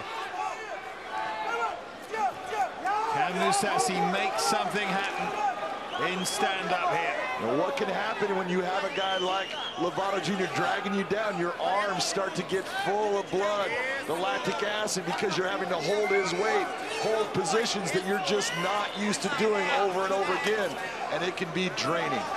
You can see Lovato Jr. get tense and tense every time Gegard presses him to the fence. He starts to get uncomfortable. You see his shoulders raise up, so he's using energy in that position he shouldn't be using energy in. Well, so far, the jab, the stand-up of Mousasi's been a little bit apologetic almost. Not too much fears in those punches for reasons that John already explained. He's had some hard positions. He's been in some bad spots, and he doesn't want to continue on in that fashion. He needs to start taking control of this fight. What Gegard does, though, is he's just walking him down. Walking him down is making Lovato Jr. stress and use energy he doesn't want to use. So in that position there, like I was explaining with the Rory MacDonald highlight earlier, Gegard needed to get out and away from the position instead of trying to land strikes. There was no reason for him to be there. He could have limp-legged his leg out and tried to sprawl his shoelaces down so he could defend the takedown. He didn't do that, and he got taken down. That jab is what we were talking about, snapping the jab, making sure he keeps it long, not short. And I'd like to see him aim for the chest when he does it versus the head.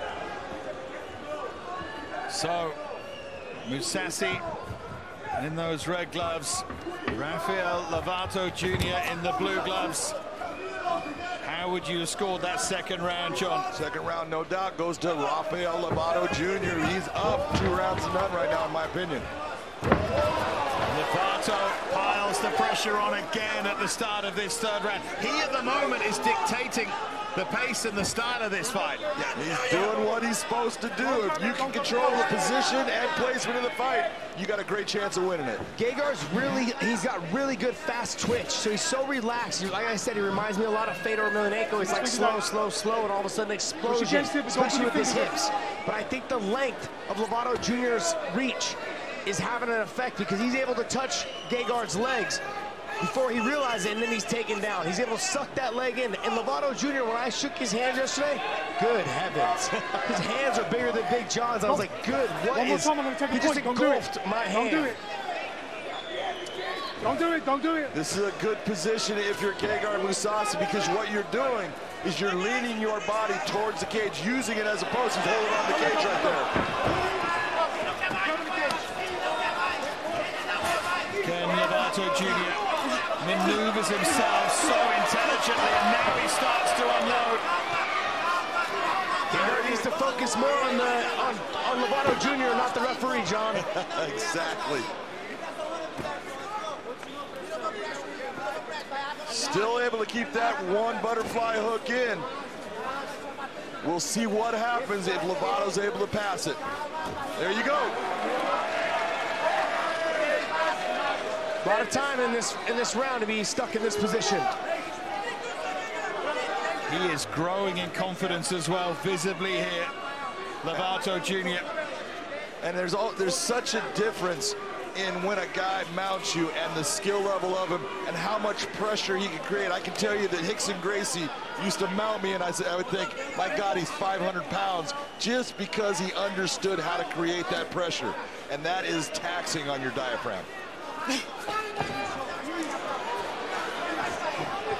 This is the positions I was talking about, is that Gegard's not able to just do what he normally does against other jiu-jitsu guys or other fighters in Bellator or any other organization. He's got to make sure he uses the technique to get out, because now he's got Lovato Jr., the best MMA grappler there is in the sport, on his back.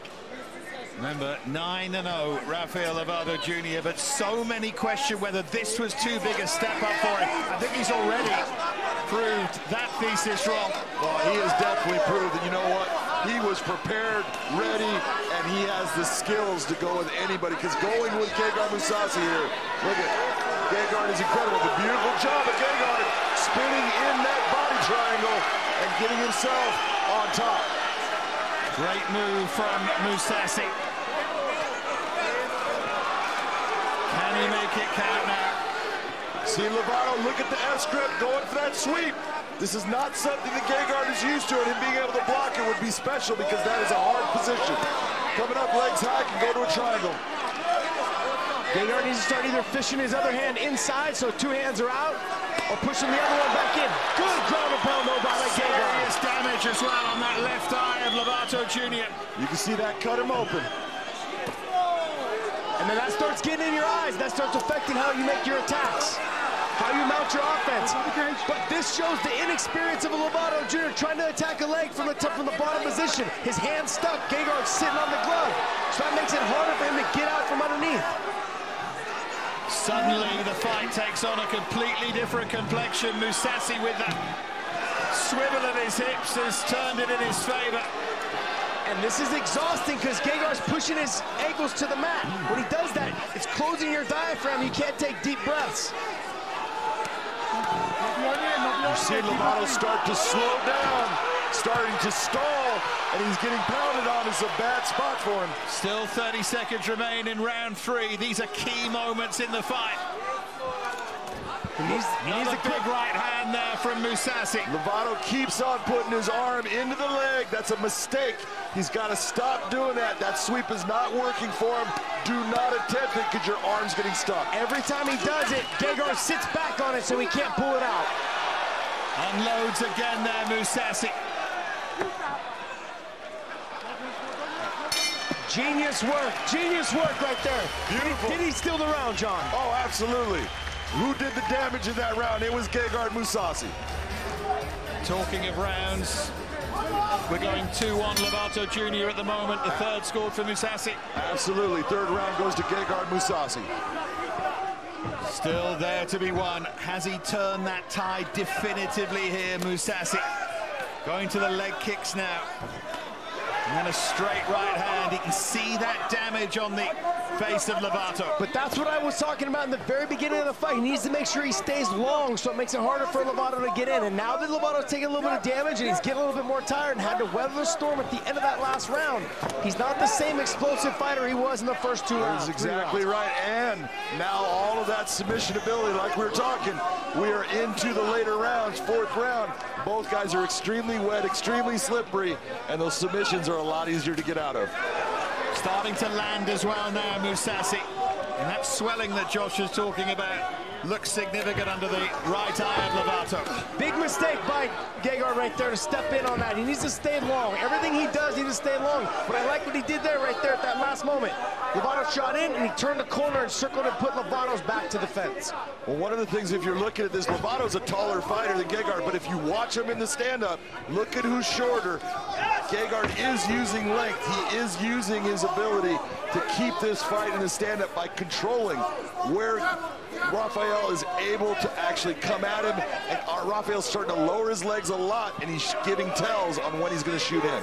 Let's not forget, we're in championship rounds, okay? Lovato Jr. has never been in championship rounds before. It has an effect on almost all fighters when they first come in, the first time they fight championship rounds. Mousasi's the one landing cleaner and sharper. Lovato actually caught him 20 seconds ago, but it didn't have too much effect on him.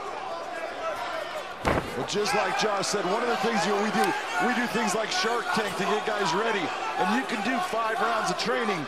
It's different when you're training. Guys aren't trying to take your head off. Right now, Lovato Jr.'s in there with a guy who's trying to take his head off, and that pressure and all that's happening is wearing on you. To quote Alan Iverson, you're talking about practice? Is that what we're talking about? We're talking about practice? No, you can never simulate enough in practice what it feels like to be in there in the 4th and 5th round. Well, that was a right hook by Gegard. It just missed the chin. It hit the upper clavicle area of Lovato. If that had touched his chin, that would have put him down. Lovato's face is cut open again. His right uppercut from Mousasi. Ground and pound from Mousasi. Lovato is hanging on to his dreams here. And Mousasi's trying to take them away. He needs to be very careful in how he attacks here. Do not make a big jump. Don't make a big mistake. Be very calculated in your attack. Lovato grabbed the leg momentarily, but Mousasi showed quicksilver feet to get away. And that's what I'm talking about. You've got to be smart if you're going to attack him. Don't just jump right in. He's still dangerous. Gegard had some of the nastiest ground and pound, but the problem is he sometimes get overzealous, and when he gets overzealous, that opens up the submission attempts for Lovato Jr. Crowd here is pro Mousasi. You can hear them. Chants ringing around this arena.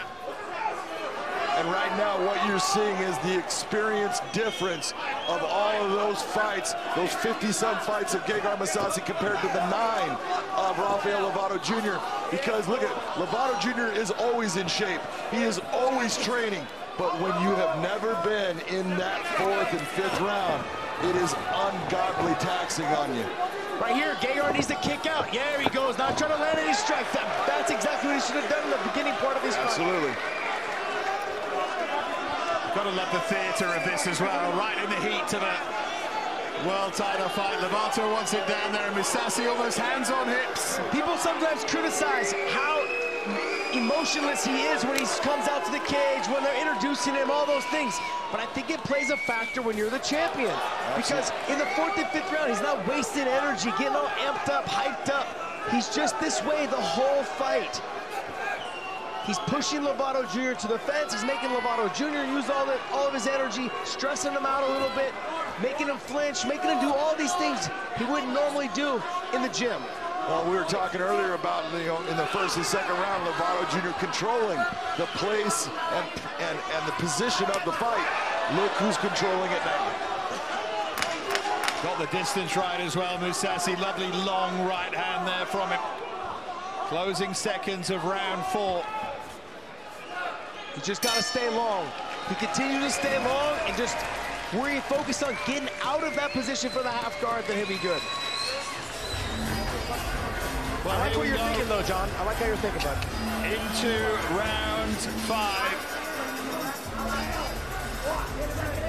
And we can take a look at that scorecard as we head into the final 5 minutes. Gegard Mousasi, the champion in those red gloves. There's Big John's scorecard.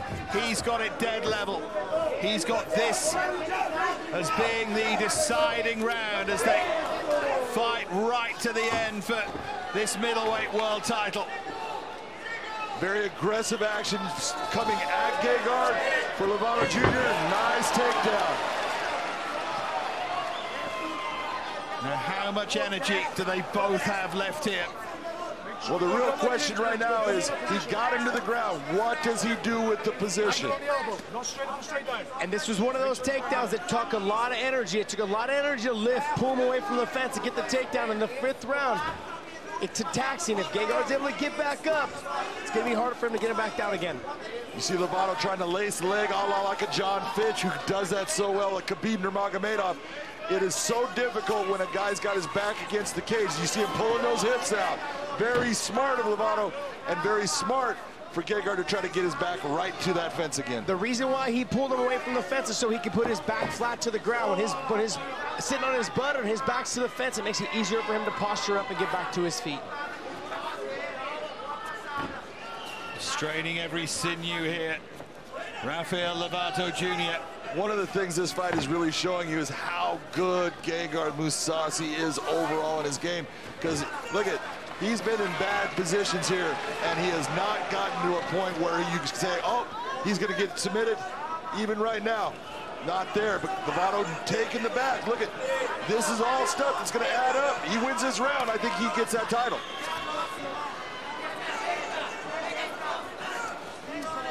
Done well to bounce back from 2 bad rounds for him. Lovato Jr. Final 3 minutes. It's been absolutely enthralling here in London. You never want to be on all fours when someone has their hooks in. You want to make sure you pick a side and defend that one side. He made the mistake by trying to roll back the other direction, stay on all fours for a second, and Lovato Jr. started to attack the neck. Lovato Jr.'s got a very tight body triangle on Gegard right now. That's how he's holding position. Gegard needs to be very careful. He should put that side down to the ground and try to spin within that body triangle.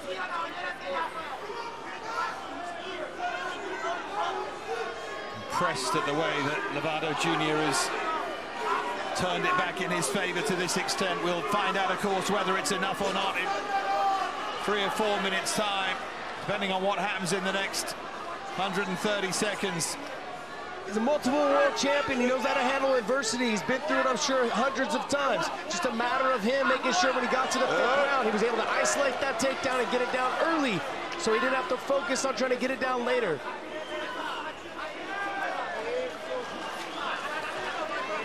Really impressive fitness levels from both of these men, as you would expect, as you both described. Well, I'd like to remind people that Lovato Jr. was ready to fight Gegard Mousasi, and the fight was canceled. So Lovato Jr. has pretty much been training for almost a solid 8 months for this fight, knowing this was probably going to be his one and only opportunity, being 35 years old. One of the things he said about that is when it first happened, he was very disappointed and thought it was going to work against him. But he said that extra time was very important in his preparation for tonight. I'll give you a for instance. It's very true that it's almost like it's a stress relief that it didn't happen. Then he can go back to the gym, have fun, then get a better game plan to focus on as the new fight was announced.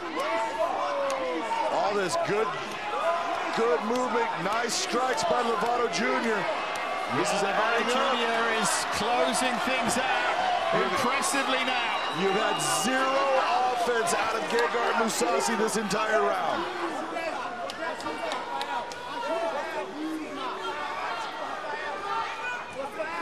With that body triangle and that foot up in the air, there is no way Gegard is going to get himself free of that. He's got to put that foot to the ground to create that space that he can try to move within.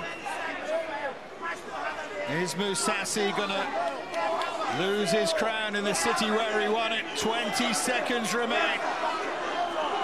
Lovato Jr. dominant in round 5. Gonna go to the judges. Has Lovato Jr. done enough to rip away the title? They'll get to their feet and rise to them here.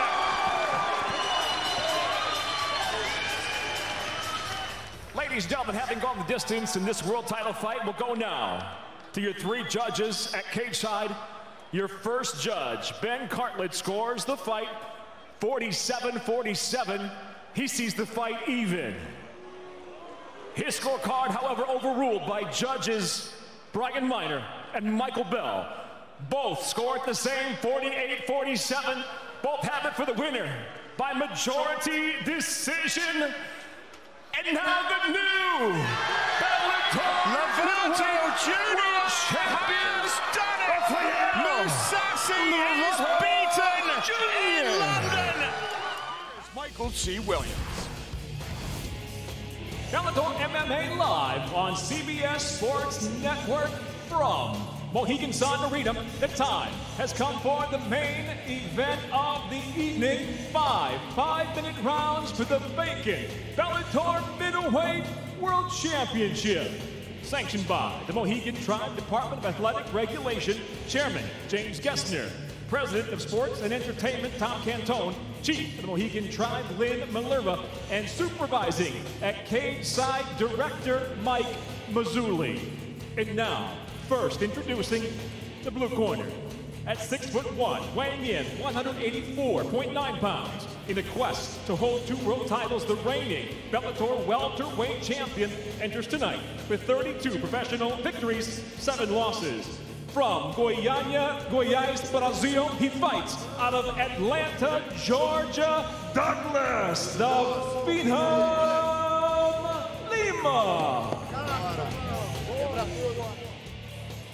And across the cage is adversary, fighting out of the red corner at 6'2", weighing in 184.9 pounds, having accumulated multiple titles in a marquee career. Tonight, in an attempt to regain the Bellator title, he enters with 46 professional victories, 7 defeats, 2 draws. By way of Leiderdorp, he fights out of Amsterdam, Netherlands, introducing Gegard Mousasi. In charge of the action, your referee, Dan Mergliato. All right, gentlemen, been through the rules in the locker room. Want to be on my commands at all time. Want to protect yourselves at all time. If you want to touch gloves, do it now. Back to your corners. Good luck.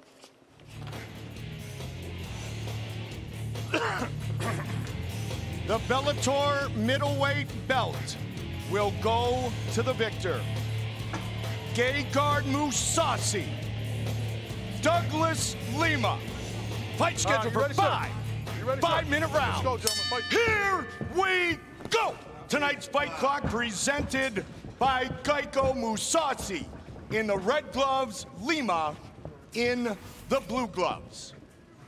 Lima told us he is at about the same weight as he enters the Bellator cage when he fights at welterweight, around 200 pounds. He did a lot of powerlifting. He thinks his kicks will be more lethal at 185. Very interesting to see that Gegard is crushing that space, Josh. He's bringing it more into a boxing range than a kickboxing range to limit that kick right there. One of the best fight IQs in the game is Gegard Mousasi. Yep. Got his hands locked. This is a good time for him to be able to get a takedown. Can he do it with Lima? Because he is tough to get down.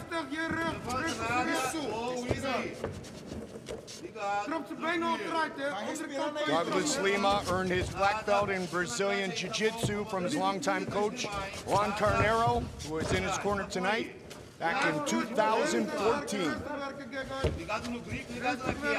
You know, Goldie, sometimes when guys of this magnitude are fighting, you just gotta shut up and watch.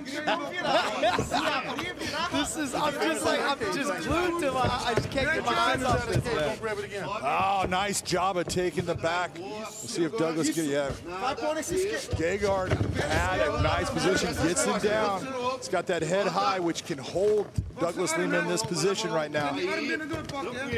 Douglas got the double wrist control there. He's gonna start trying to stand up now and maybe start to get his left leg free. He's got to be very careful of lifting his chin up to listen to his corner. Gegard's real sneaky at getting that arm right underneath the neck. Mousasi's last win by submission was back in 2014, a rear naked choke on Mark Munoz. Mark Munoz unable to counter that. It has been a long time since Lima has been stopped. A dozen years. You don't want to settle in this position if you're Douglas Lima. You can see that Mousasi's got Douglas Lima's left wrist. Finally got it free. Colorado State, Fresno State, coming up right here on CBS Sports Network after our main event. Douglas is doing a nice job of remaining calm and patient in this, but he's got to get to a point where he decides, all right, I'm getting up. Here it goes. Se ele abrir a mão, você vira tudo. Ligado aí, ligado aí. Quando ele abrir a mão, você vai virar. Vivo aí. Viu. Vai trabalhando para abrir o gancho. Vai abrindo essa mão dele aí. Abrindo a mão dele. Vai abrindo, vai abrindo. Abrindo a mão. Não deixa ele pôr esse gancho de novo. Our double champion, Patricio Pitbull, of course, a proud Brazilian, thinks a Brazilian is going to walk away with another piece of Bellator gold. He certainly hopes so. This is not where you want to be with Gegard Mousasi. We've seen him with top guys, Rafael Lovato Jr. When he got on top, this is where all the damage was done against him as well in their title fight. One of the things that Gegard is outstanding, watch his hip position when he's in the top here. You'll see him forcing his hips forward, super heavy, and gets position where he can bring a lot of power on his shots. In that fight with Rafael Lovato Jr., he did all of his work. I believe it was at the end of the third round. Rafael Lovato Jr. stood up after that, a bloody mess after that round.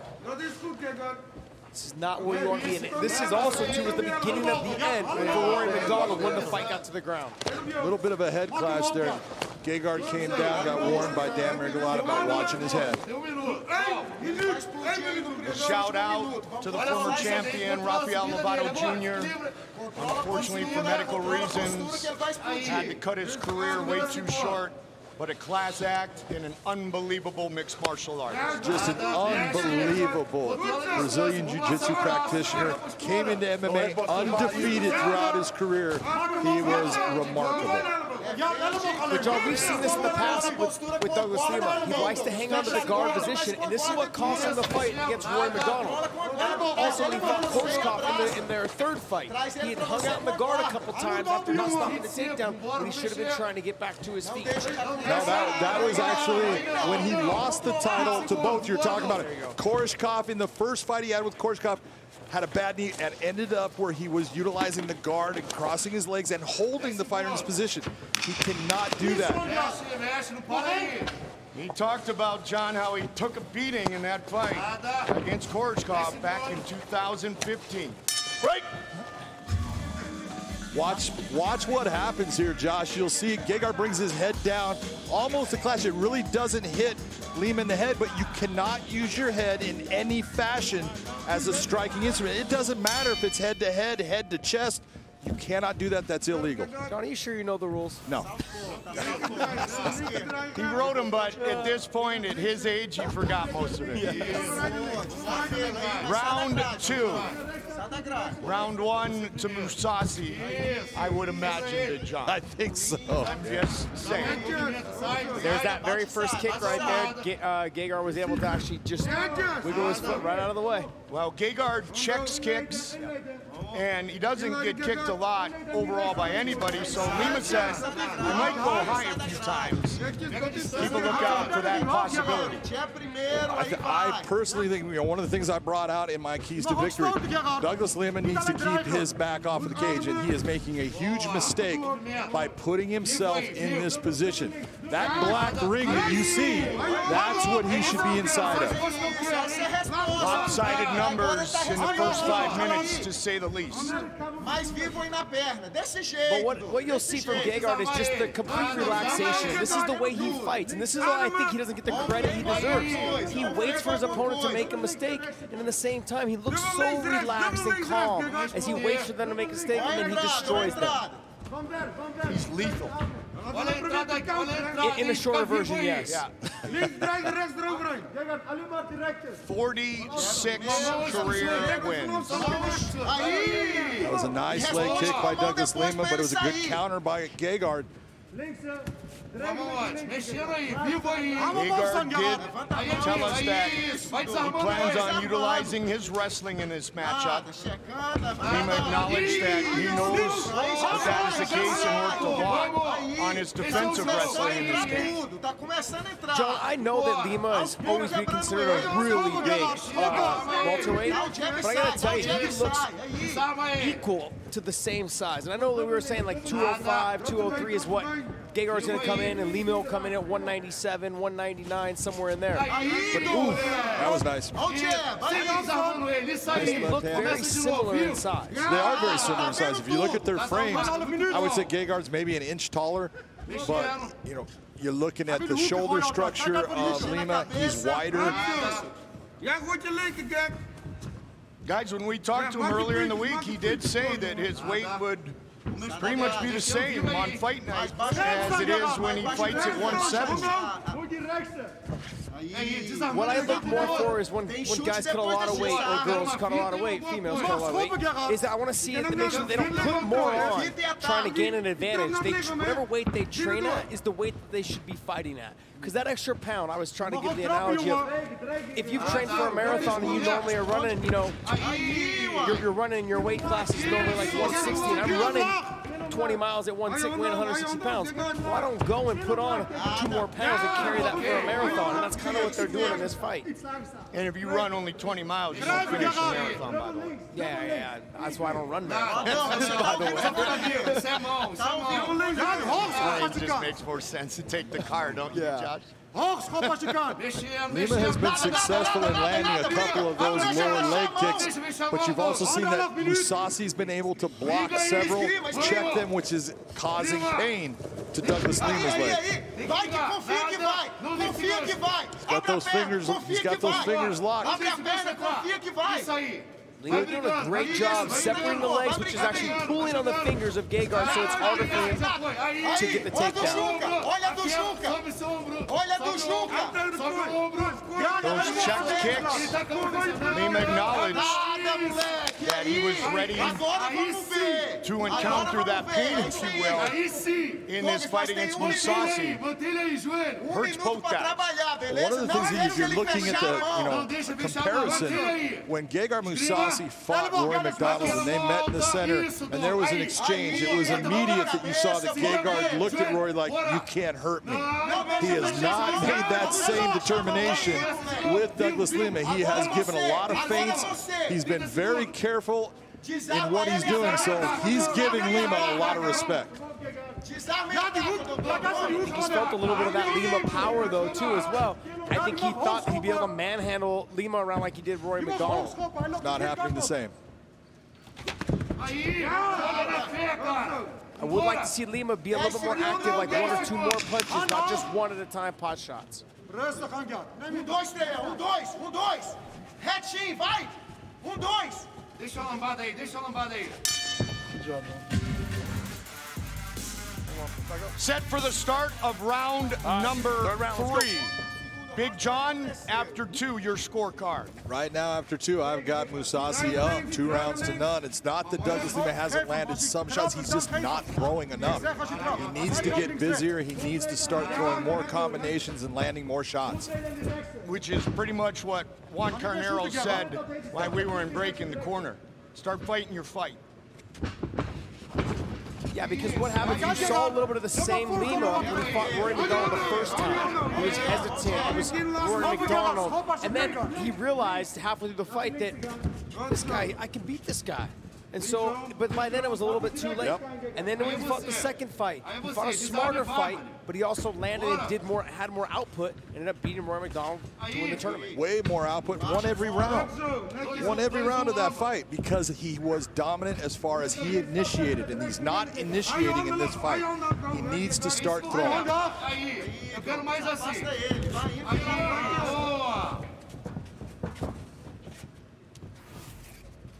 Also might be a little, maybe get into his mind a little bit because he's landed some really clean leg shots and calf kicks in this fight so far.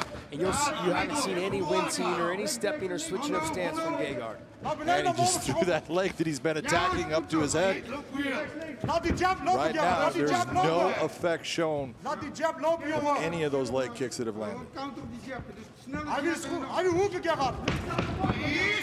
That was probably the first effect right there that we've seen. Aí sim. Olha o jab agora primeiro. Uma mão antes. Mão antes. Isso. Vamos desarmar ele.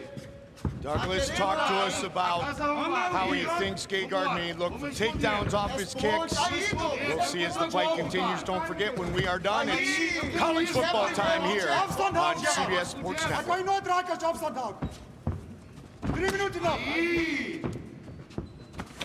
Ooh, just right outside there. Just missed. It still is Gegard Mousasi controlling the center of the cage. Gegard has been the guy that has been dictating this fight. That's what you want to see from Douglas Lima. Again, right to the body, back to the head. That's the output that Douglas needs to maintain. But what you also have to understand is when fighters put weight on, and sure, maybe this is what he normally walks around at, but when fighters put weight on, they're not also used to fighting at a fight pace, carrying this amount of weight. So he may be a little concerned about getting tired in the championship rounds. Whoa, we talked about that before in his career, and he said, you know, I'm done worrying about getting tired. I'm just going to go. If I'm tired, that means my opponent's going to be tired. And that's exactly what he's got to do right now in this fight. You can see the difference here in the strikes per round. In round 1, 41-3, 13-7, 9-7. That's a huge difference in the amount of strikes being thrown, John. Well, a lot of those in the first rounds because when Gegard took him down, he landed a lot of shots from Lima's guard. We're getting them more even as they're in the stand-up. But again, it's always Gegard who's initiating for the most part. First fight in over a decade at 185 for the welterweight champion, Douglas Lima. Mousasi has won titles at 85 and 205. Beat Mark Hunt at heavyweight. He did. He submitted Mark Hunt. Took Mark Hunt down, used the ground game that he's so good with, got the submission. Gegard has fought a who's who in the sport of MMA. And John, you were in there for that one in Strikeforce against Babalu. Oh my God, he was so calm, so relaxed, and didn't even breathe hard throughout the fight. It wasn't that long, and Babalu was a great fighter, a great ground technician, and Gegard just showed how superior he was at that time. John, no matter what happens, and Goldie, I'm talking to you also. I'm right here. You guys need to understand, this is very impressive. Even though he's not doing the output, Douglas Lima's not giving the output that he should be giving to win this fight. But the fact is that Gegard is showing him the amount of respect that he deserves because he possesses that type of power you just saw right there. There's no doubt. Lima's got power, man. He has hurt too many people, knocked too many people out. He has proved that he can put you out with one shot. And I'm sure that Gegard felt that power and said, I got to be careful. But he's got to throw to land that knockout shot.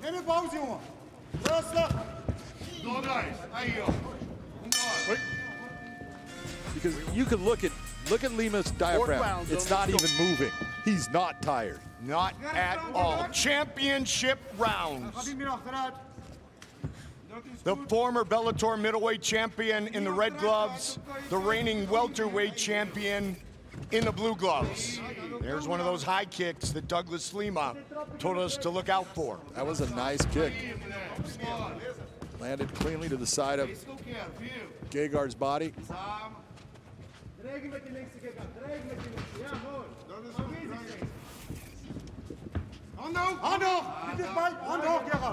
Just got to see a little bit more output from Douglas Lima because he's had success when he is thrown.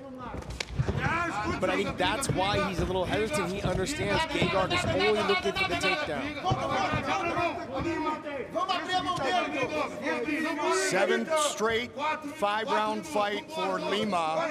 4 of the last 5 have gone to the 5th round. He submitted Koreshkov 3 minutes into the 5th in the first fight of the welterweight World Grand Prix.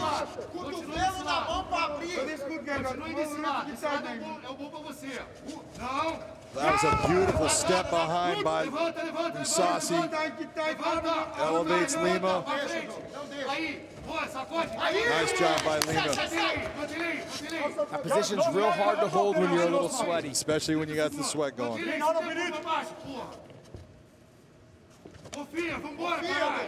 Fecha a mão pro pau. Aí, porra, o joelho no meio. O joelho no meio. Quando separar da combinação. Se for separar, confia na Even here, Lima's got to be busier. Knees to the body, knees to the calves. He was throwing a little heel strike earlier to the calf and the thigh as well. He just got to stay busier because Gegard's winning the position, the head position here, which is keeping him pressed against the fence. Head position is everything right now. Gegard is using that head as a third arm. It's forcing Douglas's head off to the side. It makes him a little weaker, and it opens up Gegard's attacks.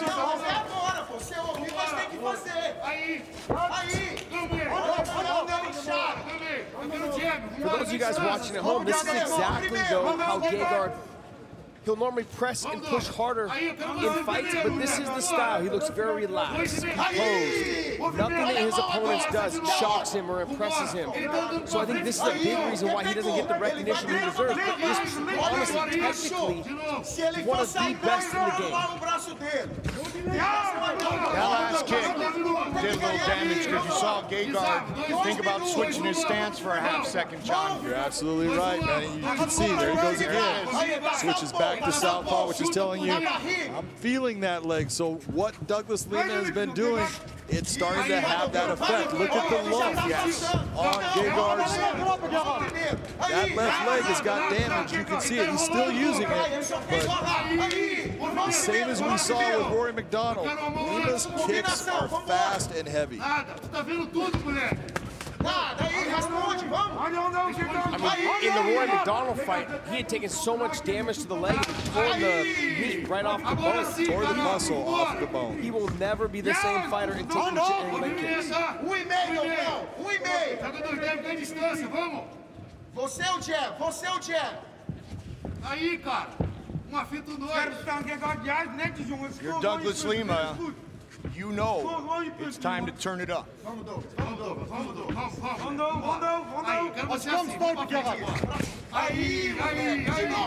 looking to hit that same exact spot over and over. He is, and as Gegard comes forward, he should just, he's got to start opening up with his hands. Follow his hands with that kick, and it's going to land a lot more effectively.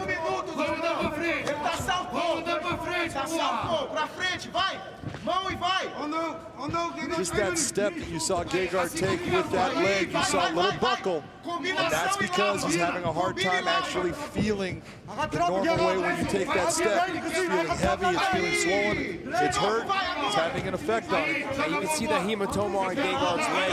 I'm sitting here in K-Shot, they're right in front of us right now. It's enormous.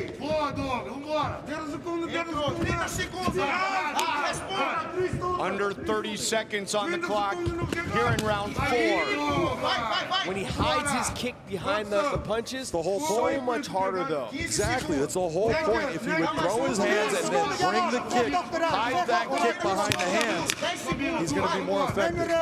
But John, he's done all that damage with not hiding his hands. Hiding his kick behind the hands. So you have a 3-1. I do. Touch gloves. Back it up a little bit. Back it up. 5 minutes remain. All right, final round. Let's go. Mousasi in the red, Lima in the blue.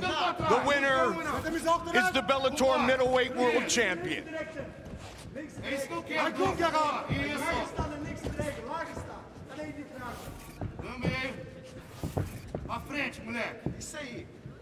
Gegard Mousasi has gone the full 25 minutes 3 times. He is 0-3 in those fights. Oh, he didn't want to hear that. Well, he may not. That might not be the case if it goes the distance this time. Thus my point. They are hard, man. This is what, right now, this is what you wanted to see from Douglas from the start, though. He's being aggressive. He's trying to land with heavy shots. John, I truly believe it was just a confidence thing. Now he's into the 4th and the 5th round. I feel like it's a little too late unless he gets the finish here. But I think he finally is feeling like, you know what? I'm fine. I belong here. I can do this. He's just got to go. 56th pro fight tonight for Mousasi. He's been knocked out once. Submitted 3 times. That's it. Stopped 4 times. The other 2 setbacks by decision. Notice that right now, Douglas Lima is finally backing Gegard up. Still being careful as far as going too fast forward because he doesn't want to get stuck in a takedown attempt.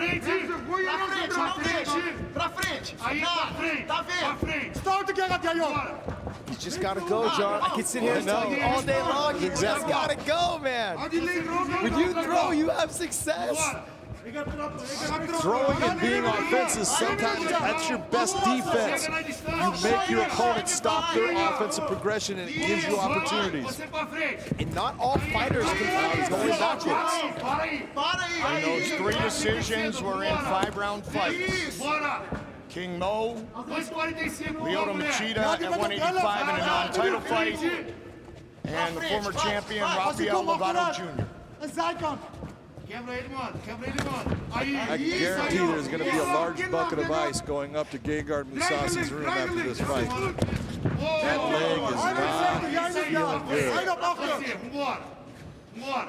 Past the midway point of the 5th and final round. All Douglas Lima has to do, though, Goldie and John, is he's just got to pull the trigger more and setting up his kicks with his punches or setting up his punches with his kicks. Throw the kick, come back with some punches. He's got to mix it up and also go to the head as well with his kicks. When you've got a kick that's that heavy, it's okay to go to the head. Those gloves will not protect your head, as we saw earlier with the Bobby Volker fight. What I'm seeing right now is he has Gegard in a position where Gegard's balance has been compromised. His ability to move out of the way of shots, his ability to accept those shots is not the same. So now's your chance to open up and go. He cannot respond with counters in the same fashion. That's what he was afraid of, I think. And like I said, the fight IQ of Gegard Mousasi has been shown right there.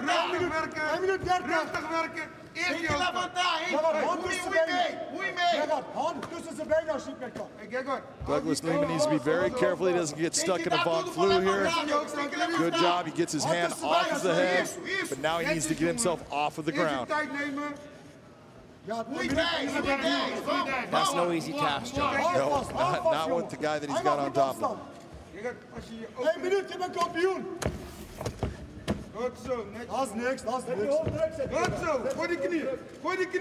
That takedown occurred though, John, because he hadn't set up the kick with his strikes. So what he did was he waited for Gegard to come in and try to get him on the step, and he ended up closing too much distance. Gegard was able to capture the leg and take him down from that position. Explode pra dentro, vamos, 30 segundos, 30.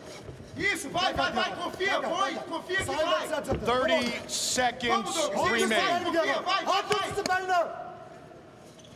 Isso, ok, vai. Stop, okay. Elbow. Right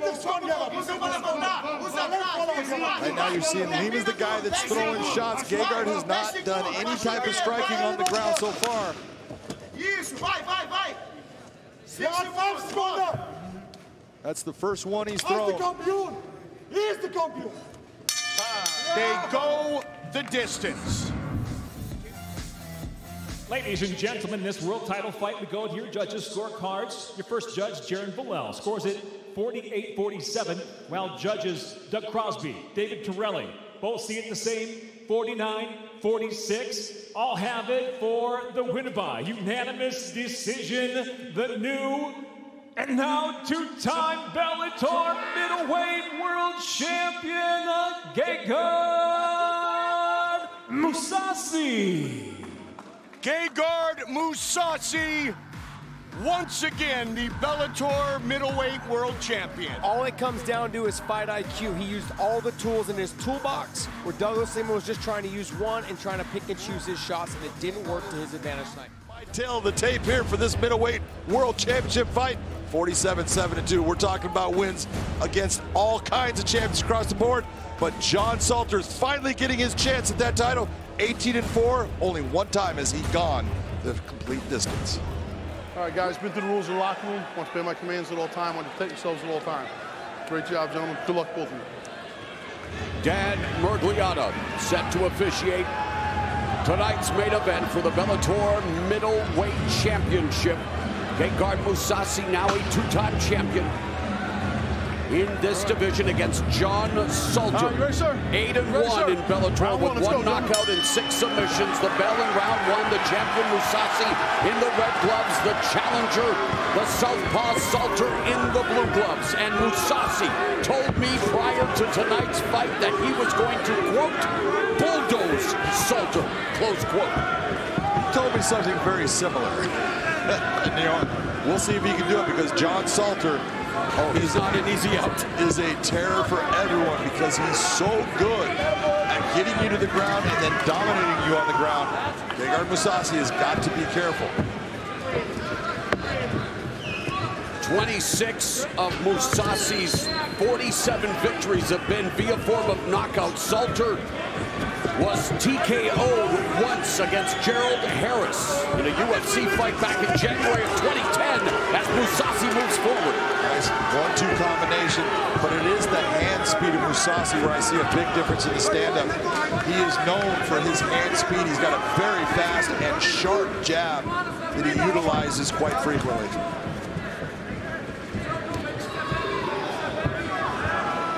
go back to his fight against Rory McDonald, and you could see the difference in speed. And look at how good takedown defense being exhibited by Mousasi. It was good. He stopped it, but you saw that John Salter did not just go with one attempt. He continued forward and gets the takedown. We'll see what he can do with it.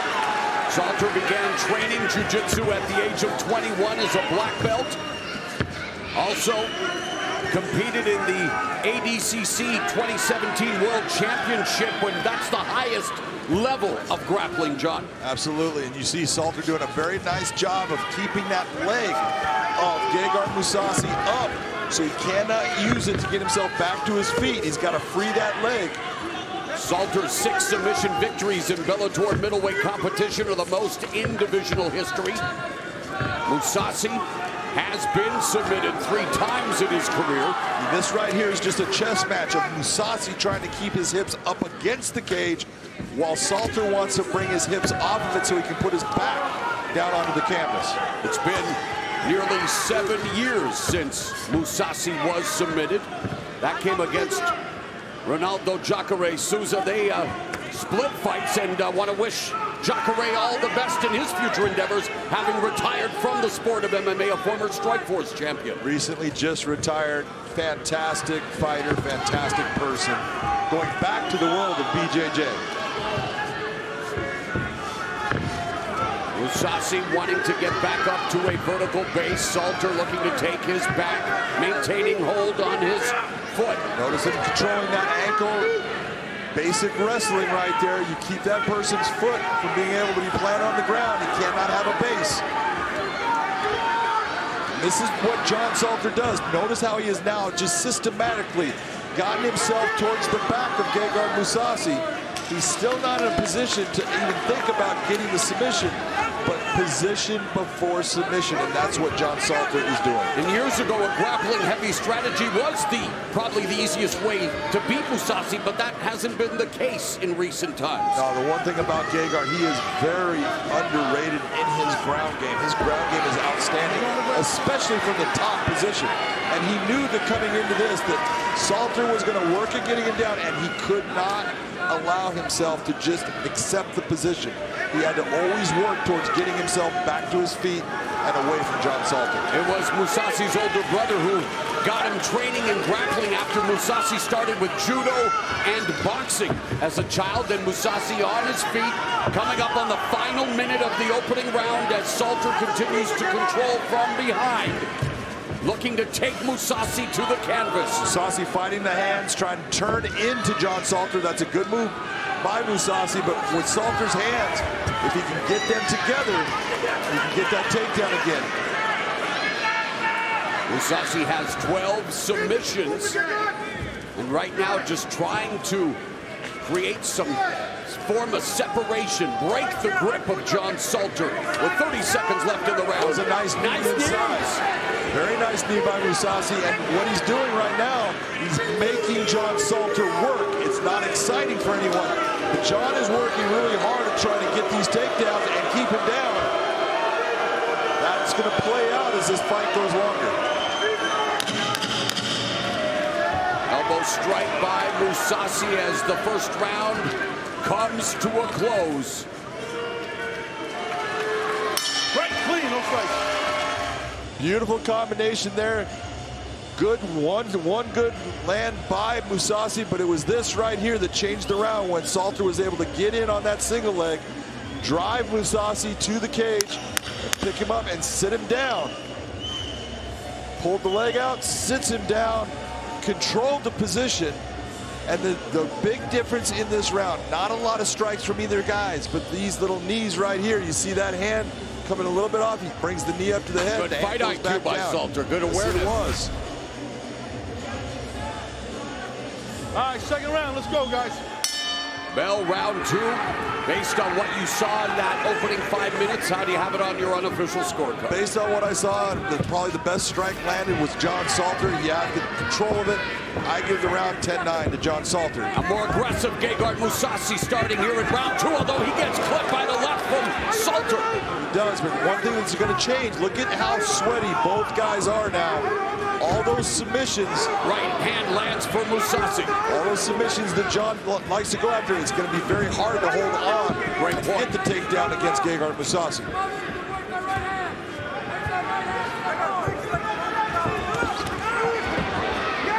John needs to move his feet in those situations. If you're going to move, I want you to move either laterally, left or right, and think of your counter strikes. Don't just go backwards.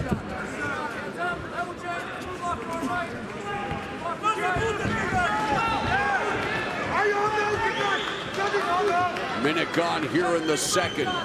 Mousasi stalking Salter. Salter blocks that kick. And that's a smart with a straight left. What you saw with the high kick from Mousasi, that's a smart move by Mousasi because John has got to block that. He can't take the chance of trying to slip it and hitting him in the head. So it holds him in a position where he's not going to be able to catch the leg, and he's going to end up either blocking or eating the strike. Southpaw Salter leads with the left. Minute and a half gone in the second. Mousasi allowing Salter to move to his right, reset. John is just looking for that moment where he can change levels and get into the hip structure of Gegard Mousasi. He's just not finding that timing right now. Mousasi walking down Salter. Straight left, that high kick again by Mousasi. 2 minutes gone here in the second round. See, right, this is the type of fight that will wear John Salter out. Pressure by Mousasi. Exactly, relentless pressure, and it makes it to where John's not comfortable. And when you're not comfortable in the fight, you tend to burn energy. There's the takedown attempt, and Mousasi stops the takedown, but the tenacious Salter continues to secure it and does so. 1 for 3. And that was half of a round with Gegard Mousasi landing a lot of clean, crisp striking. We'll see what John Salter can do from the grappling position. Officially the second takedown secured by John Salter.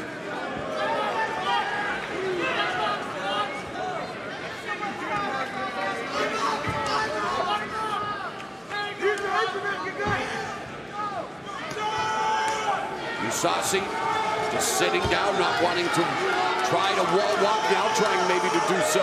He's going to try the wall walk, but he knows right now that John wants to pull his hips off of that cage.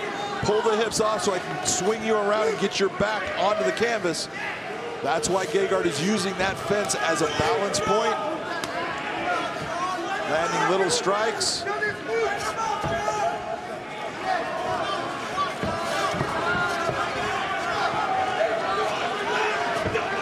Right here, you're seeing Salter's trying to bring those legs together so he can get his hands together. This is very exhausting by John Salter. If he gets this, that's good for him, but if he doesn't, it's going to start to demoralize him as far as it burned a lot of energy and ended up with nothing. And that elbow strike that you're looking at, that's super important for Gegard Mousasi to go back to that, because that will make John Salter bring his hand off of the leg up to protect his head.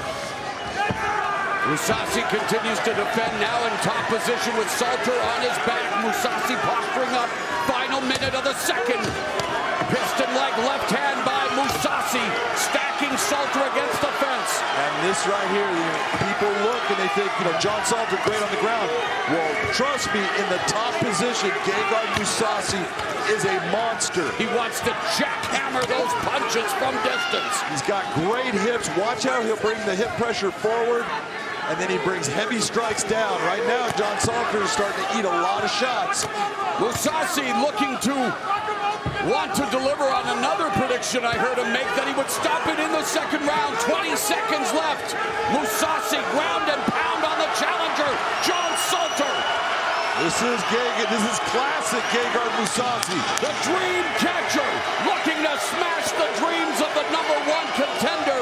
Strong finish to round 2 for the Bellator middleweight champion.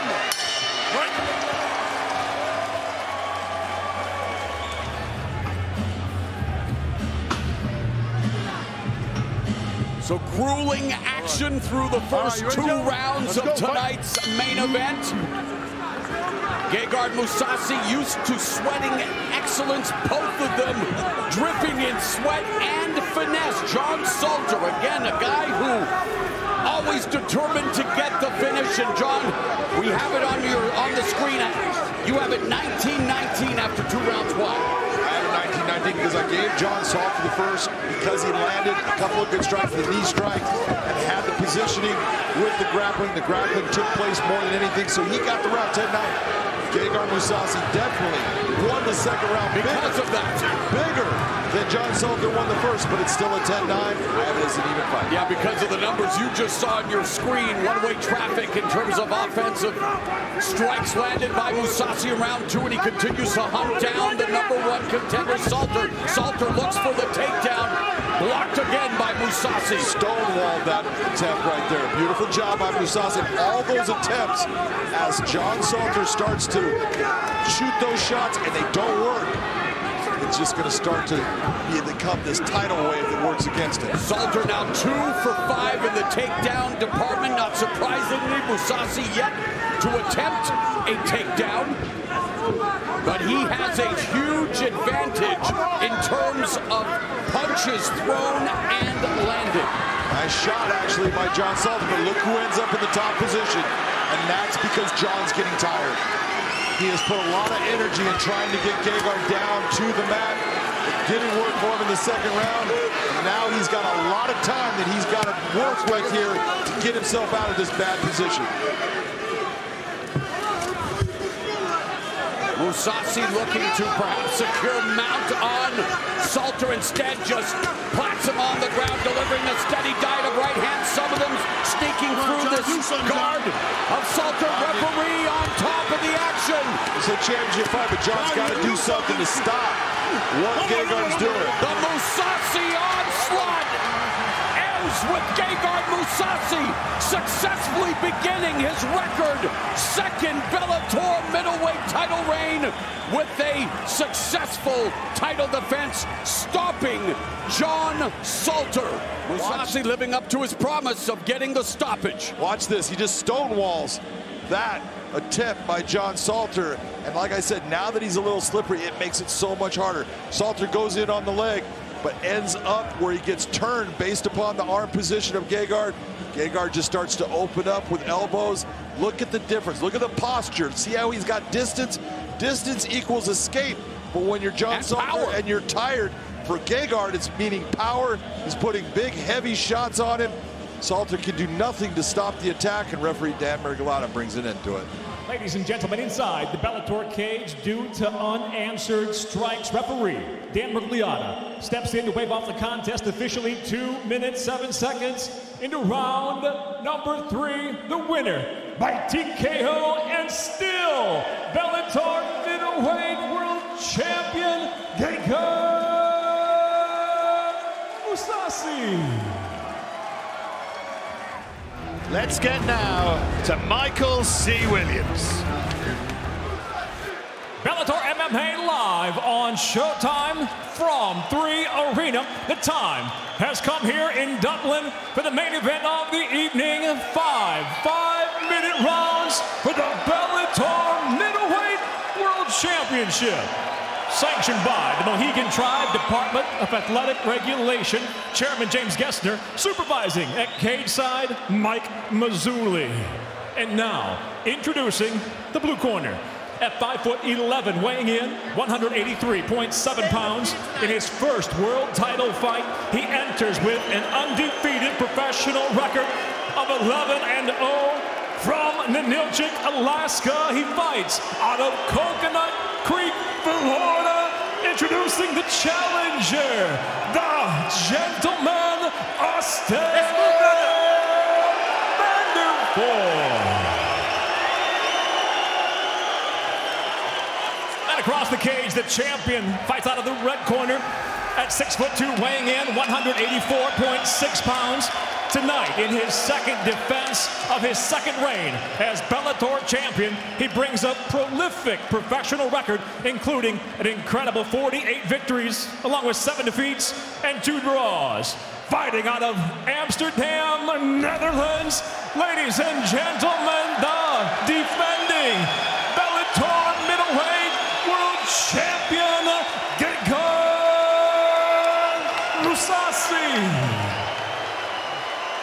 charge of the action, your referee, Kerry Henry. Here we go, gentlemen. All right, gentlemen, Bellator middleweight championship of the world. calm before the considerable storm. Obey my commands at all times and obey those rules we went over in the dressing room at all times. Fight hard, touch them up if you're going to. Let's go to war. That's what they're fighting for. Glorious belt on the line. Mousasi, the champion in those red gloves, against the man who is desperate for the title, who thinks it's his destiny. Austin Vander Ford. And we're underway. Remember, five-minute rounds for the title.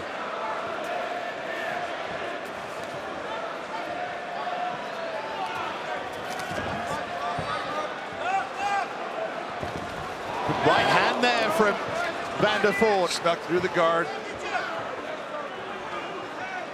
See Austin trying to use a lot of feints right there, trying to get Mousasi to just give a movement, give a tell. That was a big short right hand, and he followed it up, Mousasi. That was a solid right hand. That stung Austin. He felt that. Austin swinging hard there. He needs to collect himself. Just a little danger there. Vander Ford getting sucked in straight away to Mousasi's spine. See, in this right here, just take a look at the stance of Mousasi. He's very square because he's looking to stop the takedown of Austin Vander Ford. So that's an advantage for Vander Ford. But right now, Mousasi's the one landing the bigger shots in the stand-up. There's that jab, left hook from Mousasi. And Vander Ford was hurt early. The legs were unsteady. He looks for the takedown. This is Rory MacDonald all over again. Round and round from Mousasi. And the lead. It's over. It's over. The dream catcher takes away someone else's dream. Mousasi, this astonishing athlete, one of the greatest, does it again when it matters. Every single time. Yeah, Austin goes out, but he gets hit with a combo there and then another. And you can see, look at the legs. He got stunned. And Gegard just starts to hunt him down. He knows he's going to go for the shot. He goes for the uppercut. And then just starts opening him up. Look at big shots. Those are heavy hammer fists. Goes under it. Austin's in no position to defend himself. He's just waiting for the referee to stop it. Again, watch. Boom, right there off the top of the forehead and then the left. That's, you see him buckle. This is just experience. Notice how he doesn't rush in. Notice how he doesn't crush that space. He just waits. Austin shoots. Good sprawl, and then just damaging shots.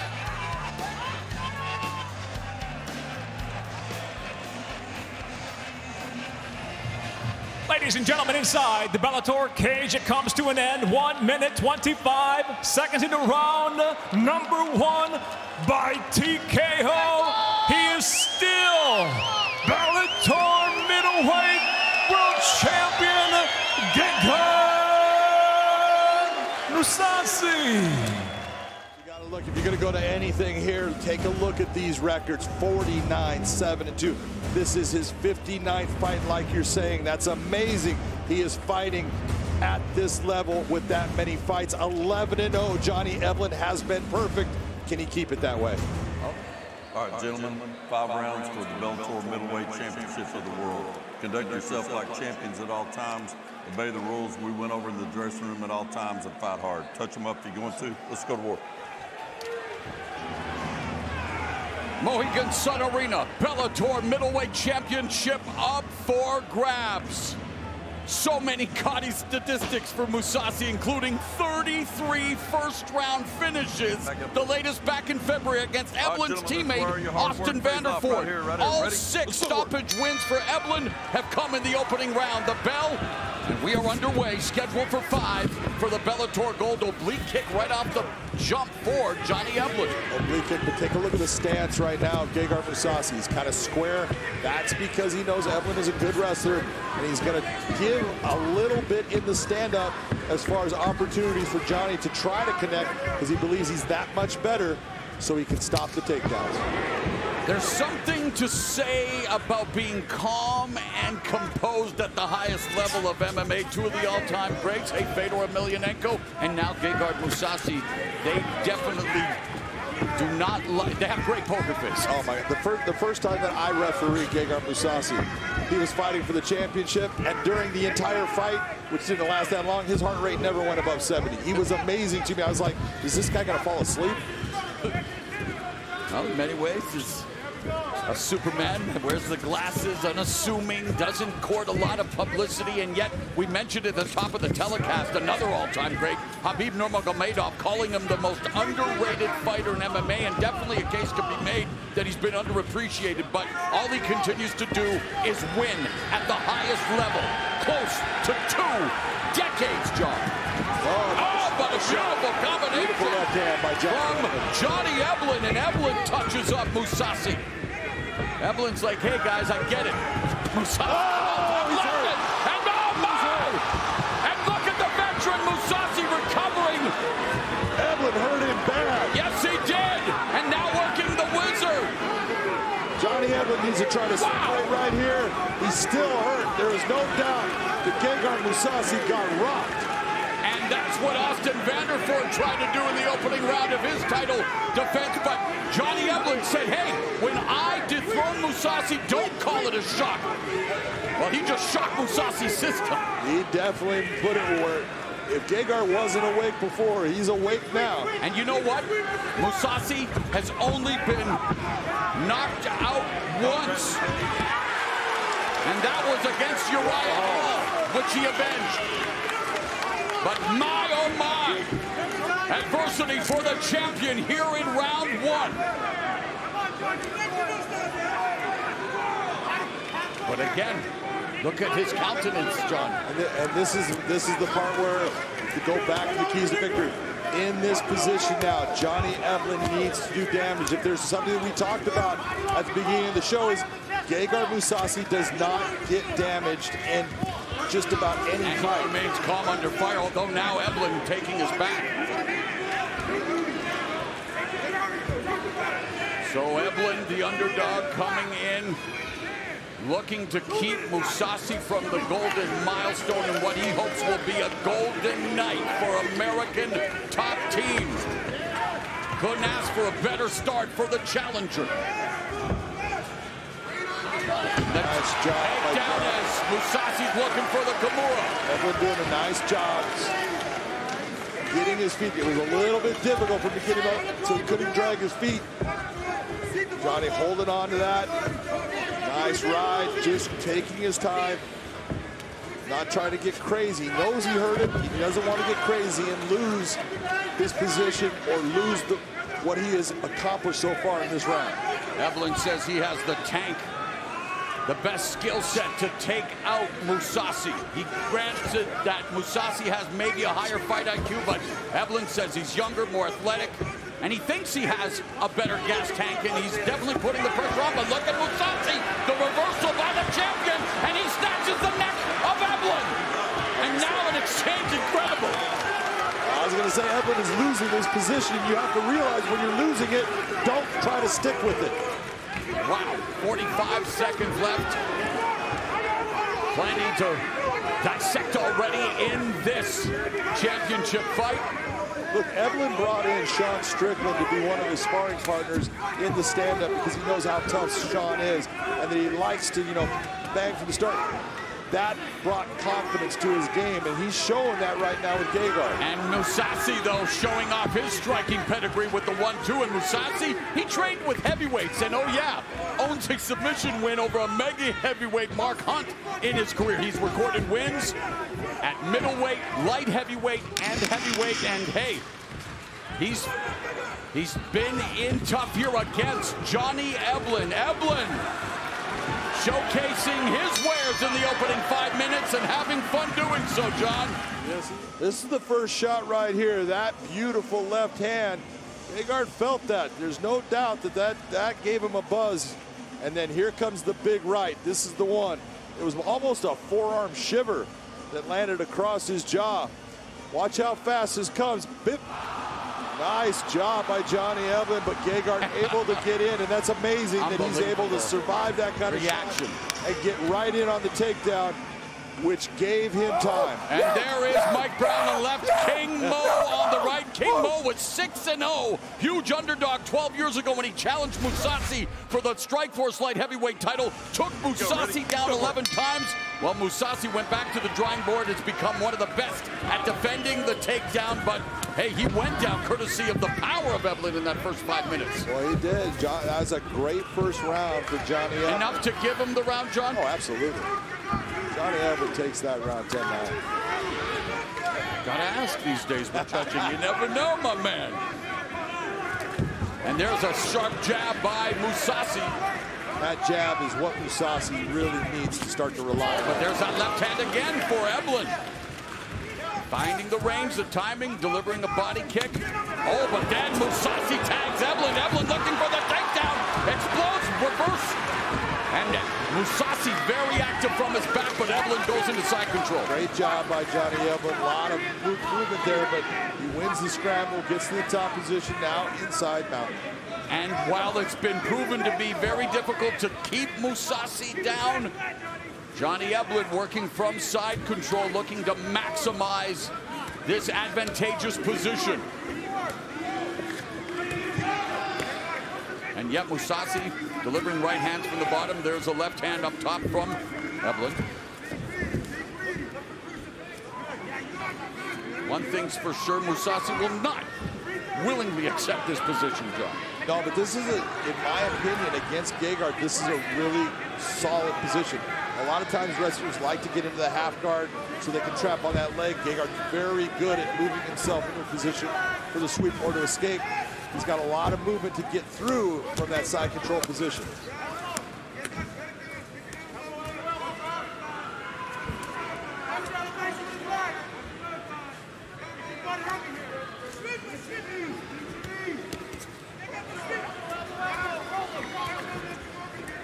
Two minutes gone here in the second round, and Johnny Eblen 3 for 3 in the takedown department. But here's the attempted reversal by Mousasi. Gets to his feet momentarily, but Eblen bringing him back down to the canvas. And Eblen acquitting himself well here in his first title shot. Mousasi had that. That was a beautiful hook sweep that he got to get himself in a position to get back to his feet. Eblen right away just driving into him, still in a position where he has his hands around him.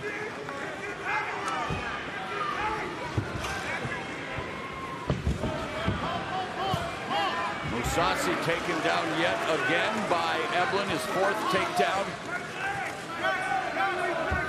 And this is great work by Johnny Eblen. He's really making Mousasi work here. You want to get Gegard where his heart rate's up high. That's exactly what Johnny Eblen is doing. And chants of "Let's Go Johnny" begin to fill Mohegan Sun Arena. Eblen fighting out of Coconut Creek, Florida by way of Kansas City, Missouri.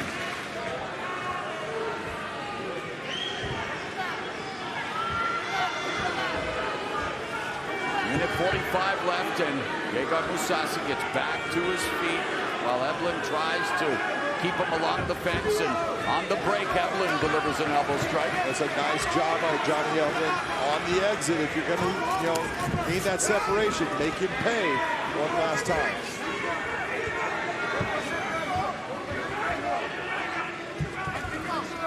Eblen misses with a wild left. Jab through the guard by Mousasi. Blocks that overhand left by Eblen. Inside kick by the champion. Johnny getting a little bit more flat-footed right now. Obviously, starting to feel a little bit of the heart rate going up. Trying to gain some time that he can breathe and get his heart rate down. And to the 10th minute of this championship fight. And Eblen has looked very good and lands a nice combination there, culminating with that left hook to the side of Mousasi's head. Here's a big kick from Mousasi, and may have bounced off the cup.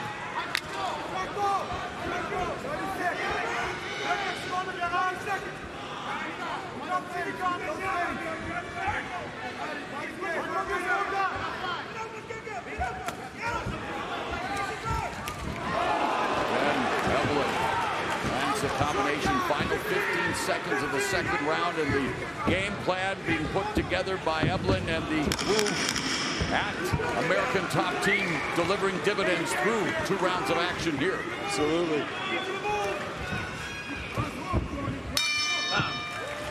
That experience will do.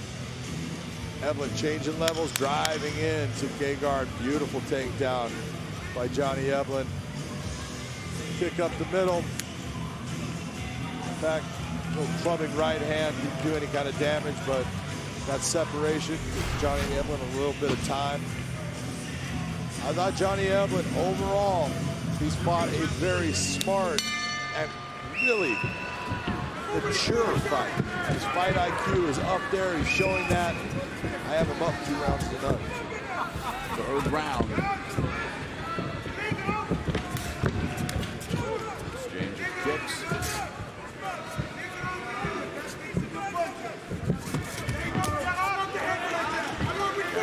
Scores for Eblen, fainting.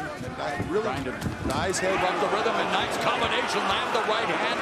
Mousasi avoided that other right, but now Eblen sitting down on his punches. Really nice head movement by Johnny Eblen. See good feints. Oh, nice jab countered by Mousasi. That's that jab that Mousasi needs to keep sticking. Calf kick lands for Mousasi. Yeah, and he moves back and avoids that combination from Eblen.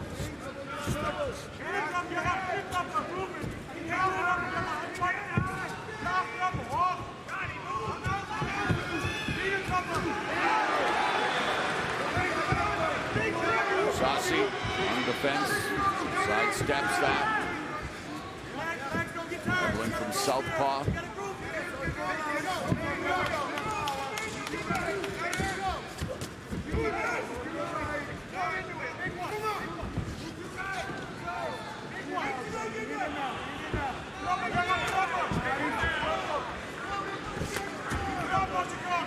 Exchange body kicks.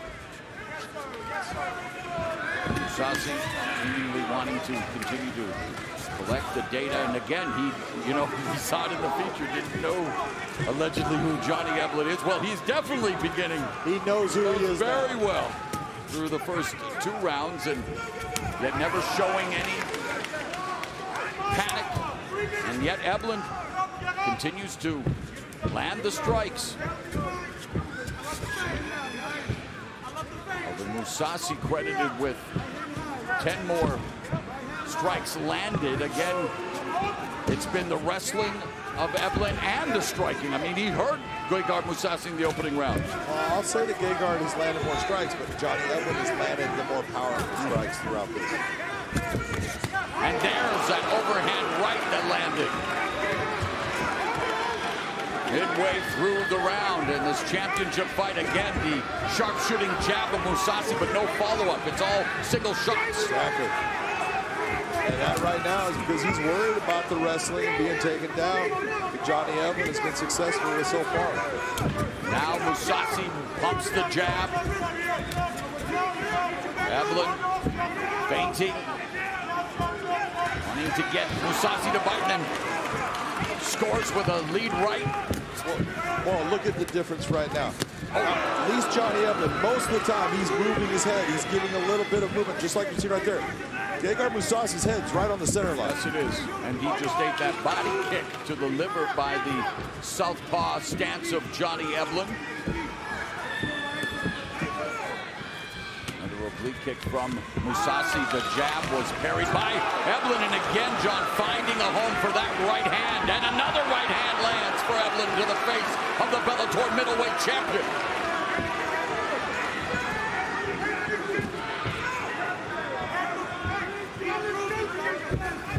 Mousasi's offense has to be comprised of a lot more than just the jab here against this hungry challenger. Johnny Eblen, just 6 years younger than Mousasi at 30, but a huge disadvantage in experience, a major step up, and so far, he has proven that, yeah, he belongs in this championship fight as the #1 contender. Final minute of the round.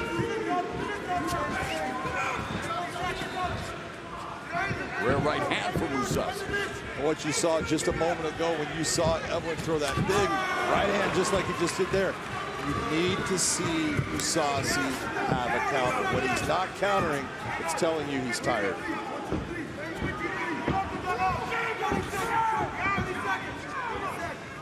Take a look at Mousasi right now. His mouth is open. He's breathing through his mouth. Which means he's at an oxygen deficit right now. We'll check the kick through the right hand. Final 15 seconds. Another strong round for the challenger, Johnny Eblen. As we head into the championship round. Comes Eblen, beautiful left, right. A little bit wild on it, but both touch him. Mousasi coming back with his counters. Steps back, nice, clean, just round straight four. Right, left hand. Round doesn't do any damage to Johnny, but it touches. Back up for him. Nice, big right hand at the end of the extension, so ended not with a lot of power, but it definitely touched that chin. Round four, ready? Johnny Eblen has fought a beautiful fight so far, utilizing both his striking and his wrestling. He's got Gegard in a position where Gegard is not sure what's coming. We have entered the championship rounds. Round 4, Mousasi possesses one of the best jabs in the sport, but jab alone won't be enough against Johnny Eblen, not on this night. Oh, Johnny Eblen right now, and he's gaining confidence as the fight's going on. Head kick. But you're right about Mousasi's body language and the fact that he remains with his head on the center line.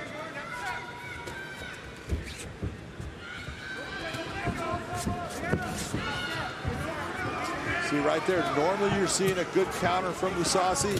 It's almost like he's a little tired and he's just unable to get it off. Nice job by Johnny Eblen.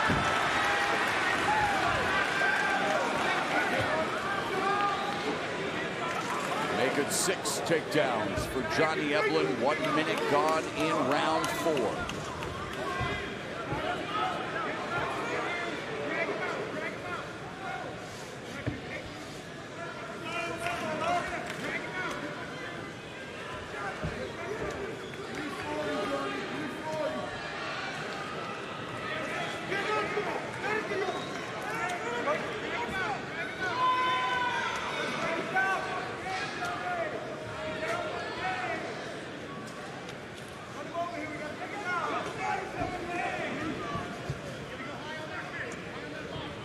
Gegard Mousasi, most of the time, able to get to the top position against all of his opponents. Has not found that once in this fight. Again, finds himself with his back against the cage. Johnny Eblen putting a lot of pressure on him. Not a lot of damage, but time is just clicking by, and he's having to carry Johnny Eblen's weight, getting more and more tired. Eblen has a hook in with, has Mousasi's back. He has one guillotine choke, the lone submission victory for Johnny Eblen.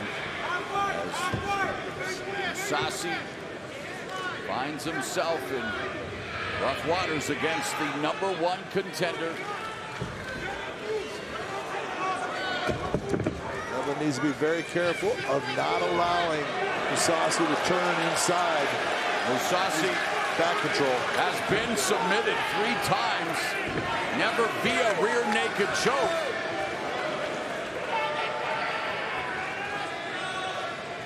Right now, there's not even close to just what we call a seatbelt position. Controlling the position with Mousasi. There's no danger right now to a submission. That can always change.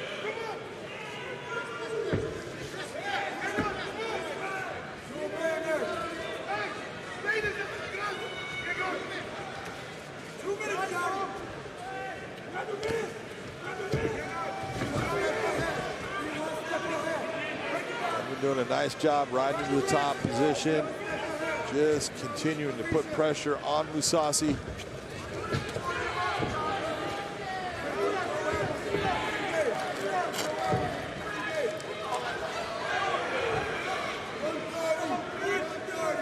Mousasi trying to bring the knee up, not quite there.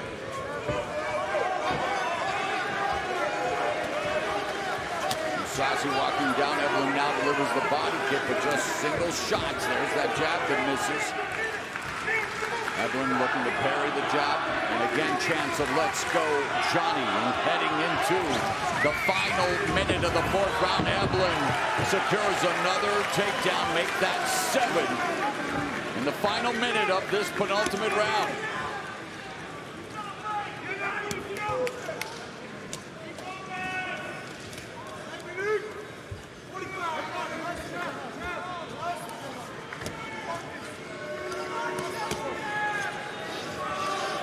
This is where I feel Johnny Evelyn really needs to start to open up. Start to try to do things that cause damage here.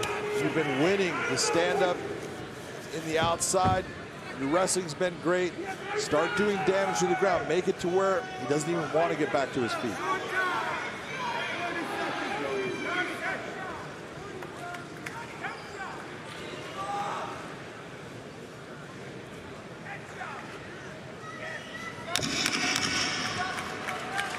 Are we on the verge of a major upset for the middleweight championship? Johnny Evelyn bringing the fight to the champion Mousasi, heading into the 5th and final round. And wow, 5th and final round, he feels that his protege on the verge of becoming just the 7th fighter to hold the Bellator middleweight championship. Johnny Evelyn, with less than 5 minutes now to pull off this upset.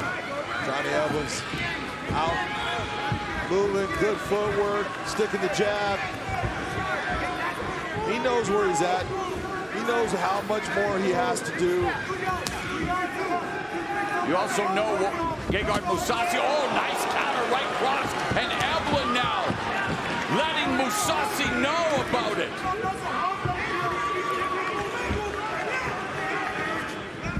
What do you make of Gegard Mousasi tonight? Not taking anything away from Johnny Evelyn, because it's been Johnny Evelyn's night, and that's been the case. But anything that you can point out that might lead to even more insight as to what has not been a great night for Gegard Mousasi at all?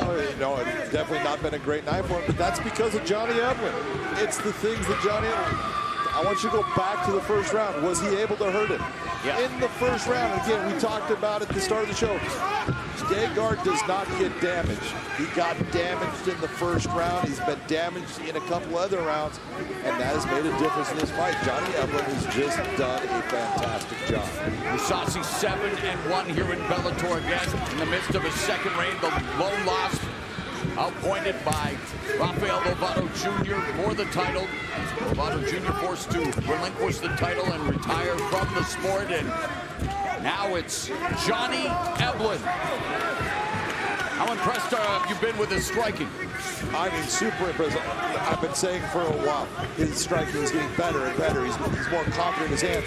He's more confident in this fight than I've seen him in any fight. Obviously, he put in the work that he needed. He went the rounds with the guys that were pushing him and making him better, and it's all paying off tonight. Another takedown attempt pays off for the challenger.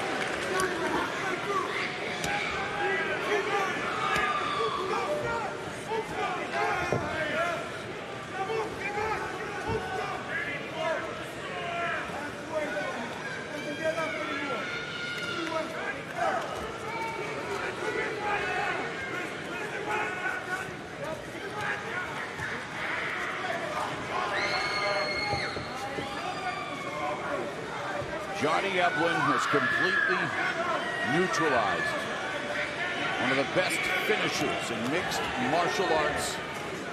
We have sung his praises, rightfully so, throughout the night, but Johnny Evelyn earning the praise.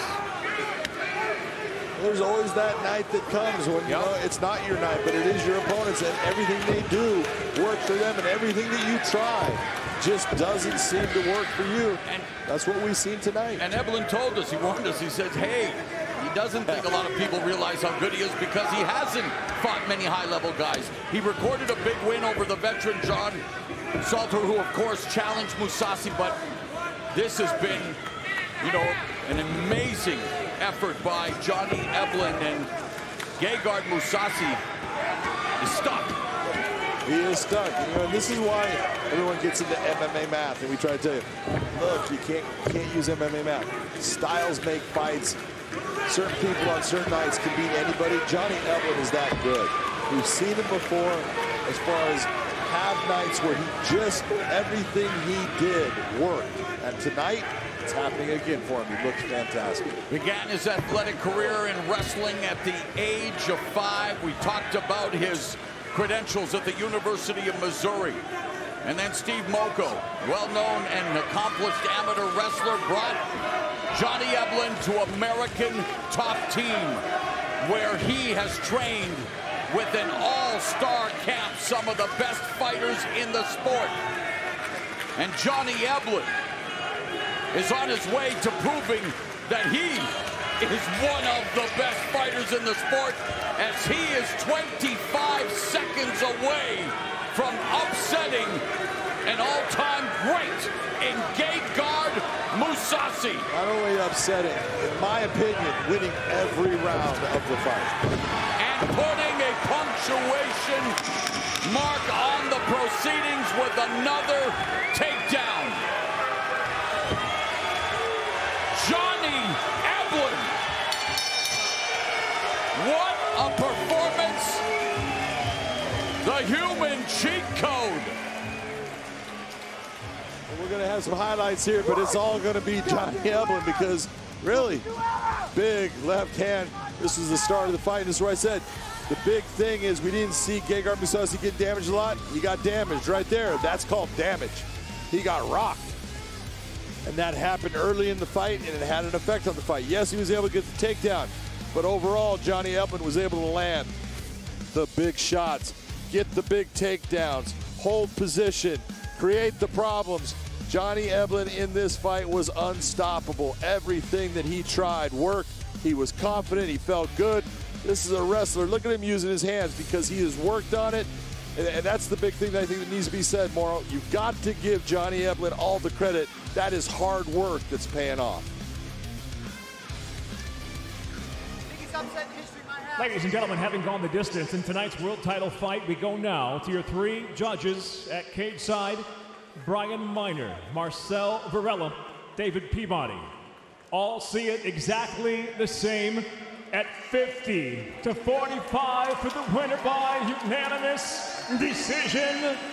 And now the new Bellator middleweight world champion, Johnny the Human Cheat Code Eblen. Gracious in defeat, the class act that is Gegard Mousasi, but wow! And as simple as it gets, you take a look at it, things are very close here, but look at those records. 12-0 for Johnny Eblen, the champion. 31-2 for Anatoly Tokov. Gentlemen, you see the instructions in your locker room. Obey my commands at all times. Protect yourself at all times. If you want to touch gloves, do it now. Let's go back to the corners and come out swinging. You're not going to touch gloves. They're going to intensely stare through each other as we get set for this Bellator middleweight championship fight. All 6 of Johnny Eblen's finishes have come in the first round for Anatoly Tokov. He has 11 wins via first round knockout or submission and has a victory over former Bellator middleweight champion Alexander Shlemenko. The bell and round 1.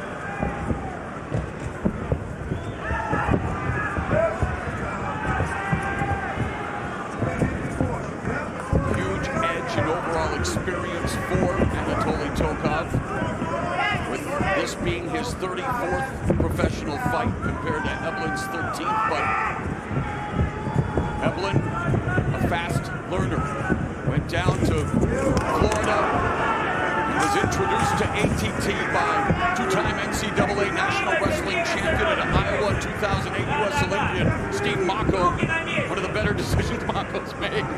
He's made many, but definitely changed Eblen's life. Oh, he absolutely did. Steve Mocco he's a crazy man. He's an outstanding wrestling coach. And he brought Johnny Eblen there because he saw something in him. And there has been no doubt, everybody that trains with Johnny Eblen says, oh my God. This guy is the best middleweight fighter in the world. There is no doubt he's that good. Calf kick by Eblen. Came into the sport. He's a hard-working wrestler out of the University of Missouri. Same school that former Bellator champions Ben Askren and Mike Chandler attended. There's a combination by Eblen, and since going to ATT, really focusing on his striking. And has really grown exponentially when it comes to his boxing techniques. Well, he's now throwing combinations that you just don't see a lot of mixed martial artists throwing. He's throwing double hooks. He's doing all kinds of things that are not easy to do, but he's doing it based upon the fact that his wrestling is so good. He can get himself out of bad positions at times. Johnny Eblen is the real deal, and the fact that he utilizes all elements of mixed martial arts makes him extremely difficult. Counter right by Tokov, who immediately latches on to Eblen. And you saw him out of position, but back was unable to get to that point of a takedown, but that was a nice right hand by Anatoly Tokov. Left high kick blocked by Tokov. Body kick by Tokov.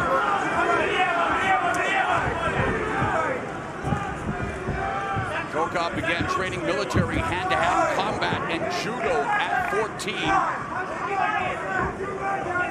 Of course, Eblen, we talk about his background as a wrestler, started at the age of 5. Midway point of the opening round, scheduled for 5 5-minute rounds for the Bellator middleweight crowd. The jab lands for Tokov.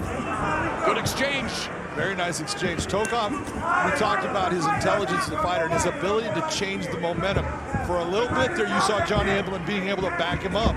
He knew that he can't have that happen, and so right away starts creating that lateral movement, circling off, making it so Johnny Eblen cannot back him up. Very intelligent. Since that incredible victory over Mousasi to become champion, Eblen doing a lot of sparring and really working on growing his fight IQ. He told us that it's never been better, and he's been working on going to the body more, getting slicker with his defense, and utilizing that southpaw stance more, and we've seen glimpses of that so far in this fight. Oh, yeah. He started off with that wrestling base, and he was a guy, man, who would take you down ground and pound and get the TKO. And then once he really started working on the stand-up, he has just evolved as a fighter, and so he utilizes the wrestling to make his stand-up more dangerous, because you're worried about him taking you down. But no, he comes in with his hands and lands clean shots. Level change by Eblen, but Tokov doing a good job there. Overhook and underhook, and now Eblen backs him to the fence as they grapple close quarters, exchanging knees, jockeying for position. Eblen putting all of his weight on Tokov, but Tokov's one strong middleweight. Tokov's defensive wrestling is just outstanding. He's got great balance, and he's able to just put weight on the arms, start to tire you out. You're seeing what he's doing right here. He's just kind of hanging on Johnny's arms. Now, Johnny's got his hands clasped, but in the position they're at, he's going to have a hard time. He's going to have to bring his hands either up high or down low towards the hips to start to get that body lock position where he can take it down.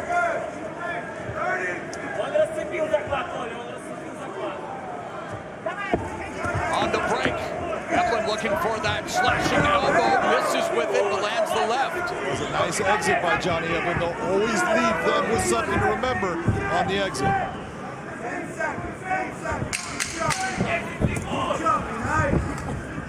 Ty Plum and some knees from Eblen, showcasing his diversive offensive attack. Your unofficial score after the first 5. Unofficial, I had Johnny Eblen just squeaking by in that round. It was a close round. Ready? Anatoly had some moments, but he needs to throw out more and land with effectiveness. And going to break, I'm known to create, new words. Diverse offensive attack, and the diversity is on display. Calf kick by Eblen. On those calf kicks like that, Tokov needs to counter and make Eblen pay for it. He cannot just sit there. Double jab. Sorry, John, double jab, chopping right hand by Tokov. Good combination. A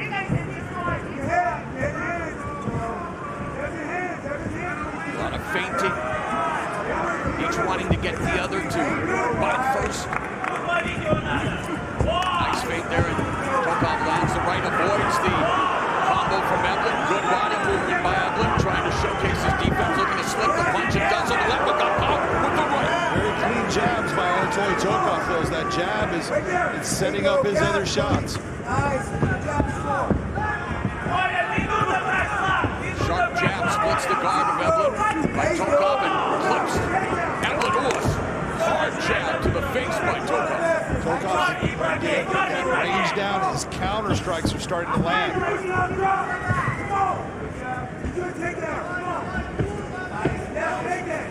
Bellator MMA on CBS from the Kia Forum in Los Angeles. You're watching the second round of this Bellator middleweight championship fight between the champion Johnny Evelyn in the red gloves, the challenger Anatoly Tokov in the blue. Big John McCarthy and Mauro Ranallo here at cage side, joined by Amanda Guerra, Josh Thompson at the fight desk. Double jab again, and Tokov doing a good job of making sure he doubles up on that jab. That jab's making a difference in this round. He's establishing that jab. It's making his right hand be effective. It's a big right hand. Big right hand from Evelyn. Looking for the home run shot, the body kick as well, and Evelyn now getting aggressive in his attack. 2 minutes have elapsed here in the second. And everything for Tokov begins with that textbook stick, John, the jab. It does, but you can see Tokov is starting to breathe hard. Take a look at the color on his face right now. He's having a little bit of an oxygen deprivation problem. You can see it. And he's making investments to the body with that kick, trying to slow down Evelyn's advances. And Evelyn showing the vestiges of a battle on his face. No doubt, he's taking some shots, especially in this round. Tokov's been doing very well, but you can see he's got to find those places within the round where you can take that deep breath, get yourself back to feeling well. Yeah, Tokov has landed twice as many strikes as Evelyn in this round. And there, nice 1-2 by Evelyn, and Evelyn again sits down on that right hand. That's 2 right hands in a row that landed cleanly for Johnny Evelyn. An intense battle here where both Tokov and Evelyn sitting down on their punches, looking to break the will and the spirit of their opponent. They hope to walk out of the Kia Forum in LA as the Bellator middleweight champ. Nice right hand body kick, left hook combo by Tokov, sprung by Tokov, but then Evelyn, when Tokov bounced up, caught him with the right. Very nice sequence by Anatoly Tokov. Oh, what a shot by Tokov! He staggered Evelyn! That was on the top of the head.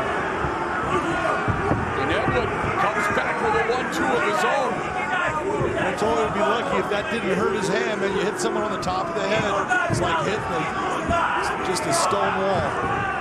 And you know, still to come, Fedor Emelianenko's final fight. Tokov's mentor, he's had issues with his right hand over the years as well, but overcame some. Oh! Tokov gets dropped on the right hand from Evelyn, but bounces up right away, able to clinch with Evelyn. And now Evelyn backs him to the fence, but Evelyn was able to drop him with the right, and now drops him with the takedown. I think that was an elbow that he actually landed on Tokov. That's a big game changer. It definitely is, because now Evelyn unloading on Tokov. That was a huge elbow shot. We saw earlier, Lorenz Larkin, what an elbow will do. Elbows on the prelims, not the short candidate. Johnny Evelyn taking this round back by hurting Tokov. Tokov was winning it. Effective damage right here by Johnny Evelyn. The ebb and flow of a mixed martial arts championship fight. We are going to round 3 after this.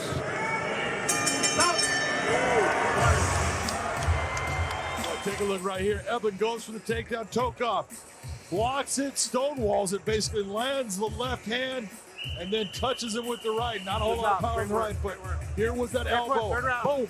You saw it touch the shoulder, but it touched the temple, and it definitely had an effect on Anatoly Tokov. Took him right off his feet. Messed with Tokov's equilibrium as we are set for round number 3. Ready? Evelyn's first Ready? title defense. And Evelyn's right eye with swelling, beginning to really show the effects of what has been a tough task as expected. I mean, once you're the champion, it doesn't get easier. And when you're the champion, all you have is a target on you. And look, I thought Tokov was winning that round until that elbow landed, knocking him down to the ground. That is what we're looking for. Damage in the fight. Johnny Eblen landed that damage. It was the biggest shot of the round. And that's why Johnny Eblen gets around 10-9. Tokov continues to work on that right eye of Eblen with his jab. They exchange body kicks. Eblen leading with the left, really using it as a bait, and now Eblen with the level change and runs right through Tokov into the takedown, immediately lands a couple of right hands, or make that left hand for good measure. One of the things that Eblen, you take a look at the difference between him and Tokov. Tokov is throwing straight punches in the stand-up. Eblen's throwing looping shots. That's why Tokov has been successful. He's got the shorter reach, but he's getting there faster with the straight punches. Waistlock employed by Eblen, and grappling going out now. Tokov looking to turn into Eblen, defending this attempt at the takedown. Eblen is 2 for 4 in takedowns thus far in this fight, while Tokov 0 for 1. Eblen getting his hands long. Takes him down, and again, ground and pound from, and that punch under the armpit. Dan Henderson is on location here tonight. The H-bomb that felled Fedor in their fight was under the armpit, very similar. Anytime that comes under the arm like that, you cannot see the punch, and it's always the ones that you don't see that hurt you the most. And nice turn by Eblen. Those mat returns, Mauro, every time you get taken down like that, you work your way to get back up, and then boom, you're going back down. It is demoralizing as a fighter. And right now, what Johnny Eblen is trying to do is he's starting to try to break Anatoly Tokov. What he's saying is, my conditioning is better than yours. I can push harder than you, and I'm going to push you off the cliff. You're an NCAA Division I wrestler. Conditioning should never be an issue, right, John? Even when your MMA career, what wrestling does is incredible. I mean, so many mixed martial artists talk about wrestling being the key base. Spinning back elbow missed by Eblen, but it builds every facet of a fighter when you're a wrestler. There is nothing. Mental, physical, strategy. Exactly. I couldn't have said it better. There's nothing more grinding than that wrestling in that room. The work it takes to be good at it. It builds character, it builds a work. Final 2 minutes of the third. Right hand countered by Tokov lands. Again, straight punches by Tokov. Calf kick by Eblen. Oh, Eblen just missed with that right cross. Eblen level change, sprawl by Tokov, defends the takedown. And Eblen now 4 of 7 in the takedown department. And again, with those takedowns, we've seen Tokov bounce back up. We've seen the mat returns, but it's really been, for the most part, large part, a tremendous striking battle where each of them have had their moments. Each of them had their moments. The big moments have normally been with Johnny Eblen, though. He's landed the ones that have knocked Tokov down. He's gotten the takedowns, the big elbow strikes on the breaks. Those are the differences in this fight right now.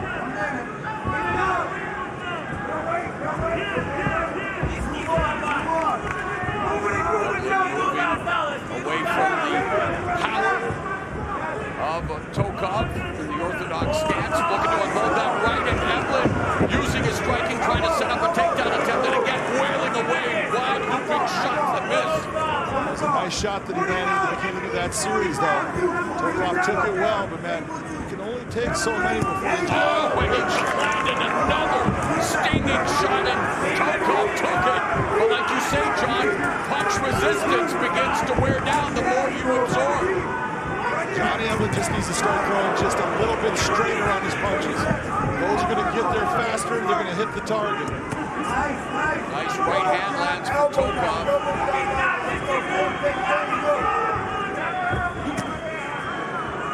Many expected this to be a battle of attrition. We are headed into the championship rounds for the Bellator Middleweight Championship.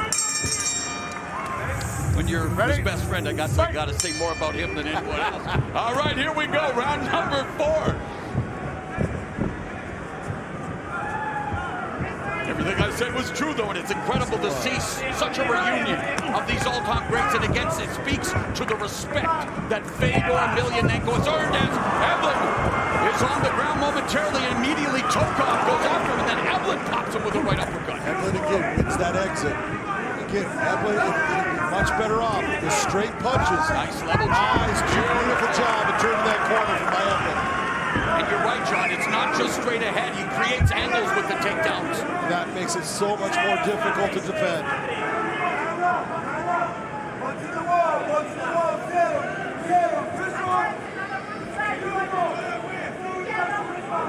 Right now, if you're Anatoly Tokov, you got off of that stool, you had your minute break. Now you're having a guy with all that weight, 200 pounds basically, crushing down on you. And after all that work, it tires you out faster, it's wearing.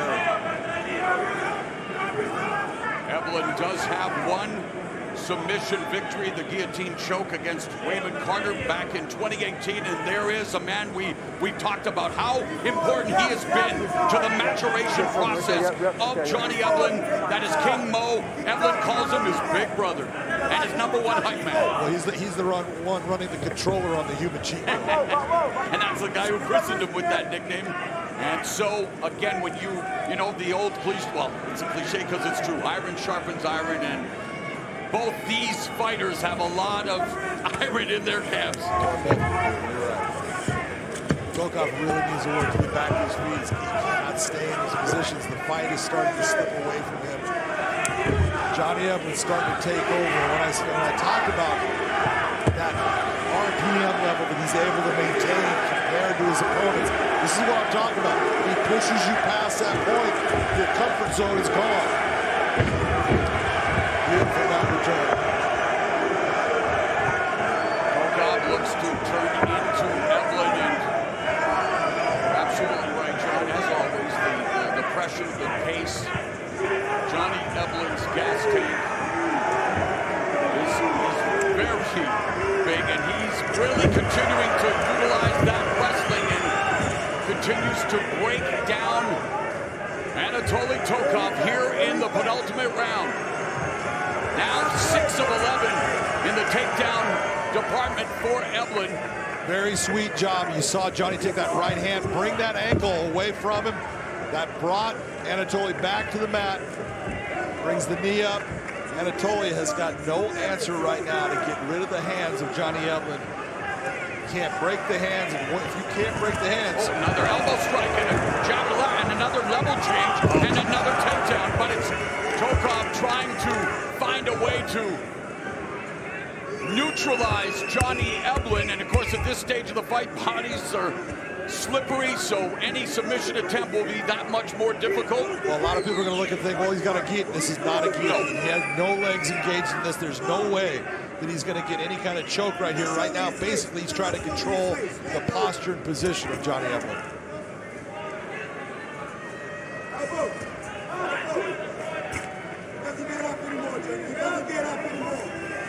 Think of all the times that you've watched Anatoly Tokov work his way back to his feet. Now what did you just see, Mauro? Now he's settled. He's settled for the position, which is telling you, I'm getting tired. His power bar is depleting. Final 60 seconds of the 4th round. Tokov trying to control Eblen's posture. Eblen now creating some separation, looking to pass the guard.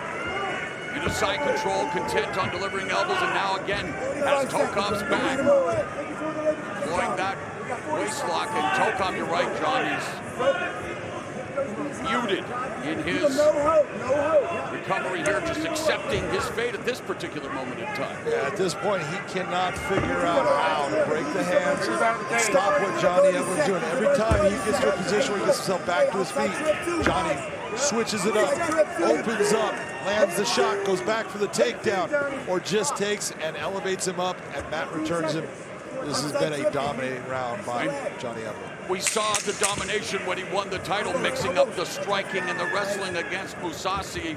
He's a complete package, and Eblen exploding again, the level change, looking for the single leg. 5th and final round coming up. I don't know what else to do. It is a horrible position. Fighters fear being exhausted because when you're exhausted, you can't protect yourself. And right now, Anatoly Tokov is facing it. Fifth and final round. Johnny Eblen firing up the crowd here at the Kia Forum, just outside of Los Angeles in Inglewood. It's a suburb of LA, and Anatoly Tokov he's bouncing up and down, trying to summon that inner warrior, trying to find a way to get back into this fight. And how do you have it? Well, on cue, John, there's the scorecard. Look, I'm being honest, I had the second round going towards Tokov until that knockdown with the elbow. I've got Johnny Eblen in a shutout right now. He is starting to take over this fight. He's dominating. Eblen says his goal is to clear out the division. He said he is going to be the GOAT, and the more you talk to him, the more you believe him. Self-confidence is everything. And he's backing it up. And one of the things, you know, if you see Johnny Eblen in training, Johnny Eblen puts himself in horrible positions and then works his way out of it. So there's nothing inside the cage that he faces that he hasn't faced in training and worked his way out of it. So even before becoming a champion, he had the work ethic of one. That builds confidence that, hey, I can face anything. I'm not worried about anything. I can get myself out.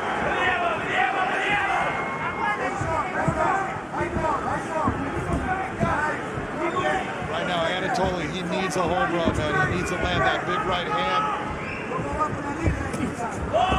17 of his 31 wins have come via knockout.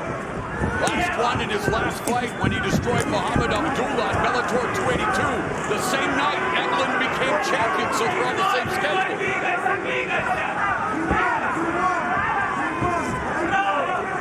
Nice head movement right there, slipping and ripping by Johnny Eblen.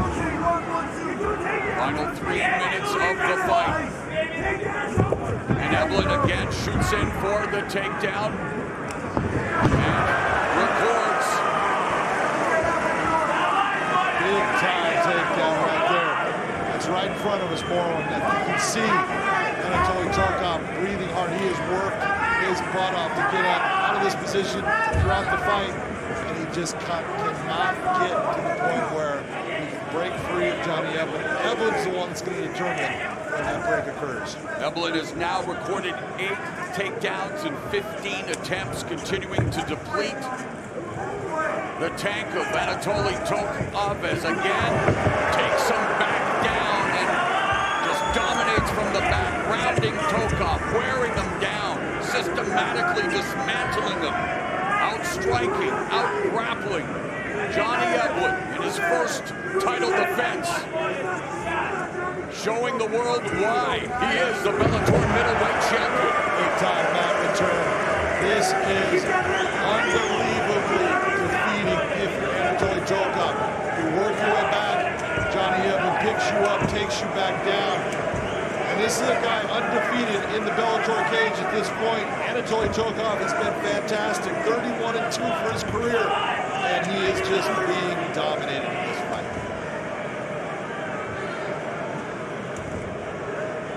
Eblen tenderizing the right leg of Tokov, adding insult to injury here, continues to just drive the knee, and now Tokov able to come back to his feet, but I believe that Eblen probably allows him just so he can do the mat return again.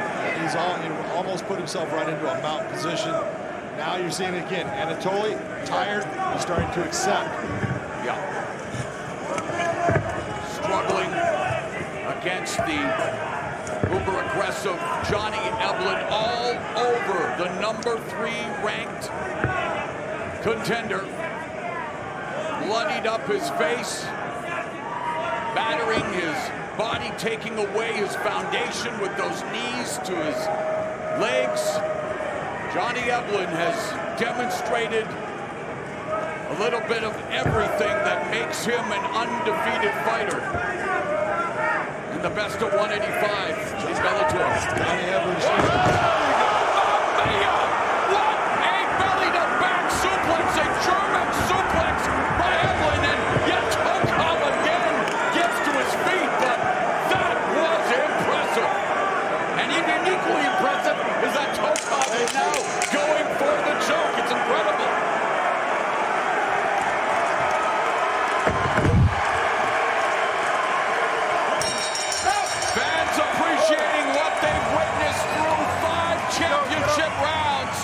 It goes to the scorecards, but they are on their feet as Johnny Eblen, defending the title against Anatoly Tokov. Will it be a successful title offense? He put an exclamation point on his performance with this German suplex, and yet Tokov right back on his feet. We'll get the decision in just a moment. Ladies and gentlemen, having gone the distance in this world title fight, will go now to your 3 judges at cage side. Your first, Chris Crail, scores the fight 50-45, while judges Ron McCarthy and Elliot Kelly both see it the same, 49-46. All have it for the winner by unanimous decision, and still Bellator middleweight world champion Johnny the Human Cheat Code Eblen. You gotta look at that reach advantage. 79.5 is a massive reach compared to 74 inches, and Fabian uses it very well. Is it gonna be the difference here, or does Johnny crush with pressure?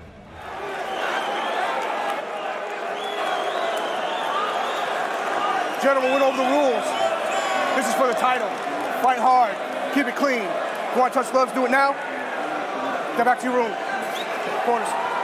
The champion Eblen blending his boxing with his wrestling. He told us he's going to rearrange Edwards' fist with his face and take that belt, the Bellator Middleweight Championship, back to America.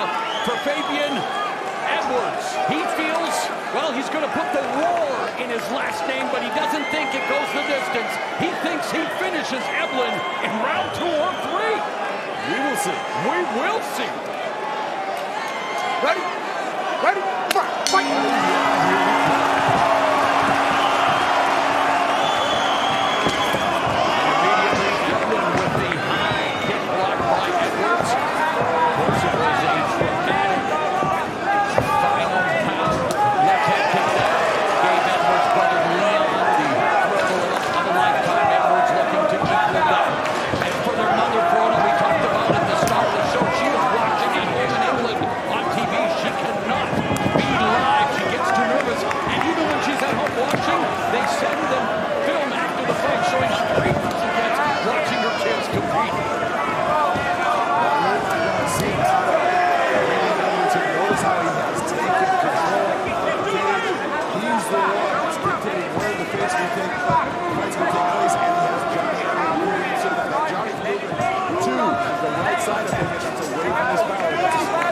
Edwards, a slick southpaw sniper, does a lot of work with that left kick. And in fact, Eblen moving forward, he's starting this fight orthodox. He had amazing success as a southpaw when he dethroned Gegard Mousasi for the championship.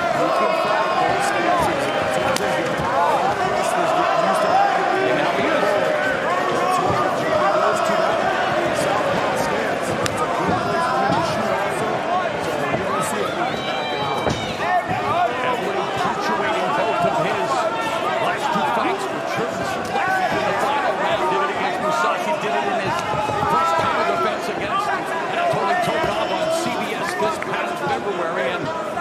Those in his corner, the pressure cooker that is American Top Team field, that already he is the best middleweight on the planet, wants to cement that status tonight. And he has a lot of respect for Sean Strickland, who he's sparred with in the past.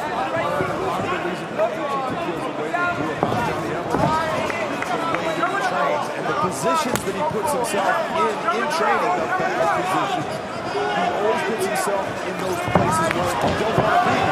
Figure out, how do I get out of it? How do I make it work for me? It's not easy to do when you're in training and you're the chance, but that's what makes you good. Eblen able to cross space and land a combination before backing up, and Edwards testing the waters with his rear leg, catches the kick of Eblen. But Edwards moving forward right in front of Eblen, and there's the jab from the southpaw. Midway point of the first round, scheduled for 5. Spinning kick by Edwards. Nice right hand with a decoy looking for the takedown. And Eblen trying to take Edwards off his feet. Edwards, of course, improving his wrestling and his anti-wrestling. And he worked on it, John, after his loss to Austin Vanderford. And since then, well, 3 consecutive wins, and we've seen a marked improvement in his offensive and defensive wrestling. Absolutely. That's one of the things that made his brother change levels as far as a fighter. Was his ability to get out of the side, start to wrestle, be a defensive wrestler, make it part of his offensive game. And Fabian has done that. Evelyn putting the pressure on Edwards, putting all of his weight on the fence. There's a knee and the elbow on the break. So Edwards taking a page out of Edwards' book. As the break off the clinch, lands the elbow. Another kick by Edwards. Lead hand back. That was a very nicely placed elbow attack. You always want to leave that on the exit. Leave them with something there.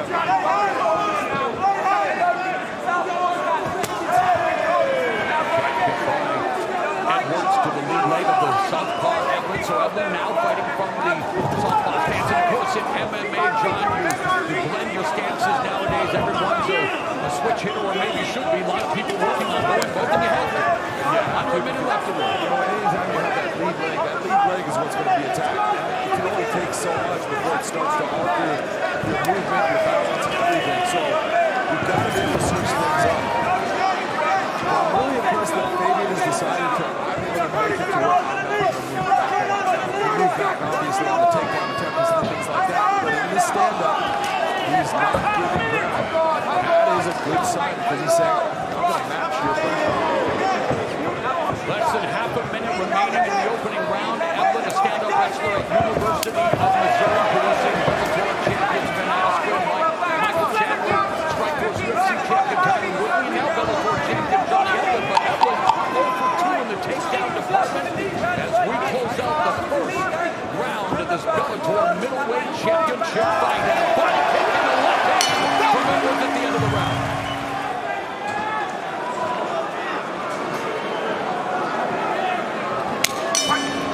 The battle of round 2, we take a look at the unofficial statistics. Comes out fast in that opening round. Again, we mentioned over 2 in the takedown department for Evelyn, although Big John McCarthy scored a 10-9 for Evelyn. And he did have the advantage in terms of the strikes that were landing. And why did you end up giving him the 10-9 round? Honestly, it's all based on volume. It was just more volume by Johnny Evelyn over. Standing in pressure and having aggressiveness is great, but you gotta throw shots. Fabian just needs to up that volume that he's putting out, which he seems to be doing here at the start of the season.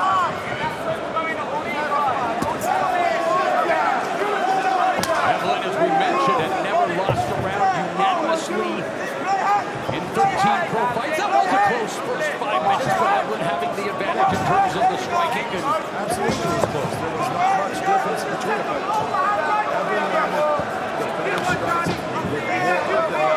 I'll give it that I thought that I was playing everything well. It was a fixed leg, so Evelyn, that's really well.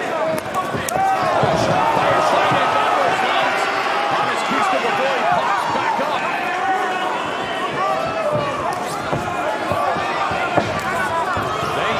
Edwards said he was going to put the war on his last name, and there was a quick striking exchange, heavy shots, but then Evelyn closes the distance and puts Edwards against the fence. And key to victory, you don't want to be against the fence against a guy like Evelyn. And now Edwards on the break with the elbow strike. Fabian's doing a good job with his left hand when he gets him tight. He's not using it a lot on the outside with the range. He gets him tight. He's landing good shots for body. There's a nice elbow strike. There's a nice straight right left hook combination by Evelyn, and he closes the distance. And now finding the range, lands again, although Edwards taking some steam off of that shot, and Edwards goes back to the kicking department. And he told us that he was going to use a cavalcade of kicks. He felt that Mousasi and Tokov didn't kick enough against Evelyn. That may be because, again, standout wrestler, University of Missouri, where injuries derailed his championship aspirations. Yeah, when you talk about facing a wrestler, you have to be very careful of where you kick and when you kick. Because being on one leg is not a good position to be against a good wrestler. So if Edwards believes that he can do that, you know, it's a great tool, and he's got a fantastic left leg. So I want to see him put that to use.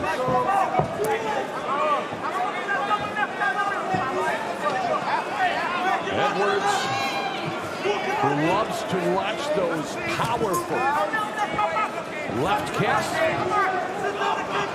Just over 2 minutes left here in the second round, and Edwards establishing the jab again. Has that reach. Advantage on Evelyn. Evelyn shoots, naked shot, able to track. Edwards down, but Edwards, and that's the other thing we've seen throughout his career. Edwards, as Evelyn looks for the mount return, Edwards doesn't clinch off him. Once being taken down, getting back to his feet. Well, he popped right to his feet on that. That was an absolute display of athleticism by Edwards, because he was put down. It was a driving tackle, double leg, and he got right to his feet right away. Still in a position for Evelyn to take advantage of this, but great athleticism. Way to just make it. And Edwards sending a message to Johnny Evelyn by getting back to his feet following that takedown, and now making sure that he goes to stand in a vertical position despite being pinned against the fence. And this is where Edwards going to unload and lands a nice combination. Well, he was pinned against the fence right in his corner, and so that helped him a lot because he had his corner telling him that he has to be healthy to get free from that. Johnny Evelyn, blood on his face, has shored up his striking. An American top team. We talk about and he tells us how he has been able to put together his boxing and his wrestling to make himself a full-fledged mixed martial artist. And when you work under the tutelage of guys like Mike Brown and King Mo, you are under a very, very erudite learning tree. Let's not forget the training partners. Right now, it's looking like all this pressure that you're getting from Johnny Evelyn in this round is starting to have an effect. Maybe he started taking a big deep breath. He needs to find a place to be able to catch that win.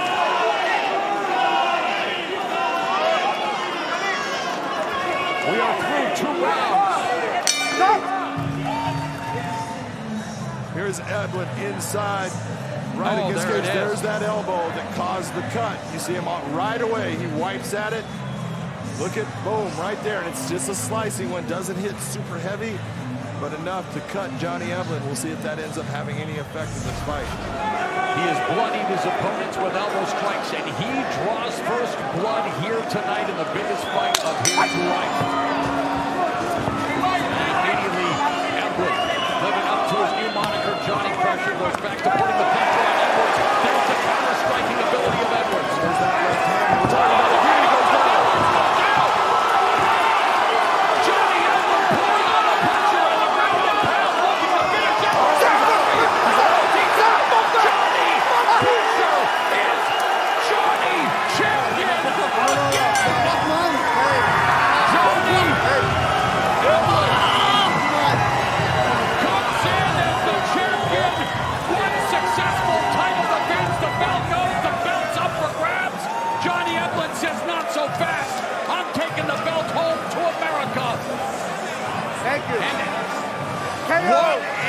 sequence, because as we will see, Big John, it was Edwards that took the fight to and now it's your brother Leon, unfortunately, as he takes umbrage with the jubilation, but a huge win for the champion as Johnny Evelyn improves to 14-0 with his 6th KO victory. Well, we talked about there was no love lost in these guys. But let's take a look at the sequence here. Evelyn gets hit with a beautiful left hand. That's what we were talking about right at the moment when all of a sudden that right hand finds the mark on the chin of Fabian Edwards, and he goes to try to defend. But right away, Johnny Evelyn lands another right hand. That elbow strike and that right hand. And the eyes say it all. Absolutely. For Fabian Edwards, and what a shot by Evelyn, the power, and yeah, he lives up to the moniker, John. Johnny Pressure. That was a nice, beautiful shot right there that you saw by Johnny, putting him down, and then the ground and pound going after him. He is shot his opponent. Exactly. So you're going for that finishing sequence. There's that elbow right there, right to the temple. That's what puts him out. The elbow was the key. That's what hurt Fabian Edwards to the point he was done. He came in with those at ATT proclaiming him as the best middleweight in mixed martial arts, and in doing so, he now takes himself to the next level because not only did he win, he won in super impressive fashion, overcoming that nasty gap, that adversity, and he closes the show like you always want a champion to do, and sends, well, some of the crowd home happy. A lot of Fabian Edwards fans in attendance, of course, from England, but John overcoming that cut and proving to be a cut above here tonight. He absolutely did, and that is a monster cut. Luckily, it did not bleed a lot. It didn't really have an effect in the fight, and a beautiful job by the cut man who took care of that, was able to make it to where that was not an effect in the fight and stop it. Ladies and gentlemen, inside the Bellator cage, it comes to an end. 21 seconds into round number 3. The winner by knockout, and still the undefeated Bellator middleweight world champion, Johnny Pressure Eblen. Tail the tape for this Bellator title bout. Johnny Eblen, 32 years of age. Fabian Edwards, 1 year younger. Both men standing 6 feet 1 inch tall, weighed in under that middleweight limit. And the reach advantage on the arms favors Edwards. Longer legs are on Eblen. Keys to victory for Eblen. Right hooks and overhands. We know how powerful they can be. He's got to disguise his takedown entries, otherwise he won't get close to the legs. And stay tight on the break. You don't want any more elbows. Fabian Edwards, kicks and knees to the body, takedown defense, of course, and elbows on the clinch breaks, just like he landed last time around. Johnny Eblen, the champion in the red trunks, challenger Fabian Edwards in the black. All right, gentlemen, first round. You ready to fight? You ready to fight? We'll have five-minute rounds if we need them. Southpaw stance here for Edwards. An exchange of leg kicks to open the action. Eblen talked about the difference between fighting someone southpaw. He needs loads and loads of looks at shooting on someone of the opposite stance. It changes things slightly for him. He likes to get his head to the hip of Edwards, above his lead leg, so he can drive with his head. And what you'll see if he finds himself in that position is Edwards pulling his head to the center so he can break that posture. You saw him hide the right hand behind the right high kick. He'll also do the opposite, will Johnny Eblen, where he'll throw the right hand and then throw the high kick behind it. Same side. Man, that was a big high kick. The second one early. Oh, nice uppercut. Catching Eblen coming in. Fabian Edwards turned that hand over quickly. Both these guys looking really sharp. There's that uppercut again. Eblen's changing levels, like he's reaching for that single and following with that right hand. Edwards tried to time the elbow again. As Eblen closed the distance, got close. A little flaring elbow attempt with the right arm from Fabian Edwards, who goes long left hand this time. Interesting, Fabian's trying to work off that right hand this time around. Previously, he was going knee to check right hook. This time, he's looking for a left uppercut. Oh, there's the knee again he goes for. Got to be careful leaving himself on the center line. Nice straight right by Eblen.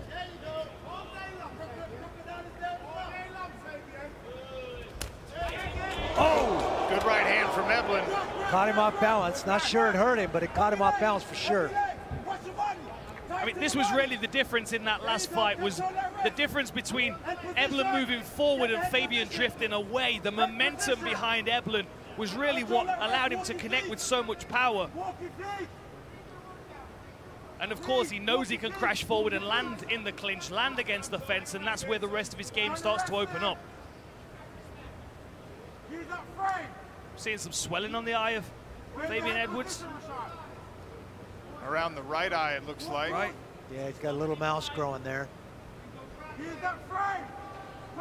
Eblen had to spend a lot of time getting his right wrist out of that Fabian Edwards grip. Good turn off the cage from Edwards. Right back on the attack with those inside leg kicks. Oh, tried to draw the counter to the low kick with the feint. Very clever. We can see what Fabian's looking for, though. He's looking for that right uppercut, right hook. He's trying to cover himself with that big right hand that's coming around from Eblen and catch him on the center channel on the inside.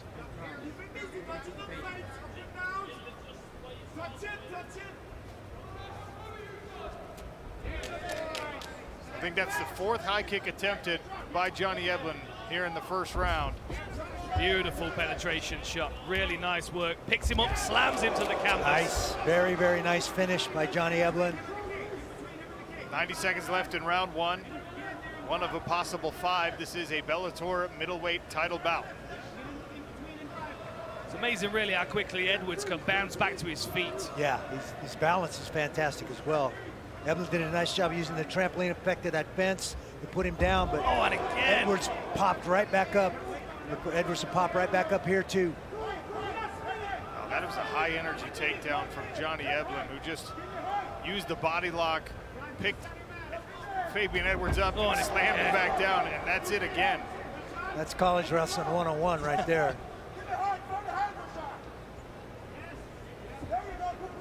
It's always fascinating to see guys who are collegiate wrestlers. He was a state champion in high school.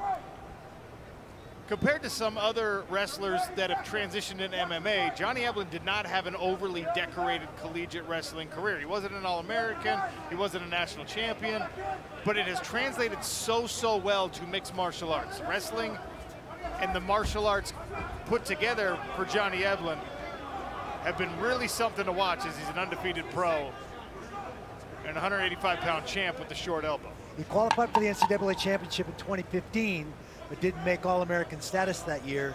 And maybe that lack of accolade in wrestling, there's no ego there. That transition is easy for him. He's not worried about, oh, I'm a national champ or any of that stuff. Nothing to get in the way and just immersing himself in MMA. Beautiful work here. Really, really nice work from Eblen, finding his way inside with that right hand. And you can see here, we're going to catch him off balance. There we go. Fabian's throwing the kick. Eblen comes crashing forwards. Keeps him on the back foot. And here we get to see a takedown. A big lift. Big lift. And watch how Fabian turns. He gets a hand down that time. But the next time and the time after that, those big slams, he's landing with his head on the side as well. For the 185-pound strap in Bellator. All right, gentlemen, second round. Ready to fight. Ready to fight. Help.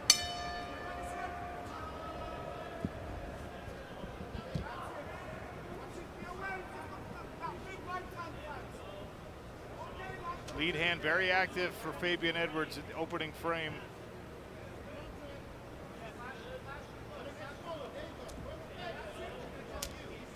Yeah, not an ideal first round there for Fabian. You know, he's taken down a few times, knocked off balance. Even if you don't consider that to be an effective punch, it's still, from the judge's perspective, sure, Fabian being pushed back and knocked off balance by the forward pressure and momentum of Eblen.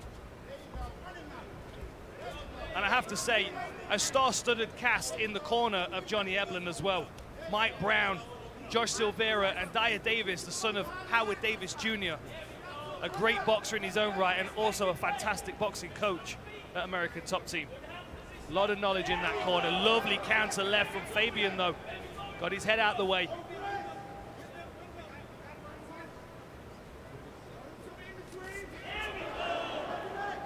Clips him with the right hand, straight into a level change. Fabian's on that wrist control. He's got to try and free that lead leg. You can see Eblen really driving himself off the canvas into Fabian.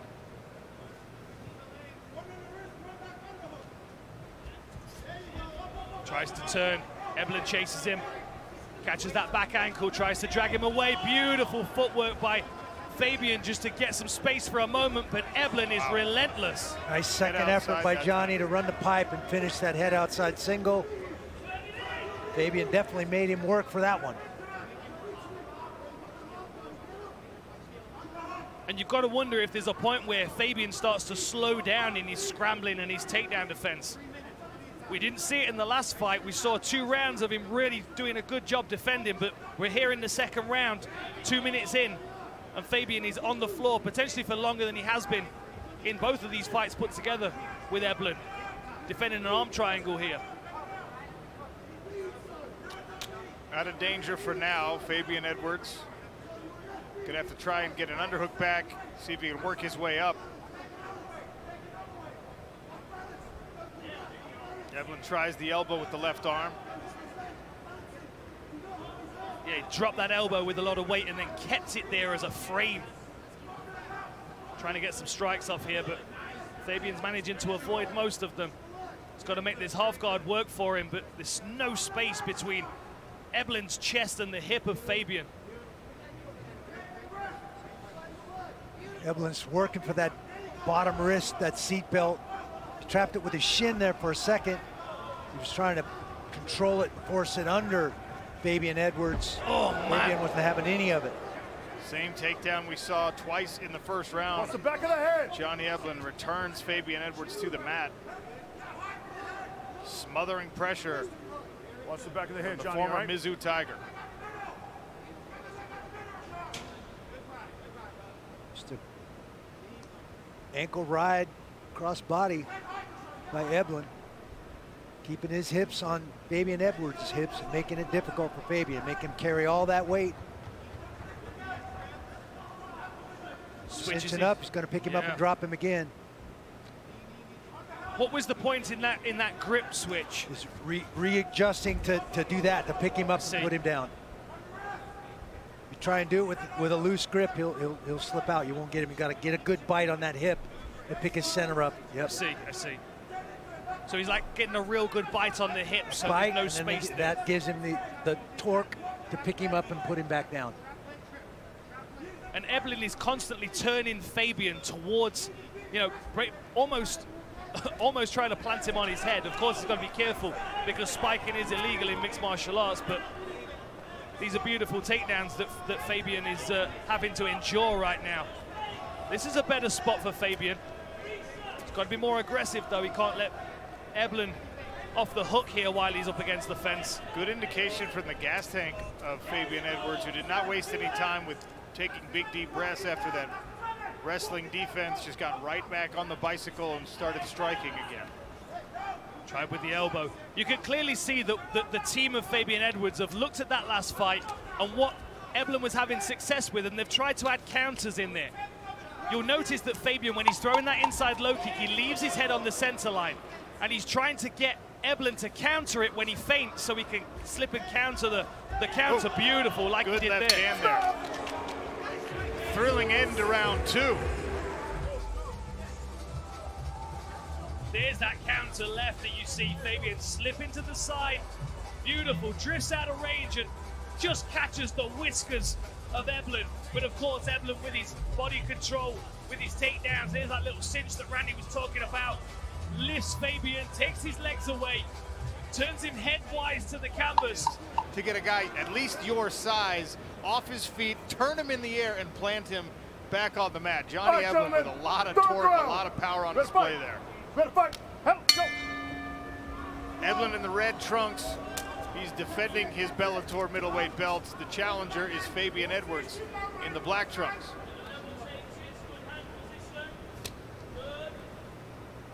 Third round. This is where the finish came last time. Do we see championship rounds in this one? Do they make it out of the third round?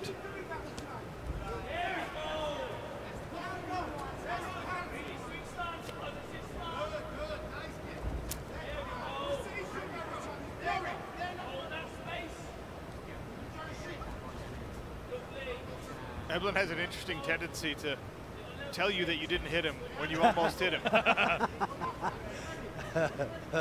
He might be telling himself. Maybe. Like, no, that one didn't hit me. Nope. You know, talking to both of these guys earlier this week, I did a face-off with them, and it was really interesting to see how matter-of-fact and honest and mature they were about their state in the sport and in the fight against one another, how each other had so much potential and how difficult this fight could potentially be for them. And you can see how that's playing out. They've got a lot of respect for one another, but there's very much a chess match going on here. Edwards got a few different counters that he's trying to play off, the things that he's expecting from Eblen. And Eblen trying to fool Fabian Edwards so he could get in on those hips and work those takedowns, which, as he knows from that first time around, was not an easy thing to do. He's being far more intelligent about his setup this time. There's that beautiful uppercut counter. Yeah. And Johnny waving it off. The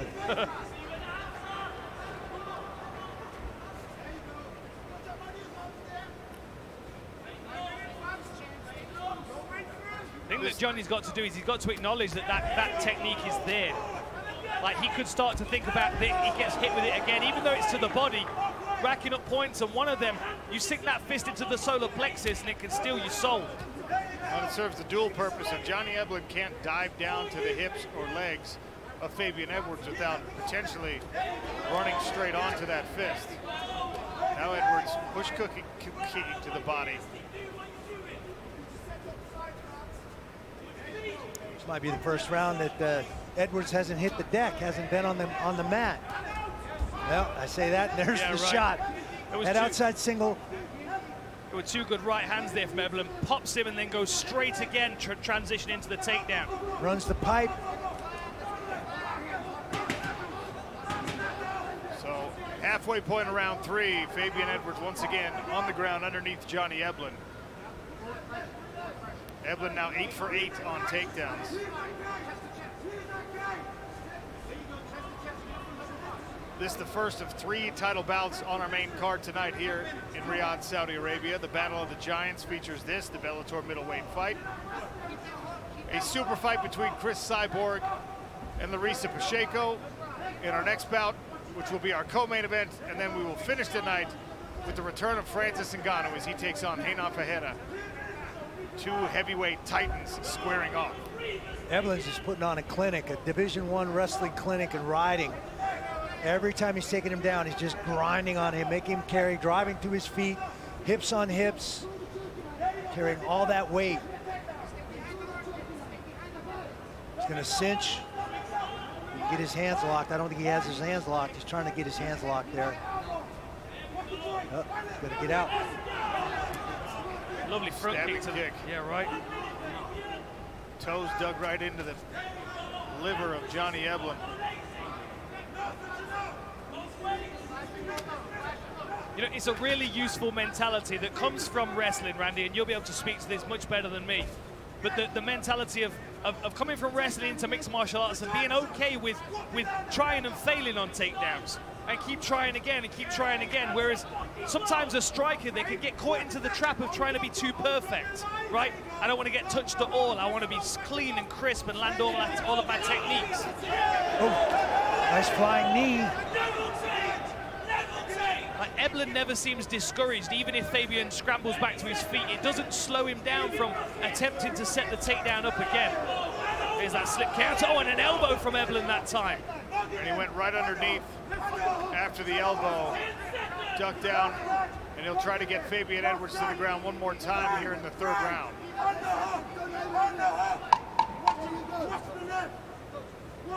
Pressure against the smart cage barrier. And we'll finish round 3 there. Stop! My scorecard is up 3 rounds to 0 right now. I agree. Fabian needs to be a bit more aggressive. I think he needs to pick up his pace. That's what I was talking about in that last round, where, you know, sometimes strikers, they want to be a bit perfect, you know. This is a bit better. He's picking a bit more. There's that counter. He keeps investing in that. I'd like him to follow it up, though, because every time, even if he throws it and misses it, Eblen is out of shape. Yeah. He's in a bad position. He could follow it up with some more strikes, but again, it's often, I feel, with Fabian, he's looking for that perfect single punch where he just puts somebody out. So a wheel kick attempt there from Eblen. That's not what wrestlers do, Randy. No, it's definitely not. This is better pressure from Fabian. Oh! Nice combination. A short little right hand from Eblen. Adjusted the reach on his punches to make sure they landed in close. Something else to consider as well is I think Fabian's going to do better taking some of these punches from Eblen if he's not moving backwards at the same time. Get a bit of Mike Tyson, tuck up and weave himself inside a little bit. Find the counter from there. Exactly, yes, yeah.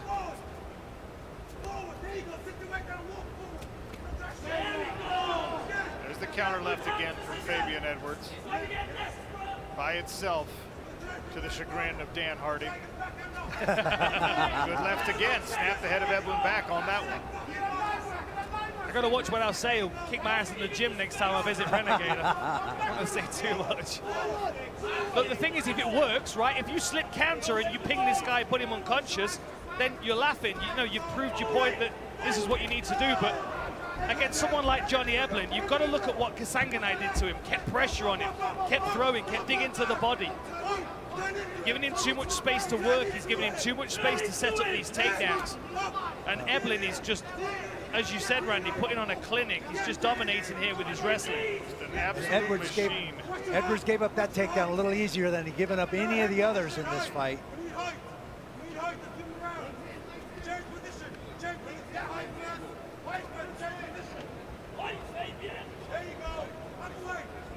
And the more times Fabian has to defend takedowns, which he's now been doing for the best part of 20 minutes, his takedown defense starts to slow, starts to weaken a little bit. His reaction times aren't quite as quick. He doesn't spring back to his feet quite as much. And look how Eblen's controlling that back foot.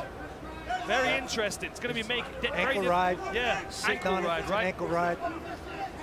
A nice tight waist and an ankle ride, and every time he gets to his feet, he cinches that grip. He'll come to the far side. He'll pick him back up and put him right back on his deck.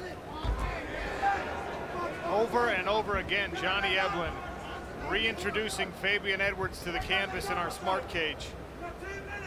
The ankle ride again, Randy.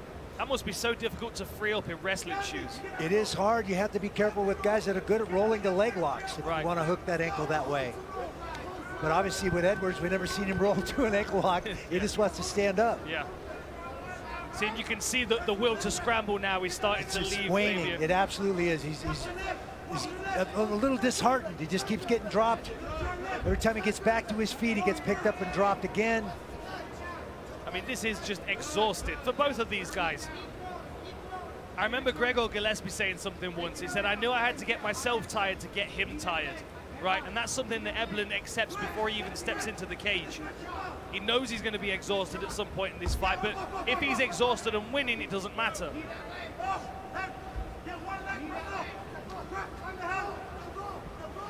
Fabian's going to try and break this grip. Every time he takes his hands off the canvas to start trying to fight this grip, you can see Eblen starts to lift him skywards. He cinches on the opposite side, then brings his hips around just like that. The other real danger there as well is as you're coming back down to the canvas and you post that hand, you've got to hope your elbow bends in the right direction. Yeah, I've seen that some a few dislocations, times, right? yes. Look how deep the right arm grip is for Johnny Eblen. Making sure he's tight on that waist. Let's go, gentlemen. Let's work. Work to finish. Let's go. Fabian's got to drop his weight here. He's got to spread his base and drop his weight, unless he's going to try for that Kimura trap, which he could, but it's too tight around the waist now. Edwards separates to try with a combination. Ooh. There's the uppercut again from Edwards, and a stabbing kick to the midsection. Trying to take advantage of the space here at the end of round 4. I want to see Edwards lose his temper a little bit, right? I want to see him get angry at his opponent in front of him a little bit, put some venom on these shots. Still trying to be a bit too perfect. There's that beautiful left counter there from Fabian. Slips out of the way, comes back with the counter, but now Eblen's expecting it, so he's getting his own head out of the way, which is why potentially we need to see Fabian follow that with a kick or with another punching combination. But the wrestling prowess of Eblen is just way too much. Here's his brother Leon Edwards, former UFC champ, telling him to get back to his feet. Fabian Edwards, the challenger, Johnny Eblen, the defending champion. A rematch. All right, gentlemen, 5th final round. Red fight. Red fight. Help. Go. All right, I feel like it's 4 rounds to 0, and I feel like Fabian's got to do something special here. I agree with you on that. Absolutely. We have, however, seen his brother Leon in this same situation. An uncorker, headshot dead. Stop time! Ooh. Eye poke there. Right here. A good one. Right here. Hey. Stay right there. No coaching, guys. Stand over over here. Just work it out. You got time, okay? You got time. Stay right here. Take a look at this on a replay. Hey guys, get a wet towel. Give me a wet towel, please. You have time. You have time to work it out. Over here, stay over here. You're gonna go. Wet it, please. Put that in your eye. You have time, okay? You have time. Hand was open. Oh, yeah. Almost Eblen almost moved into the open hand, though. Yeah. That was unfortunate. Well, we got in the eye He's ready to go. Ring finger and one scratched him on the bridge of the nose, I think, is where the blood's coming from. All right, gentlemen. Bring it in, gentlemen. It Bring may it in. be that's, hey, guys. Hey, it may let's be keep that. it clean, all right, gentlemen? All right, accidental. Go! Is the blood coming from the cut from the last fight? See, Eblen wants to keep the pressure on here. He doesn't want any time to recover because he's out in the lead right now. 4 rounds potentially on the scorecards in his favor. Yeah. And what he doesn't want is to give Fabian, you know, energy for these last 4 minutes where he can really start to turn things around. Exactly. He wants to keep that fatigue in his system, keep those lungs burning. Stop! Time! Time! Right here, brother. Right here. I'm guessing Eblen will shake this off pretty quick to keep the fight moving. I think so. That was a push kick from Fabian Edwards. We'll take a look at this replay. Yeah. Okay? Hey, pulled the buckle of the belt buckle of the shorts up almost. All right, let's go. But there's definite contact with the back half of Edwards' foot, but right back to the action as Randy anticipated. Eblen knows fatigue is a weapon for him here. Lovely takedown defense there from Edwards. Beautiful. Much better on the front foot with his takedown defense than he is up against the fence. Sure did. Away. Yeah, did a great job getting his hand down in between them and pulled Eblen right up.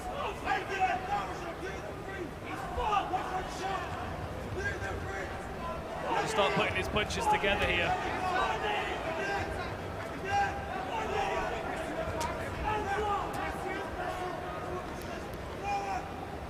And you know that Eblen's going to disappear under it. The first opportunity of a good takedown, he's going to be gone. He's going to be in on those legs, trying to put this fight in a place where it's safe for the next 3.5 minutes.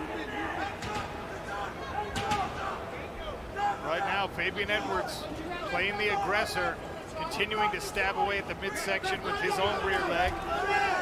Good left hand, left knee combination. Eblen fires right back. Edwards is starting to find his mark.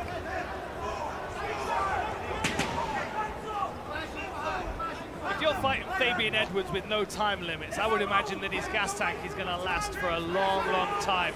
And he's going to be able to keep picking at his opponents until something gets through. That was a lovely front kick again to the midsection. He's Perfectly landed timed. it so many times in this fight. Johnny Eblen not showing any serious damage from it, but again, good takedown defense, beautiful hips. This is the round that Fabian Edwards needs to have. Good left hand sneaks through. Over 2 minutes left in this 5th and final round. Eblen tries again for a takedown. Short elbow from Fabian Edwards.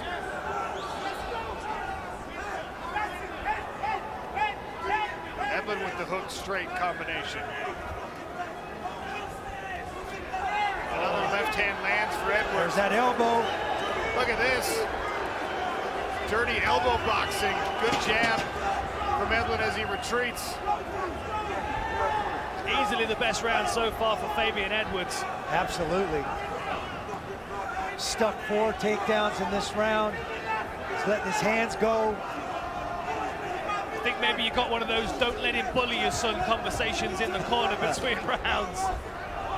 But look at Johnny Eblen. They call him pressure for a reason. Absolutely right. Even as Fabian Edwards is trying to build a little hope, he just pushes against the fence, stuffs everything.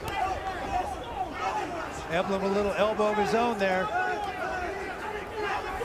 Oh, that one hurt him, I think. Another one to the midsection. Good counter from Eblen. Fabian Edwards putting in work on the midsection of Johnny Eblen here in this 5th and final round. Less than a minute to pull something out of his hat. Both these guys are exhausted. More body work from Fabian Edwards. Good left hand again. Oh, beautiful knee right up the middle. Saw the shockwaves of that knee through Eblen's body. 30 seconds. Still time, but not a lot of it. Torrential fifth round pace. Wow. Eblen's got a head like a buffalo, man. He takes a shot so well. Things just bounce off him. Final 10.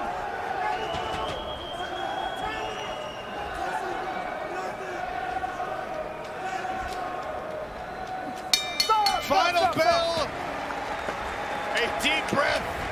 And Johnny Eblen just defended his Bellator middleweight championship from another tough test. Let's take a look at these replays. Nice knee right up the middle. That was beautiful. Punched that combination and finished with that knee. Nice left kick to the body, followed by that left hand. This was by far the best round for Fabian Edwards. He let his hands go, his feet go. He stuffed 4 or 5 takedowns attempts by Eblen. Those elbows were coming across. No big cut this time, but they landed for sure. Nice work to the body, little rip up the middle.